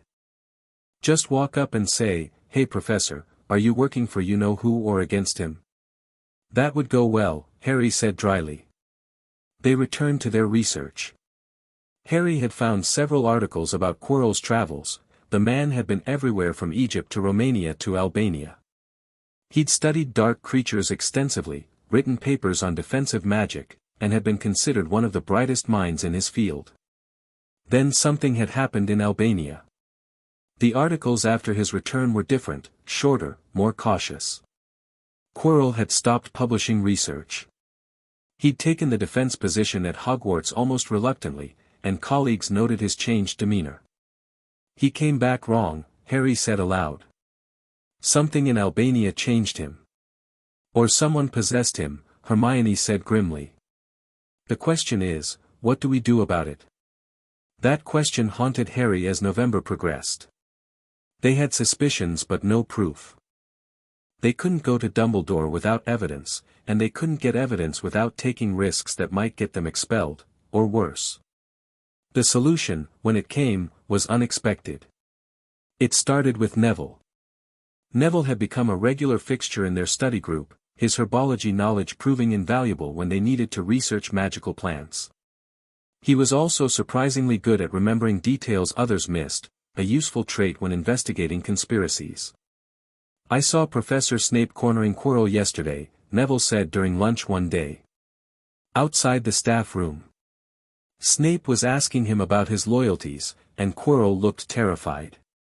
Harry, Ron, and Hermione exchanged glances. What exactly did Snape say? Harry asked. Something about where your loyalties lie, and Dumbledore will hear about this. Quirrell said he didn't know what Snape was talking about, but he was shaking. Neville frowned. I thought it was odd. Why would Snape threaten another professor? Unless he suspects Quirrell of something, Hermione said quietly. That evening, they held a council of war in the common room. Snape knows, Harry said. He has to know something's wrong with Quirrell. That's why he's watching him. So Snape's on our side? Ron asked. Snape's on Dumbledore's side, Hermione corrected. Which means he's protecting the stone. But Harry, this is good news. If Snape's already investigating Quirrell, we don't have to, we still need to watch, Harry interrupted. Snape can't be everywhere. And if my scar is reacting to Quirrell, I might notice things Snape can't. Or you might get yourself killed, Hermione said sharply. Harry, please be careful. This isn't like the troll. This is a dark wizard who killed your parents. I know. Harry's voice was quiet. But I can't just ignore this. If Voldemort gets the stone, if he comes back, he won't stop with me. He'll kill anyone who gets in his way. Muggleborns, blood traitors, anyone who opposed him before. I have to do something. We have to do something, Ron corrected. Stop trying to be a hero alone, mate. We're in this together. The Quidditch match arrived like a storm. The entire school turned out to watch Gryffindor versus Slytherin. The stands were packed, students wearing house colors and waving banners. Lee Jordan's commentary echoed across the pitch, barely suppressed excitement in his voice. And here come the Gryffindor team. Captain Oliver Wood, Chasers Johnson, Spinnet, and Bell, beaters Weasley and Weasley, and what's this? A new seeker. First-year Harry Potter, the youngest house player in a century. The roar from the Gryffindor stands was deafening. Harry mounted his Nimbus 2000, a gift from Professor McGonagall, who'd claimed it was essential equipment, and kicked off, the familiar joy of flying settling over him like armor. The Slytherin seeker was a fifth-year named Terrence Higgs, bigger, more experienced, and clearly furious about facing a first year. Their eyes met across the pitch, and Higgs sneered. Madam Hooch released the balls. The game began. It was chaos. Beautiful, exhilarating chaos. Harry climbed high above the game, scanning for the snitch while the chasers battled below. Bludgers whizzed past. Lee Jordan's commentary provided a soundtrack of near misses and spectacular saves. Then Harry saw it, a flash of gold near the Slytherin goal posts. He dove. Higgs saw him move and followed, but Harry's smaller size gave him an edge. He pulled ahead, the snitch dancing just out of reach, leading him on a twisting chase across the pitch. The snitch dove toward the ground. Harry followed, dimly aware of the crowd screaming. 10 feet from the ground, 5 feet, 3, his broomstick bucked violently. Harry grabbed the handle with both hands, his heart lurching. The broom jerked again, trying to throw him off. What was happening? Something's wrong with Harry's broom. Lee Jordan's voice cut through the crowd noise. It's bucking, someone's cursing it. Harry's grip slipped. He was hanging by one hand now, the ground spinning sickeningly below him. The broom twisted and rolled, trying to shake him loose. In the stands, Hermione had pulled out her omnioculars and was scanning the crowd frantically. There, she pointed. Snape's muttering something. He's cursing Harry's broom. Ron grabbed the omnioculars. You're right, his lips are moving and he's staring right at Harry. We have to stop him. Without hesitation, Hermione pulled out her wand and ran down the stands toward the teacher's section. She muttered a quick spell, Lacarnum Inflammary, and a small fire erupted on the hem of Snape's robes. The curse on Harry's broom broke immediately. Harry pulled himself back onto the broomstick, gasping for breath. The snitch had vanished in the chaos, but he was alive. The crowd was in uproar. Snape had extinguished the fire on his robes, looking furious. Several rows behind him, Quirrell was also standing, his turban askew, his face pale. Harry's scar exploded with pain. Not Snape. Quirrell had been cursing the broom. Snape had been trying to counter-curse it. And now Quirrell knew that Harry had survived. The game resumed, but Harry was shaken. His hands trembled on the broom handle. Every shadow looked like a threat. Then, in a moment of pure instinct, Harry spotted the snitch hovering near his face. Without thinking, he reached out and caught it, with his mouth. He nearly swallowed it before realizing what he'd done. He spat it into his hand, holding it aloft as Madam Hooch's whistle blew. Harry Potter has caught the snitch. Gryffindor wins, 170-60. The Gryffindor section exploded. Students poured onto the pitch, lifting Harry onto their shoulders despite his protests. Wood was crying with joy. Fred and George were chanting, Potter. Potter. But Harry was looking at the teacher's stand, where Snape was glaring at Quirrell with undisguised suspicion, and Quirrell was slinking away toward the castle. Later, in the changing rooms, Harry told Ron and Hermione what he'd realized. It wasn't Snape, he said. Snape was trying to save me. Quirrell was cursing the broom. But I saw Snape's lips moving, Hermione started. He was counter-cursing. I felt it when your fire broke his concentration. The curse got stronger for a second before it broke completely. That was Quirrell losing focus when Snape stumbled. Ron's face went pale.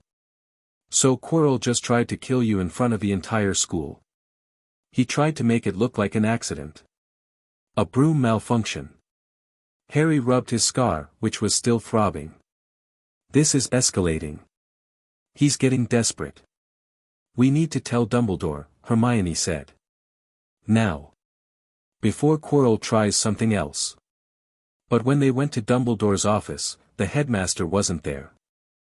According to Professor McGonagall, he'd been called away to the ministry on urgent business. He wouldn't return until the following evening.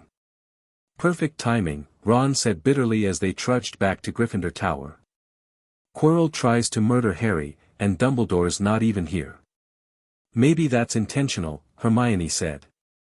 Maybe Quirrell arranged for Dumbledore to be called away. He could make his move on the stone while the headmaster's gone. Harry's scar pulsed in agreement. Tonight. He'll try tonight. Then we stop him, Ron said. The three of us. That's insane, Hermione said. But she didn't argue. We need a plan. Quirrell will have to get past the Cerberus first. Music, Harry remembered. You said music puts it to sleep. I have a flute, Ron offered. Not a great one, but I can play enough to work. Then we go tonight. After midnight. Harry looked at his friends. Last chance to back out. Not a chance, Ron said. We're with you, Hermione agreed. For better or worse. They spent the evening preparing. Hermione packed her bag with useful items, rope, the flute, matches, a jar of bluebell flames, portable fire, apparently. Ron made sure they all had their wands. Harry tried to eat dinner but couldn't manage more than a few bites. His scar was burning constantly now. Not painful, exactly, but a persistent reminder that Voldemort was close. That tonight would bring confrontation. At midnight, they crept out of Gryffindor Tower. The castle was dark and silent. They made their way to the third floor without incident, their wands lit with quiet Lumos charms. The forbidden corridor was exactly as Harry remembered, dark, ominous, and thrumming with barely contained danger. The door at the end stood ajar. Someone's already gone through, Hermione whispered. They pushed through the door and came face to face with the Cerberus. It was massive, 3 heads, each the size of a small car, with teeth like daggers and eyes that glowed red in the darkness. It was standing on a trapdoor, snarling at their intrusion. The flute. Harry hissed. Ron pulled it out with shaking hands and began to play, a simple melody, barely more than a lullaby. The Cerberus's snarling faded. Its eyes drooped. Within moments, all 3 heads were snoring, and the massive body shifted enough for them to access the trapdoor. Harry pulled it open, revealing darkness below. We have no idea what's down there, Hermione said. Only one way to find out. Harry jumped. The fall was longer than expected. He landed on something soft and springy, plants. Devil's snare, he realized as the vines began wrapping around his legs. Don't move, he shouted up to Ron and Hermione, who were falling after him. It strangles you if you struggle. They landed beside him, and the devil's snare immediately grabbed them. Hermione went still, but Ron panicked, thrashing against the vines. Stop moving. Hermione shouted. Devil's snare hates light, Lumos solum. A bright light erupted from her wand, and the plant recoiled, dropping them through a hole onto cold stone. They were in a corridor lined with flying keys, hundreds of them, fluttering like birds. At the end was a door with a large lock. We need the right key, Harry said, mounting one of the broomsticks helpfully left in the corner. Look for an old-fashioned one, probably silver with a broken wing. It took 10 minutes of aerial acrobatics, but Harry finally caught the correct key. They unlocked the door and proceeded to the next chamber. A giant chess set. Ron's eyes lit up. This is my game. Let me handle this. What followed was the most intense chess match Harry had ever witnessed. Ron played as white, commanding Harry and Hermione as pieces while he directed the strategy with ruthless precision. The black pieces were aggressive, taking every opportunity to smash their opponents. Harry, move to the right, Ron commanded. Hermione, take that bishop. I'm going to move into checkmate position. That'll put you in range of the queen, Hermione protested. I know. Ron's face was set. It's the only way to win. When the queen takes me, Harry can checkmate the king. Ron, no, just do it. Ron moved into position. The Black Queen advanced and struck him with brutal force, sending him crashing to the floor. Hermione screamed.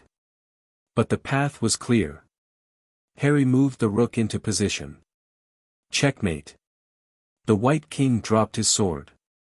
They'd won. Harry and Hermione ran to Ron, who was unconscious but breathing. Go, he mumbled weakly.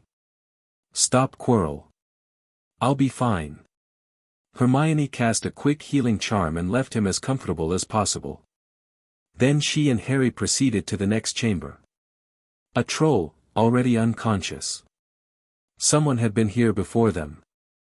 The final chamber held a mirror, tall, ornate, with an inscription across the top, Eris stra eru oit ube kafru oit anwosi. And standing in front of it, staring into its depths, was Professor Quirrell. He turned as they entered, his expression shifting from surprise to cold calculation. Potter, he said, and his voice was different, clearer, stronger, without the stammer. How convenient. I was just figuring out how to get you here. Where's the stone? Harry demanded, pulling out his wand. In the mirror. Dumbledore's final protection, brilliant, really. The mirror shows your heart's desire. But only someone who wanted to find the stone without using it could retrieve it. Quirrell smiled, and it was horrible. Someone pure. Someone like you, Potter. I'm not helping you. You don't have a choice. Quirrell raised his wand. Come here, or your little mudblood friend dies. Don't, Hermione started, but Quirrell flicked his wand and ropes bound her instantly. Harry walked forward slowly, his mind racing. The mirror showed heart's desire. He needed to want the stone without wanting to use it. He needed to want to protect it. He looked into the mirror. His reflection stared back, but not alone. His parents stood beside him, smiling. His mother reached into her pocket and pulled out a red stone, winking at him. Then the reflection Harry put the stone in his own pocket. Harry felt a weight in his actual pocket. The stone. He had it. What do you see? Quirrell demanded. I see myself shaking hands with Dumbledore, Harry lied. I've won the House Cup. He lies, a cold, high voice said. It seemed to come from Quirrell himself. Let me speak to him. Master, you are not strong enough, I have strength enough for this. Quirrell reached up and unwrapped his turban. Where the back of his head should have been, there was a face, chalk white with glaring red eyes and slits for nostrils. Voldemort. Harry Potter, the face whispered. See what I have become. Mere shadow and vapor. I have form only when I can share another's body. But there have always been those willing to let me into their hearts and minds. The stone will give me my own body back. Give it to me. Never. Harry's hand closed around the stone in his pocket. Don't be a fool, Voldemort hissed. Save your own life and join me, or die like your parents, begging for mercy. My mother died protecting me. Harry shouted. She'd never beg you for anything. Foolish woman. She could have lived. I was merciful, you know nothing about mercy. Harry pulled out the stone, holding it aloft. And you'll never get this. He threw the stone toward Hermione. Quirrell lunged for it, and Harry grabbed his face with both hands. The effect was immediate and agonizing. Quirrell screamed. His skin began to blister and burn where Harry touched him. Harry held on, pain exploding through his scar, his hands burning, but he didn't let go. Quirrell's body began to disintegrate, literally crumbling to ash. A shapeless thing rose from the remains, something dark and horrible that shrieked and flew toward the exit, passing through the chamber wall. Voldemort, fleeing without a body. Harry collapsed.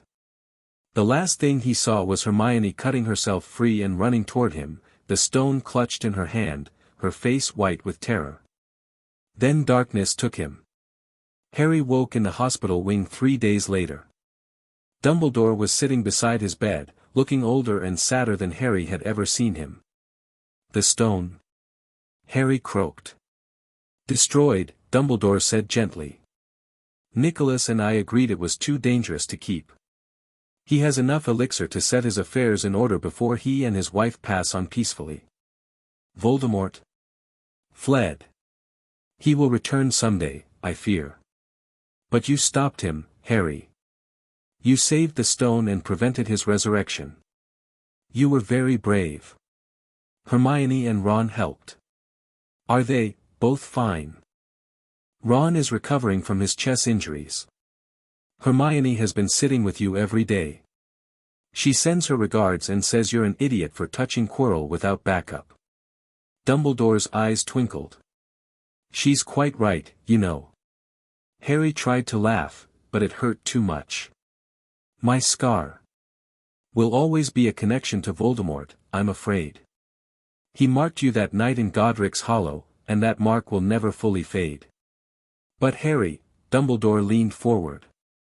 You have something Voldemort will never understand. Your mother's love lives in your blood. That's why Quirrell couldn't touch you. Love is the most powerful magic of all. They talked for a while longer, about the protections on the stone, about Quirrell's possession, about what would happen next. Dumbledore answered every question honestly, treating Harry like the person he was becoming rather than the child he'd been. When visiting hours came, Ron and Hermione burst through the doors. Ron was limping slightly, and Hermione had dark circles under her eyes, but they were both grinning. You're awake. Hermione threw her arms around him carefully. We thought, after you collapsed, I'm fine, Harry said. We're all fine. We stopped you-know-who, Ron said, wonder in his voice. 3 first years against the darkest wizard in history, and we won. We got lucky, Hermione corrected. Very, very lucky. We got smart, Harry countered. And we got brave. And we got each other. They stayed with him all day, telling him about the aftermath, Snape's grudging acknowledgement that Harry had shown adequate courage, McGonagall's 500 points to Gryffindor, which won them the House Cup, the school's reaction to news that Quirrell had been harboring Voldemort all year. As the sun set over the castle, painting the hospital wing in shades of gold, Harry realized something. He'd come to Hogwarts looking for a place to belong. He'd found friends, purpose, and the courage to face his past and future both. The boy who lived had become just Harry, flawed, brave, and ready for whatever came next. Chapter 5 and Chapter 6, The Fallen and the Free. The hospital wing emptied as evening visiting hours ended, leaving Harry alone with his thoughts and the distant sounds of the castle settling for the night. Madame Pomfrey had finally stopped hovering, satisfied that his burns from touching Quirrell were healing properly and that the stress on his magical core from channeling his mother's protection was stabilizing. Harry stared at the ceiling, his mind refusing to quiet. Voldemort had escaped. Weakened, bodiless, but alive. Somewhere out there, the Dark Lord was plotting his return, and Harry's scar would always connect them, a reminder that their confrontation was far from over. The ward door opened. Harry tensed instinctively before recognizing the tall figure of Professor Dumbledore, followed by an unexpected companion, Director Amelia Bones. "Forgive the late intrusion, Harry," Dumbledore said, conjuring chairs for both of them. "But Director Bones has information that cannot wait until morning." Bones looked grimmer than Harry had ever seen her.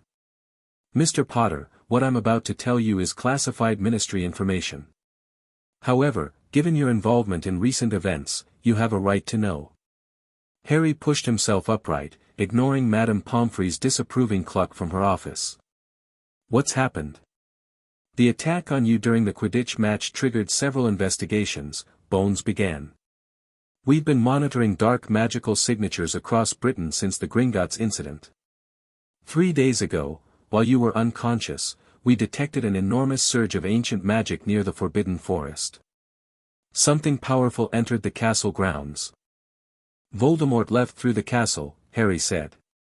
I saw him, flee after Quirrell died. Yes.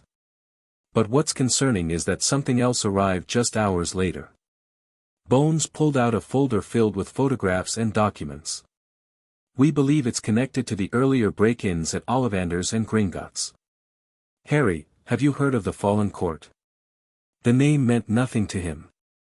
Harry shook his head. Dumbledore's expression grew grave.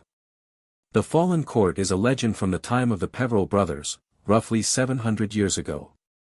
They were beings of immense magical power who served the Peverells as advisors, warriors, and researchers. When the Peverell line ended, the court was said to have gone into exile, waiting for someone worthy of their service to emerge. Beings? Harry repeated. What kind of beings? That's the question, Bones said. Historical accounts are vague and contradictory. Some describe them as ancient wizards who achieved near immortality through dark rituals. Others claim they were magical creatures, perhaps fae or spirits, bound by blood oaths to the Peverell bloodline. What's consistent across all accounts is their power and their obsession with the Peverell artifacts. Harry's hand went automatically to his pocket, where the invisibility cloak, one of the 3 deathly hallows, usually rested. It was currently in his trunk in Gryffindor Tower, but he felt its absence keenly. The cloak, he said quietly. They're after my cloak. Among other things. Dumbledore's blue eyes were serious behind his half-moon spectacles. Harry, the invisibility cloak you possess isn't simply a family heirloom. It's one of 3 legendary artifacts created by Death himself, according to the story, though I suspect the Peverell brothers crafted them using extraordinarily advanced magic. The cloak, the Elder Wand, and the Resurrection Stone. The stone. Harry's mind raced. The stone I pulled from the mirror, was that? No, that was the Philosopher's Stone, an entirely different artifact. The Resurrection Stone was set into a ring and lost centuries ago. Dumbledore paused. Though I confess I've been searching for it. The Hallows together are said to make one the Master of Death, a prize many have sought and died pursuing. And the Fallen Court wants them, Harry said. We believe so, Bones confirmed. The Ollivanders break-in makes sense now. Your wand contains a phoenix feather from the same phoenix that gave the feather in the Elder Wand. They may have been searching for information about wand connections or trying to track the wand's location through magical resonance. The Gringotts' attempt was more straightforward, Dumbledore added. They were seeking the Philosopher's Stone, which they apparently believed was a Peverell artifact, understandable given Nicholas Flamel's age and the stone's legendary status. When they discovered it had been moved to Hogwarts, they needed a new approach. Voldemort, Harry said. They knew Voldemort would try to steal the stone. They were using him as a distraction, or maybe they were working together. That's our concern, Bones said grimly. If the Fallen Court and Voldemort's supporters are cooperating, we're facing 2 existential threats instead of 1. Harry absorbed this in silence. He'd thought defeating Quirrell would bring peace, at least for a while. Instead, he'd apparently attracted the attention of ancient magical beings who believed he had no right to his family's artifacts. What do they want from me? Harry asked. Just the cloak. Power recognizes power, Dumbledore said gently. You're the last of the Potter line, which traces back to the Peverells through Ignotus, the youngest brother. You possess one of the Hallows. You survived the killing curse. You destroyed a possession-weakened Dark Lord at age 11 using ancient blood magic. To beings like the Fallen Court, you represent either a threat or an opportunity. Or both, Bones added. Mr. Potter, I'm here officially to inform you that the Ministry is increasing security around you. We'll have Aurors monitoring Hogwarts, discreetly, and watching your movements during holidays. I'm a prisoner again. Harry's voice came out sharper than intended. Just in a bigger cage this time. You're a target, Bones corrected firmly. There's a difference. These protections are for your safety and the safety of everyone around you. The Fallen Court won't care about collateral damage if they decide to take what they want by force. Harry wanted to argue, but the logic was sound. He'd dragged Ron and Hermione into danger once already. If these new enemies were as powerful as Dumbledore suggested, more people could get hurt. What should I do? He asked finally. Continue your studies, Dumbledore said. Learn everything you can about magic, history, and the legacy you've inherited. The Fallen Court respects power, but they respect knowledge and worthiness even more. If you can prove yourself deserving of your heritage, they may choose negotiation over confrontation. And if they don't? Then we fight, Bones said simply. But we fight smart. Which brings me to the second reason for this visit. I'd like to propose advanced defensive training for you over the summer. Private tutoring with a specialist in ancient magic and combat. Interested? Harry thought of Quirrell disintegrating under his hands, of the pain in his scar, of Voldemort's promise to return. Very interested. Good. Bones stood. I'll make the arrangements. In the meantime, Professor Dumbledore has something for you. The headmaster reached into his robes and pulled out a familiar silvery fabric, the invisibility cloak. I believe this belongs to you, Harry. Your father lent it to me years ago, and I should have returned it sooner. Perhaps now you understand why I hesitated. I feared drawing attention to it might make you a target. But circumstances have rendered that concern moot. Harry took the cloak, feeling its weightless silk slide through his fingers. Thank you, Professor. Use it wisely. And Harry, Dumbledore's expression softened. You asked me once what you should do. Let me give you advice I wish I'd followed at your age. Trust your friends. Share your burdens. The Fallen Court may respect individual power, but there's strength in unity that even immortal beings cannot match. After they left, Harry lay back in his hospital bed, the cloak folded on his lap. The year had started with him escaping a cupboard, desperate for freedom. Now he'd saved a legendary artifact, fought a Dark Lord, and discovered he was being hunted by ancient magical beings. Freedom, it turned out, came with a price. The last week of term passed in a strange blur. Harry was released from the hospital wing to a hero's welcome. Gryffindor had won both the Quidditch Cup and the House Cup, and everyone credited Harry's role in stopping Voldemort. People who'd avoided him all year suddenly wanted to be friends. Only Ron and Hermione treated him the same. You're brooding, Hermione announced one afternoon in the library. They were supposedly studying for end-of-year exams, but Harry hadn't turned a page in 20 minutes. I'm thinking, Harry corrected. You're catastrophizing, Ron said. I can tell because you get this look like you're planning for the apocalypse. Harry set down his book. What if I lead them here? The Fallen Court. What if they attack Hogwarts looking for me? Then we'll fight them, Hermione said simply. Harry, you can't control what ancient magical beings choose to do. You can only control how you prepare and respond. She's right, Ron added. Besides, you heard Dumbledore, they respect power and knowledge. So we get more powerful and more knowledgeable. That's what we're doing here anyway. It was pragmatic advice, and it helped. Harry threw himself into exam preparation with renewed focus, discovering that the academic work helped quiet his racing thoughts. The exams themselves were intense but manageable. Harry performed well in most subjects, Transfiguration and Charms especially. Potions was still difficult with Snape glaring at him throughout the practical, but Harry managed a passing grade. Defense against the dark arts was cancelled entirely, given Quirrell's fate.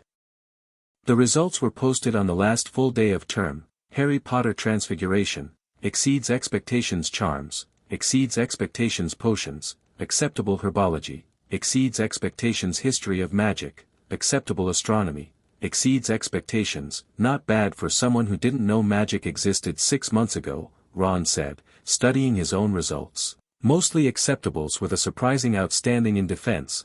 The theoretical exam had focused on strategy. Hermione, predictably, had outstandings in everything. That evening, the end-of-year feast transformed the Great Hall. Gryffindor colors dominated, red and gold banners, celebrating their House Cup victory. Dumbledore's speech acknowledged the extraordinary courage of our youngest students, without explicitly naming Harry, Ron, and Hermione, but everyone knew who he meant. Harry caught Snape's eye across the hall. The potions master nodded once, not quite approval, but acknowledgement. They'd never be friends, but perhaps they'd reached an understanding. As dessert appeared, Dumbledore stood again. Before we depart for the summer, I have one final announcement. Due to this year's events, Hogwarts will be implementing new security measures for the coming term. Additionally, we're pleased to welcome a new defense against the dark arts professor. Details will be provided in your start-of-term letters. Whispers rippled through the hall. A new defense professor, hopefully one who wasn't harboring dark lords. After the feast, Gryffindor House retired to their common room for an impromptu party. Harry found himself cornered by Fred and George Weasley. "So, Harry," Fred began. "We've been thinking," George continued, "about your little adventure with the stone. And we've decided you need to share your secrets. How did you get past McGonagall's chess set? And Sprout's devil's snare? And Flitwick's flying keys?" Harry laughed despite himself. "Maybe next year. If I'm still alive." Always with the dark humor, Fred sighed. "We like him," George declared. "He can stay." The twins wandered off to terrorize other first-years, leaving Harry with Ron and Hermione by the fireplace. "I'm going to miss this," Hermione said quietly. "Not the mortal danger, obviously. But the three of us, working together, figuring things out. We'll write," Ron promised. "And we'll see each other again in September." "Will we?" Harry heard himself ask. "What if something happens over the summer? What if the Fallen Court, then we'll handle it," Hermione interrupted firmly. "Harry, stop trying to predict every disaster. Enjoy tonight. We won. We survived. That's enough for now." She was right. Harry forced himself to relax, to laugh at Ron's terrible jokes and Hermione's exasperated responses, to appreciate this moment of peace before the summer's uncertainty. Later, in the dormitory, Harry packed his trunk with mixed feelings. He'd grown to love Hogwarts, the magic, the challenges, the sense of belonging. Leaving felt wrong, even though he'd be returning in a few months. "You okay, mate?" Ron asked, folding his own clothes with significantly less care than Harry. "Just thinking about going back to Potter Manor. It'll be quiet without you two around." "You've got Andromeda," Ron pointed out. "And Tonks visits sometimes, right? Her stories are brilliant." "True." Harry closed his trunk. "What about you? Excited to go home?" "Always." Ron grinned. "The Burrow's mad, but it's home. Mum's already planning a huge welcome dinner. You should visit sometime, she's been asking about you." "I'd like that." They fell into comfortable silence, both processing the year's events in their own ways. Outside, the June night was warm and star-filled, the grounds of Hogwarts peaceful and beautiful. Tomorrow they'd board the Hogwarts Express and return to their separate lives. But tonight, they were just two 11-year-old boys who'd somehow survived their first year at magic school. That was magic enough. The Hogwarts Express journey was bittersweet. Harry, Ron, and Hermione claimed their usual compartment and spent the ride alternating between excited discussion of the coming year and determined avoidance of heavy topics like ancient magical beings and resurrected Dark Lords. I've made a reading list for the summer, Hermione announced, pulling out a scroll that unrolled to impressive length. Advanced Charms Theory, Historical Accounts of the Goblin Rebellions, Introductory Transfiguration Principles, Hermione, Ron interrupted. It's summer. We're supposed to relax.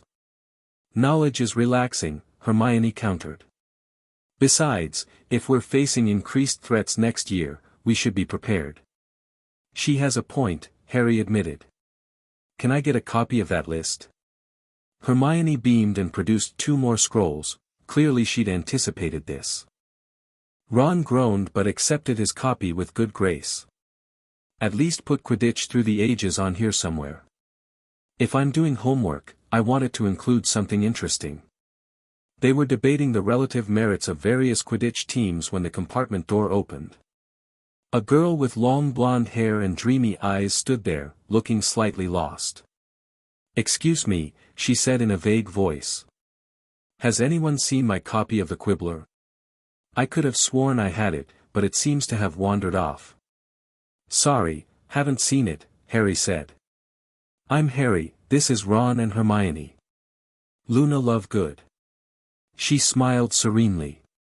"You're the boy who stopped you-know-who. That must have been interesting.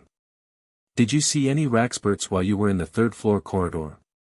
"Any what?" Ron asked. "Raxburts. They're invisible creatures that float through your ears and make your brain go fuzzy." Luna demonstrated by wiggling her fingers near her head. "They're attracted to places of magical conflict." Hermione looked like she was physically restraining herself from correcting Luna's clearly nonsensical claim. Harry found Luna's earnest belief oddly charming. "I don't think so," Harry said carefully. "But I'll watch out for them next time." "Very wise." Luna drifted back out of the compartment without finding her magazine. "See you next year." That was. Ron trailed off.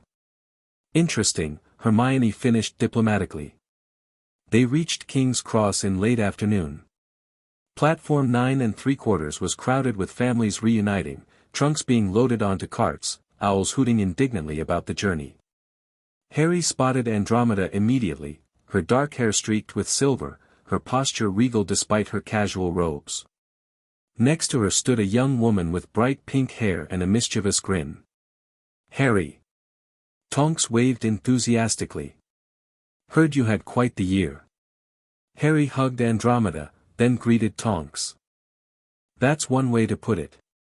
"Mum wants all the details," Tonks said. "Especially the part where you touched a Dark Lord's face and made him explode. That's metal." "Nymphadora, language," Andromeda chided gently.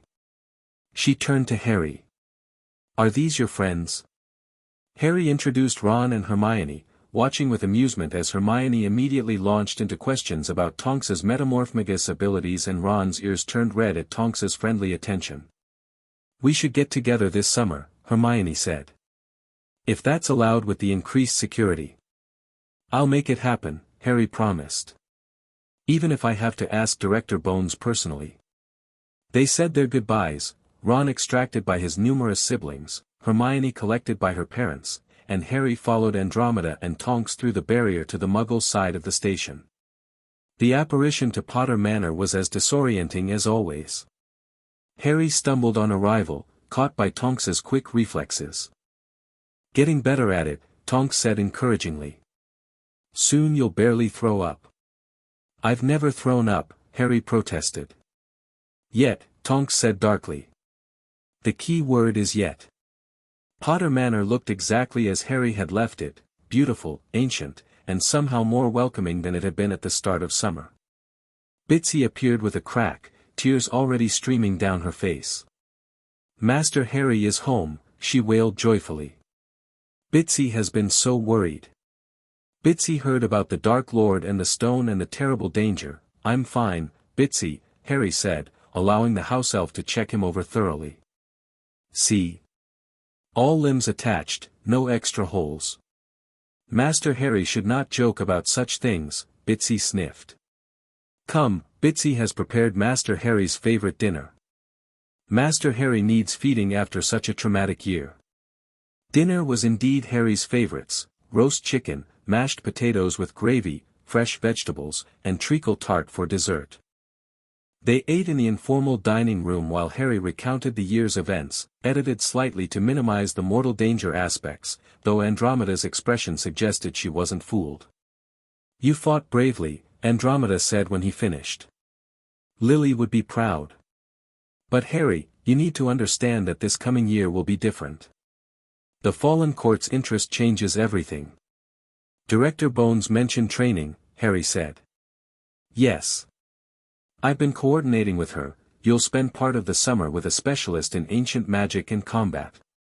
Her name is Alicia Montague, and she's one of the most knowledgeable people alive regarding the Peveril line and associated magical traditions." "The rest of the summer?" Harry asked hopefully. "Is yours," Andromeda confirmed. "Friends can visit, though they'll need to pass through security checks. You'll have time to rest, practice what you've learned, and just be 11 years old for a while." "I'm almost 12, Harry corrected. "Birthday's in less than 2 months. "Then we'll have to plan something special," Tonks said. "Fair warning, though, Mum's already started organizing. You might get subjected to an actual party with actual people." The thought was both terrifying and thrilling. Harry had never had a real birthday party. The Dursleys certainly hadn't celebrated, and his first week at Potter Manor had been too chaotic for proper birthday planning. "I'd like that," Harry said. "As long as it's not too big. Just close friends." "Define close friends," Tonks said suspiciously. "You, Andromeda, Ron, Hermione, maybe some people from school." Harry counted on his fingers. "Under 20 people. "That's reasonable," Andromeda agreed. "We'll handle the planning. You focus on your training and recovery." After dinner, Harry excused himself to his room. The space felt both familiar and strange after months at Hogwarts. He unpacked slowly, placing his textbooks on the shelf, hanging his robes in the wardrobe, setting Hedwig's empty cage by the window. She was out hunting. At the bottom of his trunk, wrapped in cloth, was the invisibility cloak. Harry pulled it out and examined it in the lamplight.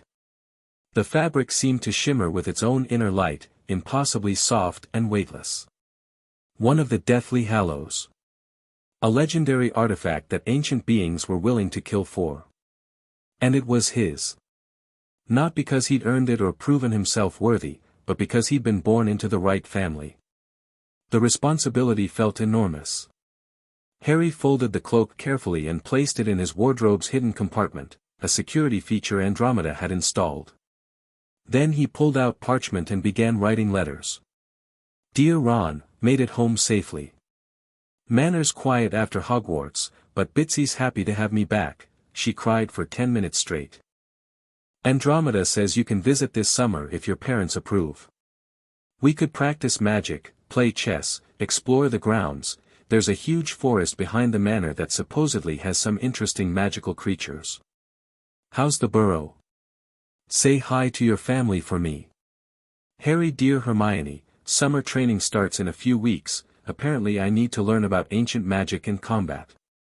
Not exactly relaxing holiday plans, but probably necessary given everything that happened. I'm copying your reading list, by the way. If I'm going to be researching Peveril history anyway, might as well do it properly. Visit whenever you want. I'll clear it with the security people." Harry he sent the letters off with Hedwig, who'd returned from her hunt and seemed pleased to have purpose. Then he collapsed onto his bed, suddenly exhausted. 1 year at Hogwarts. 1 year of magic and friendship and danger. 1 year of learning who he was beyond what the Dursleys had told him. And somehow, despite everything, Harry had survived. More than survived, he'd found his place in the magical world. He'd made friends who'd risked their lives for him. He'd faced his parents' killer and lived. He'd proven that the boy who lived was more than just a title. He was Harry Potter, and he made his own choices. The Fallen Court could come. Voldemort could plot his return. Whatever challenges next year brought, Harry would face them. Not alone this time, but with friends, allies, and the knowledge that he deserved his freedom. He'd escaped the cupboard under the stairs. He'd claimed his heritage. He'd survived his first year at Hogwarts. Whatever came next, Harry was ready. The first few days of summer passed peacefully. Harry explored Potter Manor's grounds more thoroughly, discovering a small lake, an overgrown Quidditch pitch, which he immediately began clearing, and a greenhouse full of magical plants that made Neville's herbology knowledge suddenly seem very relevant. Bitsy was in her element, cooking elaborate meals and fussing over Harry's health. Andromeda visited daily, bringing books and news from the Ministry. Tonks dropped by whenever her aura shifts allowed, regaling Harry with stories of magical law enforcement that were probably exaggerated but definitely entertaining. Ron and Hermione both sent letters confirming summer visits. The Weasleys had invited Harry to the Burrow for a week in August. Hermione's parents wanted to meet Harry before allowing Hermione to visit, perfectly reasonable. Harry had written back, "I'm apparently a magnet for mortal danger." On the 10th day of summer, Alicia Montague arrived. She was younger than Harry expected, maybe 30, with dark skin, close-cropped hair, and an athletic build that suggested she practiced the combat she taught. Her robes were practical rather than decorative, and she carried herself with quiet confidence. "Harry Potter," she said, extending her hand. "I'm Alicia. Director Bones says you need to learn not to die. I specialize in making sure ancient magical threats don't kill my students. We're going to get along fine." Harry liked her immediately. "When do we start?" "Right now. Show me your grounds, I need to assess the space for training purposes." They spent the afternoon walking the Manor's extensive property while Alicia asked questions about Harry's experiences, his magic, and his understanding of his heritage. She didn't talk down to him or treat him like a celebrity. She treated him like a student who needed training. "You have good instincts," Alicia said as they finished the tour. "Touching Quirrell was reckless but effective. You trusted your gut about your mother's protection. That instinct will serve you well. But instinct isn't enough against opponents who've been alive for centuries. You need knowledge, skill, and strategy." "What exactly are the Fallen Court?" Harry asked. "Everyone talks about them, but nobody explains what they actually are. Because nobody knows for certain." Alicia settled onto a garden bench, and Harry joined her. The Peverell brothers were innovative magical researchers, some of the most powerful wizards of their era. They attracted followers, allies, and students who helped them create their legendary artifacts. "The Hallows," Harry said. "Exactly. But when the Peverells died, their followers fractured. Some went their own ways. Others formed what became known as the Fallen Court, a group dedicated to preserving and controlling Peverell magic. Over centuries, they've become something more than human. Extended lifespans through dark rituals, enhancement through magical binding, transformation through exposure to artifact magic." "So they're dangerous," Harry said. "Extremely. But they're also bound by their own code of honor. They respect power, knowledge, and worthiness. If you can prove yourself, demonstrate that you're a true heir to the Peverells, not just a bloodline descendant, they might choose to negotiate rather than attack. And if I can't prove myself? Then we fight." Alicia's expression was serious. "Which is why we're training. You have raw power, Harry, and you have access to your mother's sacrificial protection. But you need control, technique, and understanding. That's what I'm here to teach." They began the next morning. Alicia's training was intense but logical. She started with magical theory, explaining how ancient magic differed from modern spells, how bloodline magic worked, how to sense and manipulate ambient magical energy. Then came practical exercises, dueling stances, wand techniques, nonverbal spells, silent casting. Modern magical education focuses on breadth, Alicia explained during a particularly grueling practice session. You learn a little about everything. Ancient magical training focused on depth, mastering a few abilities completely rather than dabbling in many. The fallen court will expect mastery. Harry practiced until his wand arm ached and sweat dripped into his eyes. But he improved. His stunner became faster, more accurate. He learned to cast a serviceable shield charm. His summoning charm could pull objects from across the grounds. Alicia also taught him about the Deathly Hallows in detail.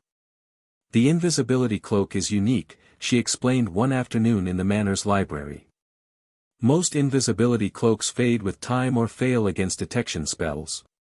Yours is immune to both. It's true invisibility, woven from death's own fabric, according to legend. More likely, Ignotus Peverell discovered a way to manipulate space itself, bending light around the wearer. Can the fallen court track it? Harry asked. Possibly. Artifacts of that power leave magical signatures. But the wards on Potter Manor should mask it. Still, I'd avoid using it in public places until we understand the court's capabilities better. They discussed the other Hallows, the Elder Wand, currently in Dumbledore's possession, and the Resurrection Stone, lost for centuries. Alicia believed the fallen court would pursue all three, making Harry a target not just for what he possessed but for what he represented. You're the key to unlocking the Hallows' full potential, Alicia said. United, they supposedly make one the master of death. Separate, they're still incredibly powerful. The court believes only the most worthy should wield such power. And they don't think I'm worthy, Harry said. They think you're unproven. There's a difference. Alicia leaned forward. Harry, you survived the killing curse as a baby. You defeated a possessed professor at 11 using ancient blood magic. You have access to one of the Hallows and the bloodline to claim the others. The court isn't dismissing you, they're evaluating you. Every action you take, they're watching. The thought was unsettling. So I'm constantly being tested. Yes. But that's an advantage. It means they're giving you time to prove yourself rather than simply attacking. Use that time to get stronger, smarter, and more prepared. The training continued through June.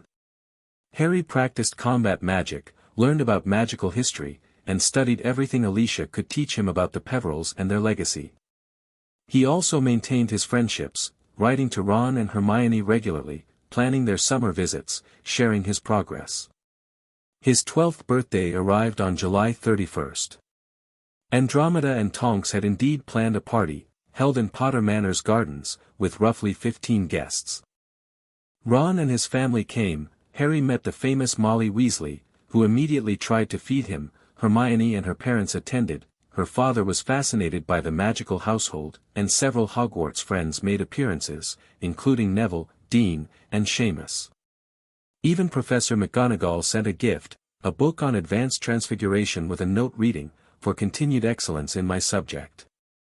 Do try not to get killed before term starts." The party was loud, chaotic, and wonderful.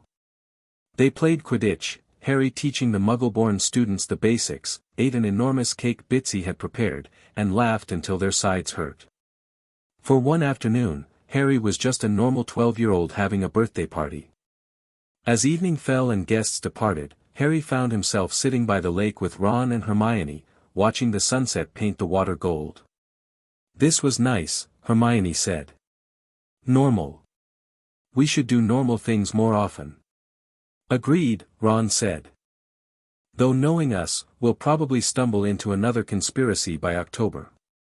Don't jinx it, Harry laughed. Then, more seriously, thank you. For being here. For being my friends. For making this year bearable. We're not going anywhere, Hermione said firmly. Whatever comes next, Fallen Court, Voldemort's return, whatever, we face it together. All for one and one for all, Ron added in a terrible French accent. That's the Three Musketeers, Hermione said. So. We're three. We're fighting bad guys. Close enough. They argued good-naturedly as the stars emerged overhead, and Harry felt a peace he'd never experienced before. He had friends.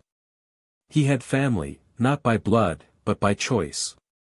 He had a home, knowledge, power, and purpose.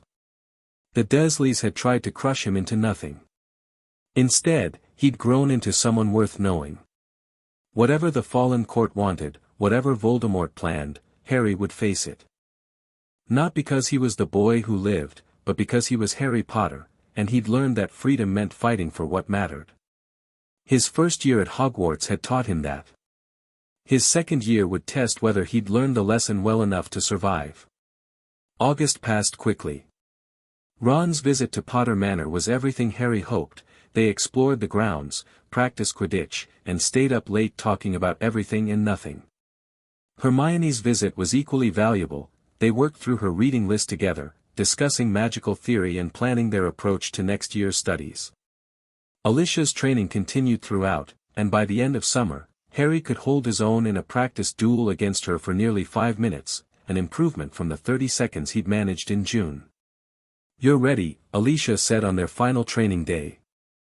"Not ready for everything the world might throw at you, nobody ever is. But ready to survive, adapt, and keep learning. That's all anyone can ask." "Thank you," Harry said sincerely. "For everything. Thank Director Bones, she's the one who hired me." "But Harry," Alicia's expression grew serious. "If the fallen court makes contact, be respectful but firm. Show strength without arrogance. Demonstrate knowledge without condescension. They're testing you, yes, but they're also looking for reasons to believe you're worthy. Give them those reasons. And if they attack anyway, run. Call for help. Use every trick I've taught you. But don't try to be a hero alone, that's how young wizards die." She smiled slightly. "Though knowing you, you'll probably ignore that advice and do something stupidly brave anyway." "Probably," Harry admitted. September 1st arrived with a mix of excitement and anxiety. Harry packed his trunk, now containing significantly more advanced books than last year, said goodbye to Bitsy, who cried, of course, and met Andromeda at the apparition point. "Ready for year 2, she asked. "Ready for anything," Harry said, and mostly meant it. King's Cross Station was as chaotic as he remembered. Platform 9 3/4 bustled with students and families. Harry spotted Ron immediately, his red hair visible above the crowd, and Hermione a moment later, already organizing her trunk with characteristic efficiency. "Harry." They converged on him simultaneously, both talking at once. "Did you finish the reading list? Mum wants to know if you'll visit again at Christmas. I've been researching second-year curriculum. Fred and George are planning something for the first Quidditch match," Harry laughed. "One at a time." "Yes, I finished the list. Yes, I'll visit at Christmas. And yes, I'm prepared for whatever chaos Fred and George have planned." They boarded the train together, claiming their usual compartment. As the Hogwarts Express pulled away from the platform, Harry looked out at the receding London skyline and felt that familiar mixture of anticipation and belonging. Another year at Hogwarts. More magic to learn, more mysteries to solve, more dangers to face. But this time, Harry knew what he was walking into. He had friends, training, and the determination to face whatever came next. The fallen court could watch. Voldemort could plot. The magical world could throw whatever challenges it wanted at him. Harry Potter was no longer the boy in the cupboard, afraid and alone. He was a wizard, a friend, and an heir to one of the most powerful magical legacies in history. And he was ready. The train rounded a bend, and Hogwarts Castle appeared in the distance, ancient, majestic, and full of promise. "Here we go again," Ron said. "Adventures and danger," Hermione added. "And hopefully some actual education," Harry finished. They laughed together as the castle drew closer, 3 friends heading toward their future, whatever it might hold. The boy who lived had become just Harry. And that was magic enough. Chapter 6 and Epilogue. Shadows gathering far from Hogwarts, in a forest older than most kingdoms, a figure stood before a stone altar covered in ancient runes. Archmagus Valdris traced one symbol with a finger, his expression thoughtful.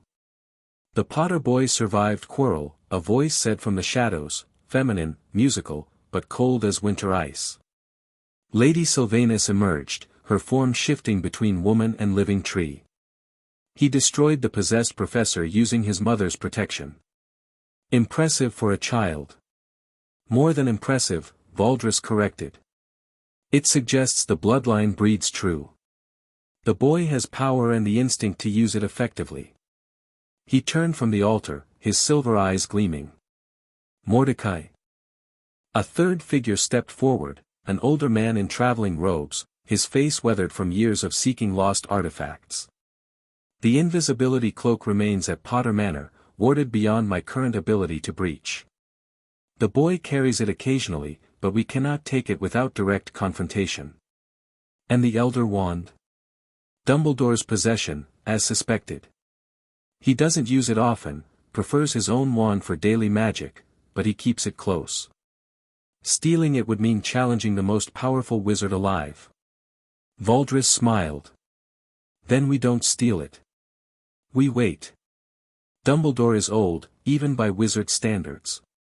Eventually, the wand will pass to a new master. When it does, we move. And the resurrection stone? Lady Sylvanus asked. Lost. But the Potter boy may help us find it. His connection to his parents makes him ideal for tracking an artifact that resurrects the dead. Valdris began pacing, his ancient mind calculating probabilities. The boy is key. Not an obstacle, not an enemy, a key. If we can guide him correctly, he'll unite the Hallows himself and become the master of death. Then we simply encourage him to use that power wisely. Encourage? Mordecai's tone was skeptical. The boy has already demonstrated resistance to manipulation. He refused Quirrell's offers, destroyed a possession-strengthened Dark Lord, and accepts training from specialists. He won't be easily guided. Then we don't guide him. We test him. Valdris's smile widened. The court has waited 7 centuries for a worthy heir to the Peverils. We can wait longer. But Harry Potter will be tested, in ways that prove whether he deserves the power he's inherited or whether he should be replaced. The Dark Lord will return, Lady Sylvanus warned. Voldemort is weakened but not destroyed. He'll seek the boy again. Let him. The Potter boy survived once. If he survives again, if he defeats Voldemort a second time, that's proof of worthiness. If he fails. Valdris shrugged. Then he wasn't the heir we've been waiting for, and we find another. The 3 members of the fallen court stood in silence, each contemplating the future. 700 years they'd waited. 700 years of watching, testing, searching for someone worthy of the Peveril legacy. Harry Potter showed promise. But promise wasn't proof. The real tests were just beginning.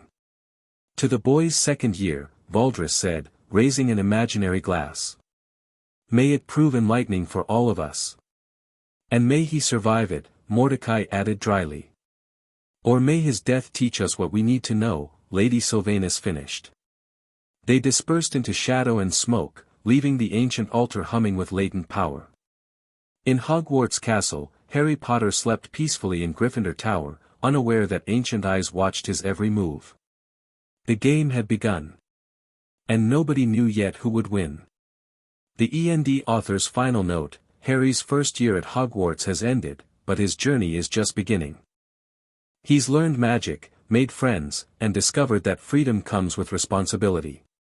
The fallen court watches, Voldemort plots his return, and Harry stands at the center of it all, not because he chose to be the boy who lived, but because he chose to be himself.